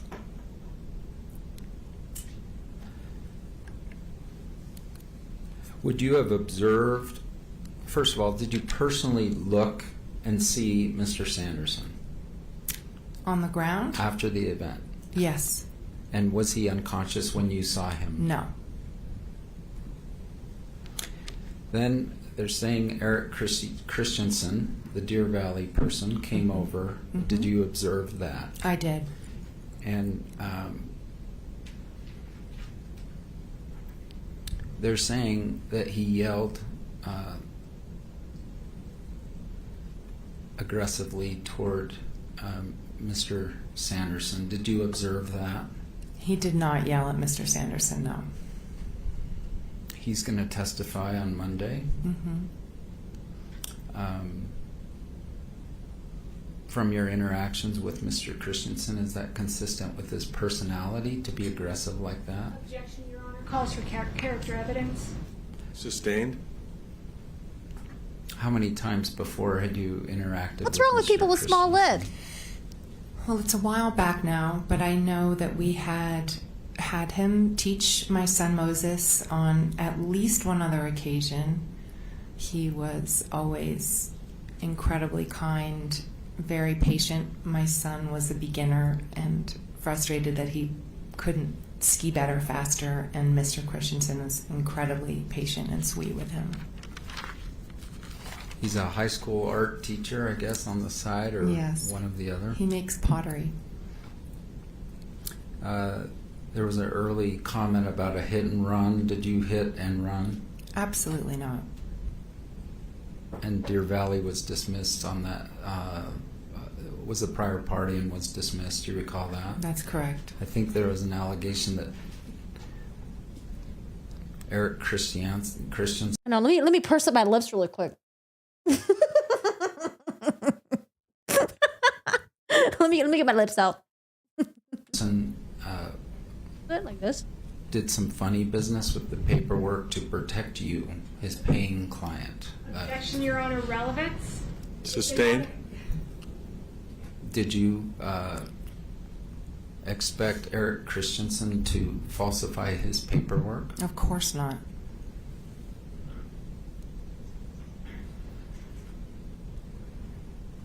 Agent and representative in the legal world, I can tell you, is a little different maybe than in the acting world. Right. This idea that when Eric told me to leave, I felt okay to leave. Yes. Just comment on that. Was that a cover-up? No, certainly. Your Honor. Relevance. Sustained. I mean, I think that's just what happens when you get old. You know, you lose the fat in your Was face. Eric Christensen your legal Your lips get thinner. representative on the Just mountain? part of old aging. Ain't nothing wrong with that. Overruled on that. Go ahead. No, he was not. I think she looks better than half of the other, Real Housewives who get like the super mega big like lip injection and stuff. I think she looks fine. Those like Angelina Jolie wannabes and stuff. Kylie Jenner wannabe. Did you stick around for a while after the collision? I did indeed.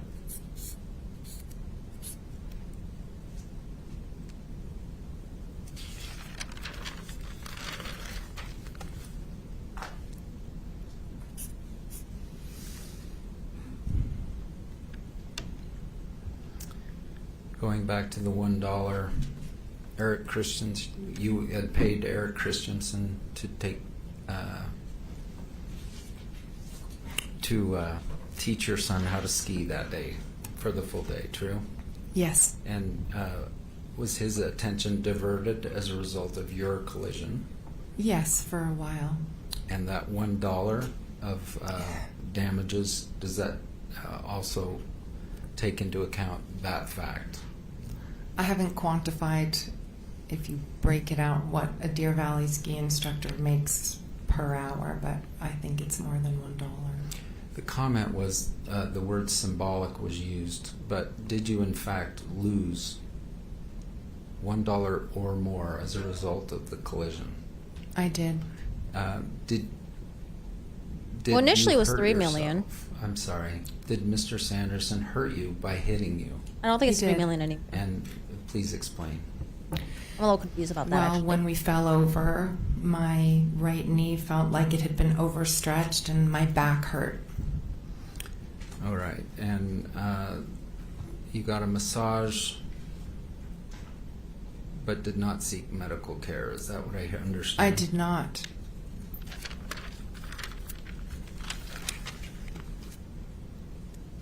My understanding is that he asked for $3 million because I don't know. I'm a little bit confused. This is my understanding. Said it was a hit and run, asked for $3 million, and then the judge said it's not a hit and run, and it went from $3 million to like $300K. I don't know if it's just capped at $300K in Idaho or Utah. I don't know, but I think right now it's only at $300K. I don't think he's going to be able to get the $3 million if he went. You guys watch any like lawyers on YouTube? What have they said? Going to testify on Monday. He's gonna Can y'all go see what they said? He heard and turned. My lawyers are Vinnie Ramon Politan and similarly Law and said Crime. that, didn't he? I believe he did. He wasn't focused just on Terry right before the incident. He heard and turned and saw them a group go down, correct? That's what he said. Sustained. We'll let the jury remember then.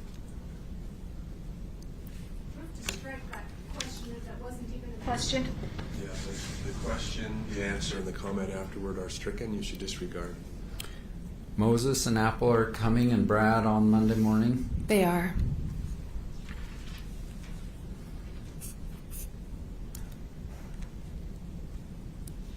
I typically don't watch other people on YouTube that stream. I might pop in here and there. Like yesterday, I think I watched a little bit of the Lawyer You Know stream. I came in on that to see what he had to say. Emily Baker, I've seen her. She covered the Tom and Erica Girardi story. I've seen that video before, but yeah, I generally don't watch other people on YouTube, like other streamers who cover like trial stuff. I usually just watch Law and Crime and then Court TV, and then sometimes like if I see like an interesting thumbnail, I might pop in and just watch a little bit of their video. Missing school to do it. Apple will be missing school, unfortunately, and Moses will be on spring break, so he will not be. Yeah, I'll hop in We've around heard, and see. Next week we will hear from our experts, but do they 100% support your version of what occurred? Yes. And I said your version of what occurred, but I do mean to say what occurred. You know what occurred, right? I absolutely do. I was there. When they say, did anyone witness this? And Mr. Sanderson doesn't really remember things. You remember things, don't you? Oh, yeah. No, actually, I do watch Bruce Rivers. Yes, I watch Bruce Rivers. Cool dude. I do. Sustained. Were you knocked out? I was not knocked out, no. Do you have memory loss of the event? I do not. I mean, it was a long time ago, but... That's fair. One moment, please. Let me see. Let me go on Law and Crime really quick to see what they say. There should be an article around here somewhere. But I feel like I remember hearing that too, that initially it was at $3 million, and because it wasn't ruled as a hit and run, it was reduced to... Oh, yeah.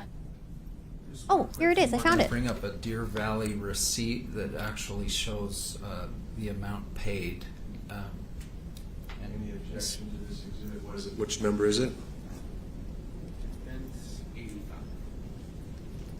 Any objection? No objection. Defendant's Exhibit 85 is received.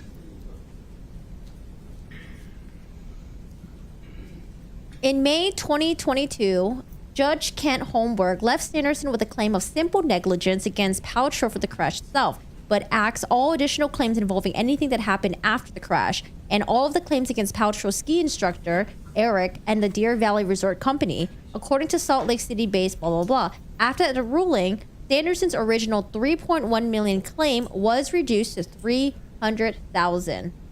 So yeah, $300,000. We want to protect an address if we needed to, but it turns out we don't need to. So there's been no objection, and James, would you bring that up? There's an address there, maybe enlarge so D85, move for admission if we haven't, and then... I'm always cringe. Is this your actual receipt What's kid from slang? Deer Valley? Yes. And it's in that binder in front of you if you need to Okay. look at it. What number is the Yes, exhibit? let me come get that. He was suing the resort, but they dropped that. 85. The judge did. Here, actually, here's the law and crime. I see. Thank you. Well, this is the article if you want to read. If you guys want to read later, All or I'll put it in my right, Discord too. It's kind of hard to see. I can see it. The tab between the four of you for four kids, couple days, nearly $9,000, eh? That's what they charge. I think again there's this assertion that because you were paying Eric Christensen, you expected him to lie for you. Do Mischaracterizes questioning, insinuations, or evidence. Overruled, the jury will recall the evidence or the questioning and the answers before. All right. Does that mean? What? I'm so confused. So. Did you expect Eric Christensen to lie for you? Absolutely not. But he was on your payroll, wasn't he? But this is what Deer Valley charges. So anytime you go and you ask for a private instructor, that's the fee, unfortunately. Okay, and we'll let Eric talk about this on Monday. Okay. Those are all of my questions. Thank you. Sometimes when Owens is asking the question, I'm like, Owens, is this your client or are you? I don't know. It sounds like he's doing I promise that actually will stay the case. If I can find my glasses. Sometimes Owens doesn't treat her like she's his client. Doesn't Owens sound a little Just to combative follow up on sometimes? a couple things you were just asked about. You were shown the text message, I think that's on that board there. Yes. And counsel had asked you, that text message was made before there were any lawsuits going on, right? It was. Okay. So are you aware that Mr. Ramon reported to the ski patrol that you hit Terry in the back about 10 minutes after the crash? I don't understand the question. That's not in evidence. Are you aware that Mr. Ramon, about 10 minutes after the accident, reported to ski patrol that you struck Mr. Sanderson in the back? I don't think so. Okay. If that report was made 10 minutes after the crash, that was long before a lawsuit was even contemplated as well, isn't it? Yes. Okay. You mentioned about keeping a low profile. You like to keep a low profile When skiing. When you're skiing, correct. Does screaming at the top of your lungs profanities at Mr. Sanderson when he's on the ground keeping a low profile? After an incident like that where you feel hurt and violated, unfortunately, adrenaline can take over and emotion as well. Okay. And counsel had asked you about touching you without your permission. I just want to make clear, we didn't do the little dance. Thank you. Yeah, the little dance. But when I tried to reenact it with myself, which is, I'm sure I'll get crap for that later from my children, it was the front of his body that you believe touched you, right? Yes. Not his arms, not his hands. Correct. Okay.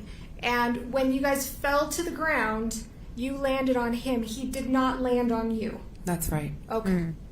All right. You screamed when you fell?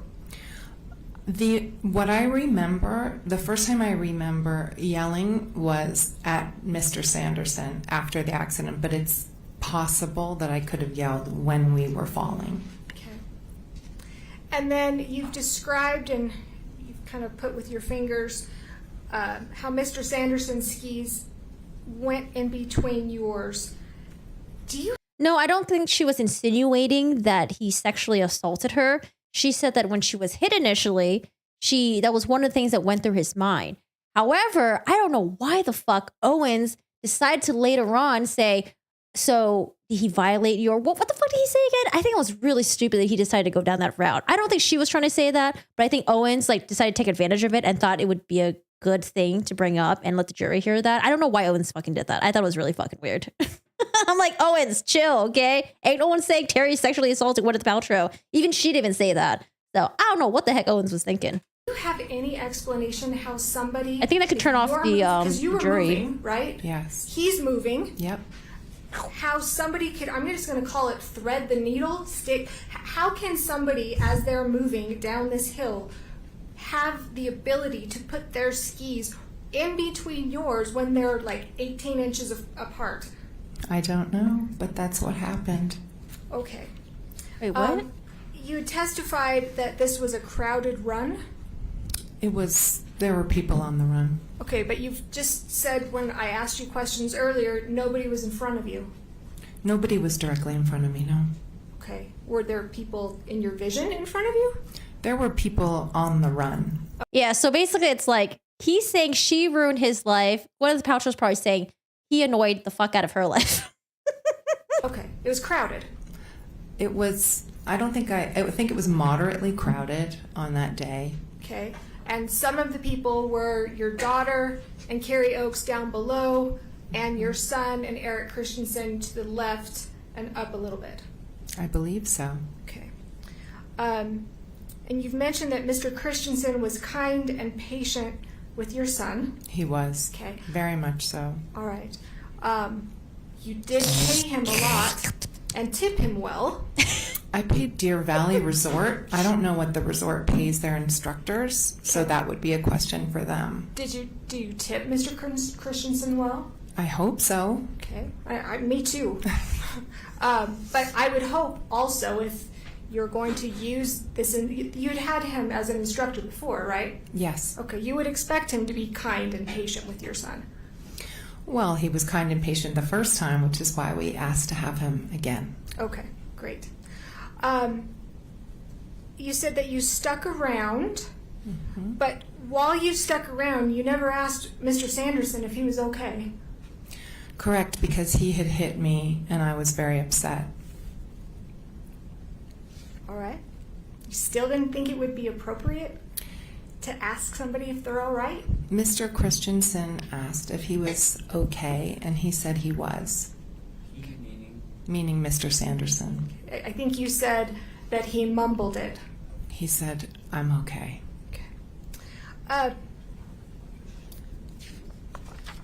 You've been asked a number of questions about the dollar. Mm-hmm. You were asked in your deposition, were you not, to your understanding, you're making a claim for the sum of $1 as a symbolic loss, right? Yes. And you said correct. Yes? That's right. Okay. And then I also asked you in your deposition, are you telling me now you're making more than the sum of $1? Do you remember what your response was? I don't remember. You said no. That's not the case, though, is it? Your Honor, it's a yes or no. That's an improper question. She gave the answer. Overruled. It's a yes or no. Are you making a claim more than $1 in this case? Now I am, yes. Thank you. No other questions. Mr. Owens? Have you guys ever gotten in like a car accident or something with someone? Where it wasn't your fault and someone hit you? One more. What's changed between Or any type of now and when I accident? took your deposition in 2020? What do you mean? Well, in 2020 you said, no, I'm not. Now you said, now you are. What's changed? Well, you're making so for me, as I said, there's a delineation between the $1 that I would receive and the lawyer's fees being reimbursed, which is not. Okay, so then you're not changing your position. No. Okay, so you've always been seeking more than $1. At the time of the deposition, I was seeking $1 for myself. And I don't recall at the time of the deposition if we were also asking fees reimbursement. I'll represent to you that that was pled in the counterclaim. I could show you a copy if you'd like. I'm sure. I don't think the jury's going to care about this. I disagree with that in the counterclaim where you have sued how I got involved on this case, that you had asked for $1 plus attorney's fees. I am asking for $1 plus of attorney's fees, or that they're being paid. And from day one since you filed the counterclaim against Mr. Sanderson. Yes. Thank you. I'm sorry. I don't. Something with law and crime. Key 3, which I think has been. Okay, I'll stop. It's the Deer last one. Valley, report by Eric Christensen, and for Gwyneth, do you know what the number is? Yeah, because when I was listening to this, I was like, oh, I would have asked the person if they're okay. But I'm thinking, wait a second. I have been in car accidents before where it wasn't my fault. I didn't ask if they were okay. I was too busy thinking about if I was okay. And I remember I was in a 3 or 4 car pileup where the last car hit another car, and then finally hit me. I'm pretty sure none of the people that got hit asked if the first car was okay. We were all concerned about how we were doing because we were the one that got struck. So I could believe why at the time she didn't ask if the guy was okay because she was too pissed about her own situation and irritated. So yeah.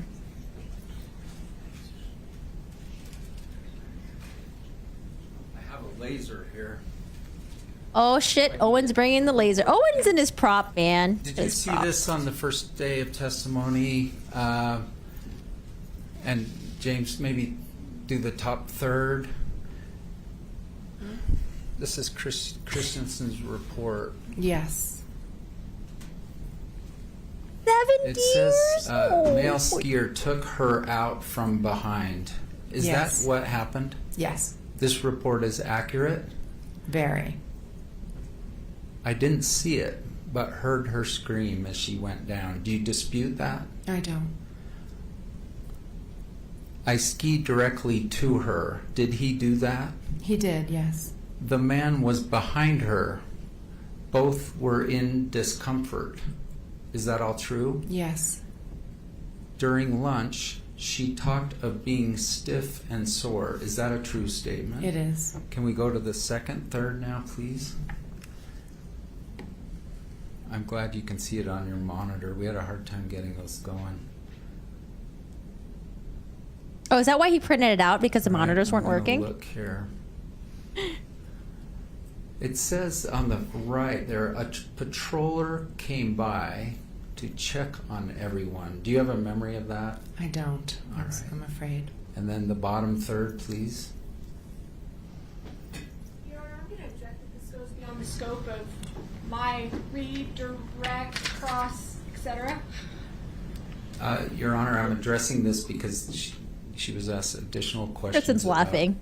Sort of who hit to. First thing male skier stated was that she, meaning you, appeared right in front of him. All right. Did you hear that? No. Do you dispute it occurred? No.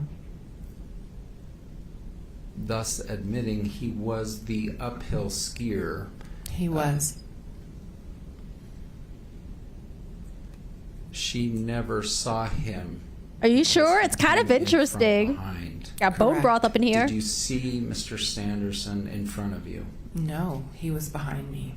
Did you have a lash in your eye or otherwise have some eyesight problem? Nope, I still have 20/20. I need reading glasses, though. Were you blind in one eye and limited in the other? No. All right.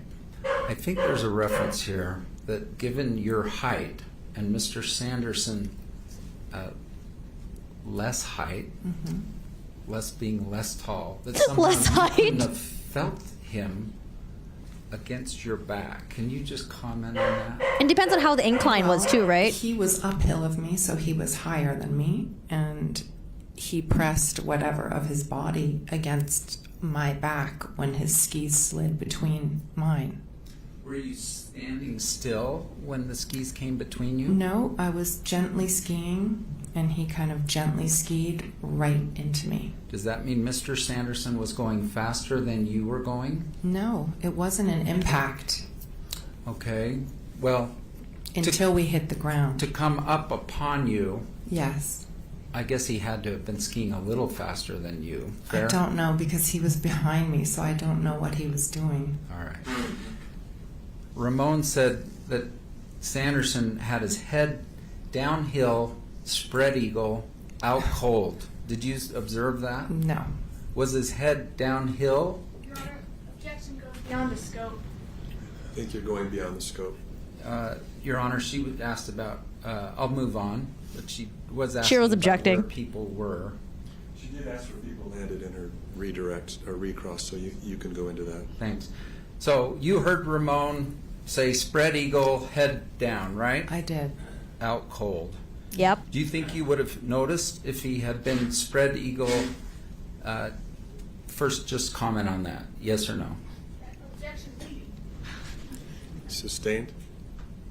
Just comment. Like, I did see him spread eagle, or he did not. I'm trying Owens? to be as broad as I can. Owens, Well, that's leading. get it together. Get it together, Owens. Breathe. It is. That is true. You got this, Owens. Was your head, when you came to arrest, downhill? Both of our heads were in the same direction, uphill. So Ramon said they were both downhill. That is incorrect.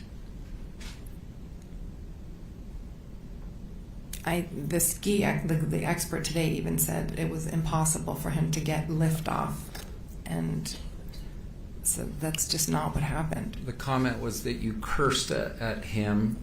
Why didn't you say, pardon me, sir, I think you inadvertently ran into me? Why didn't you do that in a nice, calm manner? Again, I felt violated. I was upset. I was worried about my knee. My back hurt. It felt violating to have somebody press their body against my back. I was full of adrenaline. I was really upset, and I'm sorry that I cursed. I think Ramon said something like someone gave him the stink eye. Your Coldplay buddy, he wasn't your Coldplay buddy, but gave him the stink eye or something to that effect. I don't remember that. A mean look. I don't know who that would have been, and I don't remember. Brad probably wasn't too happy that someone had hurt his girlfriend. Is that? Objection beyond the scope. I'll let it go. Who hit who? Objection asked and My answered. gosh. I want it. Oh, what's the time? Sustained. 3 words, Your Honor. Asked and answered. We'll let it go. Thank you. Thank you. Cross? It's 5 o'clock. What is going on? Speaking to the microphone, y'all. Jury, let me just give you the same instruction that I have given you a few times. So we're recessing now until 9 a.m. on Monday morning. Okay. And so you'll be on your own over the weekend. Before we recess, I need to remind you of the following instruction. Mm-hmm. Please do not discuss this case with anyone, including other jurors. Please do not attempt to learn anything about the two case lawyers were outside of the objecting. courtroom, including from other jurors. Please talking avoid back there. Is that you, radio, Kristen? TV, internet, and newspaper reports on this case. Please keep an open mind throughout the presentation of the evidence, and please do not form or express an opinion on this case until such time as it is finally submitted to you for deliberations. And the final instruction is have a great weekend.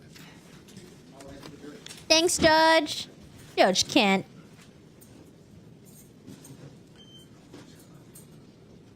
Doesn't it seem like sometimes Owens is a little bit combative with Gwyneth Paltrow?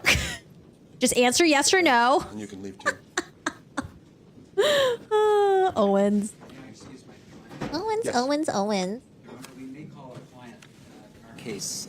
Any objection to that? No. Okay. And I mean, I don't know if they have an objection, but it would be proper because you're limited by the scope of cross before. thank you. Can we sit for a minute because I'm not quite Sure. done? Is there anything we should address before the weekend? I know there's a brief that's due Peace. by the defendants rather by noon on Sunday. That's right. There is one other thing we should probably talk about is Timing. Don't be sorry. You talk about timing on witnesses. Don't I be know sorry. that That's you what I wanna talk Yeah. Okay. Great. Let's talk. I think she came off pretty good. Anything else for the court? Yes. Yes. Yes. So how are we going to? Because we have seen it before. The moment you're up there with cross-examination, well, I guess for her it's direct examination by the other lawyer, but usually when you're questioned by the other lawyer, things get really testy, heated.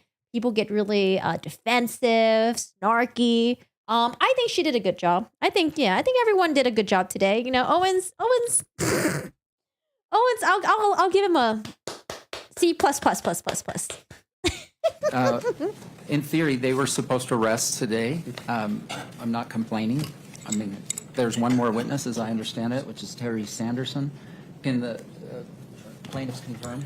Terry, where are you? Oh, Terry's back there. All right. So on Monday morning, we'll start with Mr. Sanderson. No. Okay. Stop interrupting the judge, I need to be heard Owens. on this. Okay. Sorry, I can't say no to you, Your Honor. We have 7 witnesses lined up because there was no question that plaintiffs were going to rest on Friday. So I think older daughter did fine too. 7 people are all lined up back to back. And Mr. Sanderson's here. Like for example, right? I think everyone did okay job. I don't know if the Ramon friend makes a great witness though. I don't think he makes a great witness. When I'm comparing like people that I did not like on the stand, that would be like if you guys watched like the Depp Heard trial, Don Hughes, in my opinion, did not come across very well on the stand. Spiegel did not come across very well on the stand. Arnold, remember the lady, the entertainment lady? She also to me did not come across very well on the stand. I thought everyone so far came across pretty okay. You know, I didn't think anyone went up there to like gain fame or like, you know, they're lying and stuff like that. There are some parts where things were a little bit iffy, but I think everyone came across okay. Yeah. So, maybe it's just because, you know, the only people that I have in mind are people who are just batshit, maybe crazy, or just saying things that are ridiculous. I'm trying to think if there's any other trials what do we watch recently? Murdoch. Let's see. Murdoch. Who came across horrible on the stand? Well, Alex Murdoch, obviously. I'm trying to think. Was there anyone in the Murdoch trial that came across as like, eh? Can't think of any on top of my head. Buster. I thought Buster was okay. John Marvin, I thought it was okay, but didn't find him like super trustworthy. But yeah, I don't know. I'm just trying to think like, you know, maybe I'm just being really what is going on back there? The Murdoch brother, cry boy, that was terrible. I thought he's just a very emotional dude. Okay, sorry. Let me play this. My dog's in the background squeaking. And I didn't expect them. We sort of flip-flop this in a way because they've heard from plaintiff, they've heard from the defendant before. We've never even heard from the plaintiff. But I have back-to-back witnesses Monday, Tuesday, and Wednesday, which leaves Mr. Sanderson to testify on Thursday next week. It is possible that almost all of these people have flown in from out of state to be very precise on timing. And I don't think we should be punished. I think I raised this several times, like I need to set up our witnesses. And I'm talking about 16 witnesses, very busy physicians out of state. My client's family is coming in just for this and then leaving. So it's a trial though. Things happen. Sometimes you don't always follow a timetable. I mean, sucks, Owens, but I don't know. You got to deal with it. But let's see what the judge says. I'm not critical. We are where we are, but I made it clear multiple times that, and I don't want to be limited in my time for Mr. Sanderson. And Your Honor, So what's the request? That we take witnesses out of order? work in Sanderson when we can. All right. And what's the plaintiff's position on that request? What do you propose happen? We have a case, and we'd like to have it finished so that we can rest appropriately. Terry Sanderson is an important part of that case. We have a right to put him on. Now, I don't want to throw stones here, but there's a lot of reasons why. Yeah, put him on. This took longer than it should have. Okay, and it's not our fault. We worked as hard as we could. So I think we take Terry Sanderson on Monday. we will have him for about an hour. Yeah, I've taken his direct, and I will commit to the court that we will be done with direct in an hour. Okay. And so I think we do that, and we fit him in as we can. I mean, we had problems too. You know, we cut a witness short to get out of town. That happens. And after that witness, then you'll be resting? Yes. Okay. So this puts me in a bad position, Your Honor, with my witnesses. I raised this multiple times. We're going to rest on Friday. We're going to rest on Friday. We're going to rest on Friday. Some of these are Deer Valley people. This is the best snow year in 20 years. They're losing income by coming. And some of them, for instance, can come during a 2-hour window. That's how tight it is. Is anyone in the 9 to 10 window? Yes. So it goes Moses. It's probably going to go this way. Moses, Apple, Brad, Eric Christensen,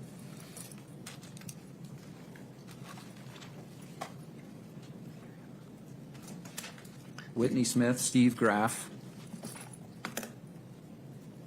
Right now we're not calling Carrie Oakes, and she's not under subpoena. And why can't the family members be called later? It's true that Carrie Oakes, actually, I don't think we've made a final decision on. Your question once more, I'm sorry. Why can't the family members be called later? They're missing school. They're taking flights in, flights out. I promised them they'd be on and off that morning. And I did that on some good faith basis here that we're going to start our case on Monday morning. Okay. Well, here's my ruling, is that I agree with Mr. Sykes. The plaintiff has their case. They're entitled to put their case on. What I'm hearing is that there's 1 more hour before they rest. You don't have to cross-examine the plaintiff at that time. If you have witnesses that you need to put on right away, you can call the plaintiff in your case. And it sounds as though, you'll have to make some adjustments for that 1 hour. Yeah, Owen. It's a reasonable way to look at it. Oh, but it's not just 1 hour because there's also going to be cross-examination. Maybe 2 hours, right? Ms. Owens just said. It was our understanding Carrie Oakes was subpoenaed by the defendant. Yeah, we were counting on that. She's a very key witness, and we understand she was subpoenaed for this trial. We are counting on her being called. Called when? Oh, okay. There's no I don't think he's outlined all the witnesses he's calling. He did represent that he's not sure if she's been subpoenaed. I know she has not been subpoenaed. Well, you've got the weekend to subpoena her. Well, we relied on them. On we who? didn't have to call her and have her here twice. We relied on their statement that they would call her, and that's the problem. Coordinated with their counsel too to that. If she's unavailable, then we'd ask to redo deposition. See if you can work it out over the weekend and get her here. If not, we can do the deposition. That really is, because we relied on that. We relied on that. So I don't represent Deer Valley, just so you know. Deer Valley has a lawyer. He's been involved through the whole thing. You've seen my correspondence with him. You can show me any emails. I'll stand by whatever I said. Yeah, I don't think... I don't control these people. It's Friday afternoon past 5 o'clock. I only want to hear what I absolutely have to hear so that I can prepare for Monday morning. George wants to get out of there.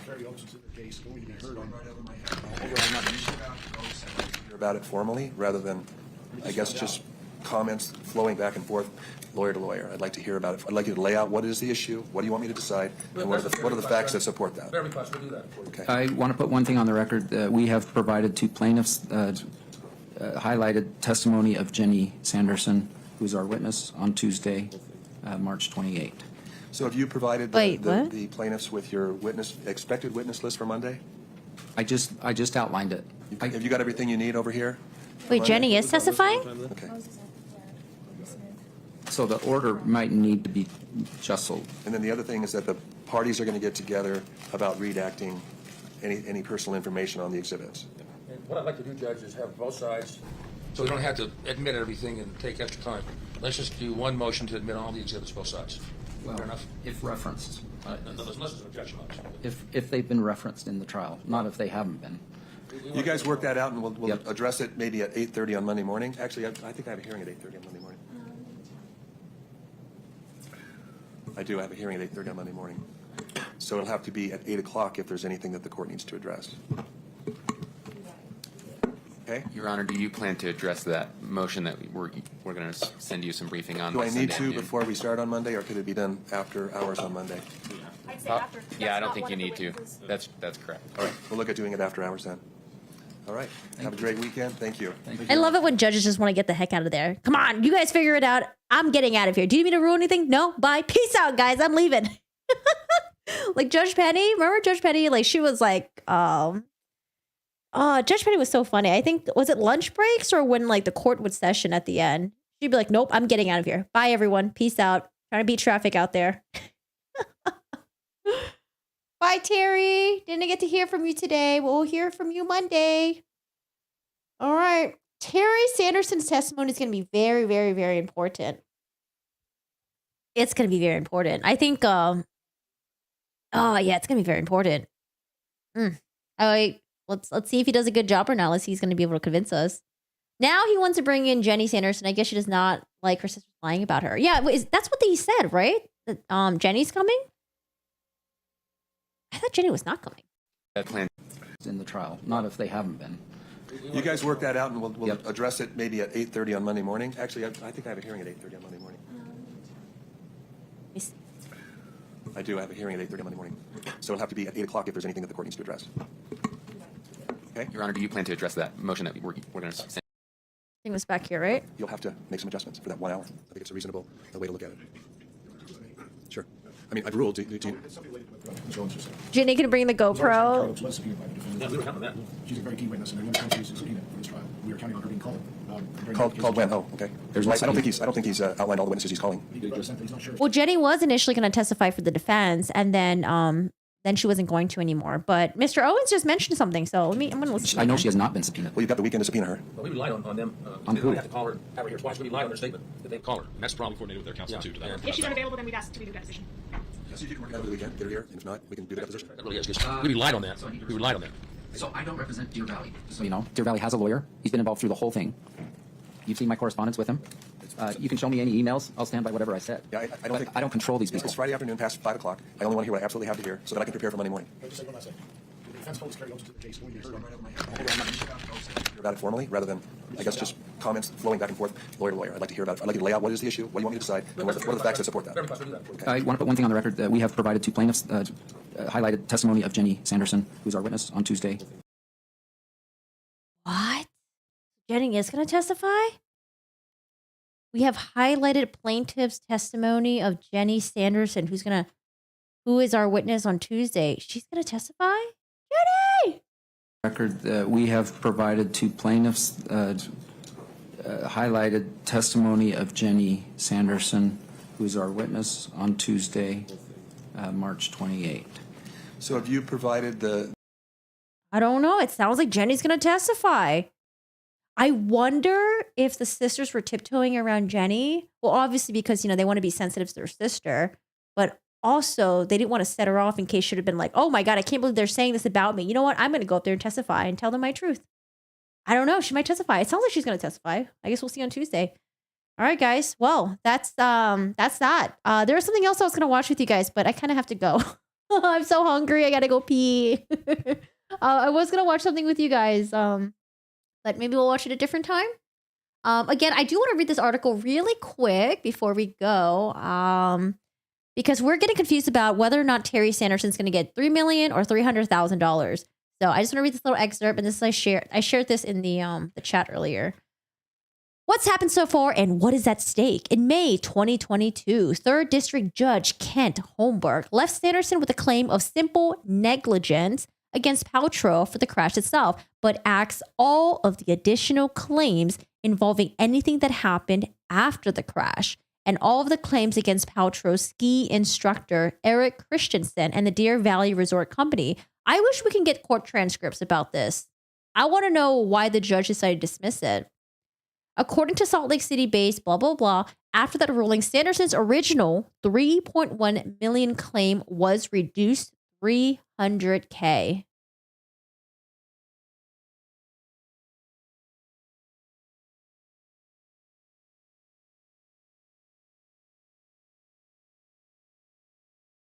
Brown stressed that a simple negligence case is pretty simple and that the basic thrust of the case can be summed up by the question, did someone do something that was careless that caused harm?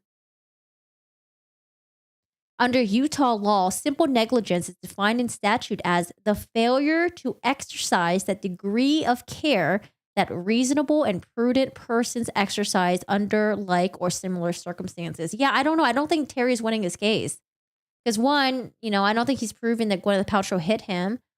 Two, we don't know if Gwyneth Paltrow was distracted or not. No one saw Gwyneth Paltrow before the accident, not even his own eyewitness. So I don't even know how is this even in trial? I'm just so confused. Why is this in trial? How did we get this far?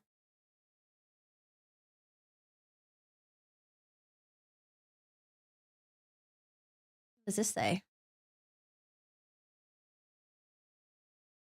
Oh, this just links back to. I don't know why this links back to here for negligence.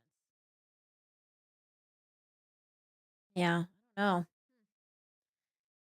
GoPro shows Paltrow racing down the hill while screaming like Godzilla, wiping out the old guy, and then the old guy sexually assaults Paltrow because he suffered brain damage.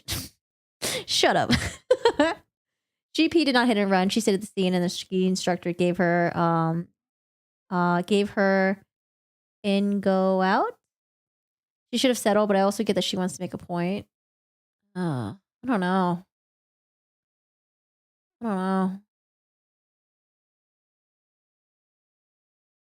All right, guys. Well, if you guys missed this case, what I'm going to work on this weekend, I'm going to try to do a summary of everything that's happened so far, similar to what I did with the Murdoch trial. It's going to be a little bit hard though because I didn't record this entire this entire trial. Usually, if I record the entire trial, I can notate time frames of when they said something. It's going to take me a little bit to scroll through like hours and hours and hours of footage. Like right now, we have like 8-hour footages times 5. But I think, hopefully the transcripts are available. It usually takes a little bit for the transcripts to be available. But I'll try to work on that. No, I don't. Okay, so I think in order for me to look up stuff about this case, I think I have to actually physically be at the location, at their library, and look it up locally. I don't know if I can get it like non-locally. So if anyone knows, if anyone out there knows how we can get access to some of this court docs or transcripts, that would be great. But yeah, I don't know. I looked it up on Pacer, I think, and I don't know if I found anything. But Jesus. All right, guys. What do you think? You upload that? I don't know. It depends on how long it takes for me to get all the information. I didn't take any notes, so everything is in my brain right now.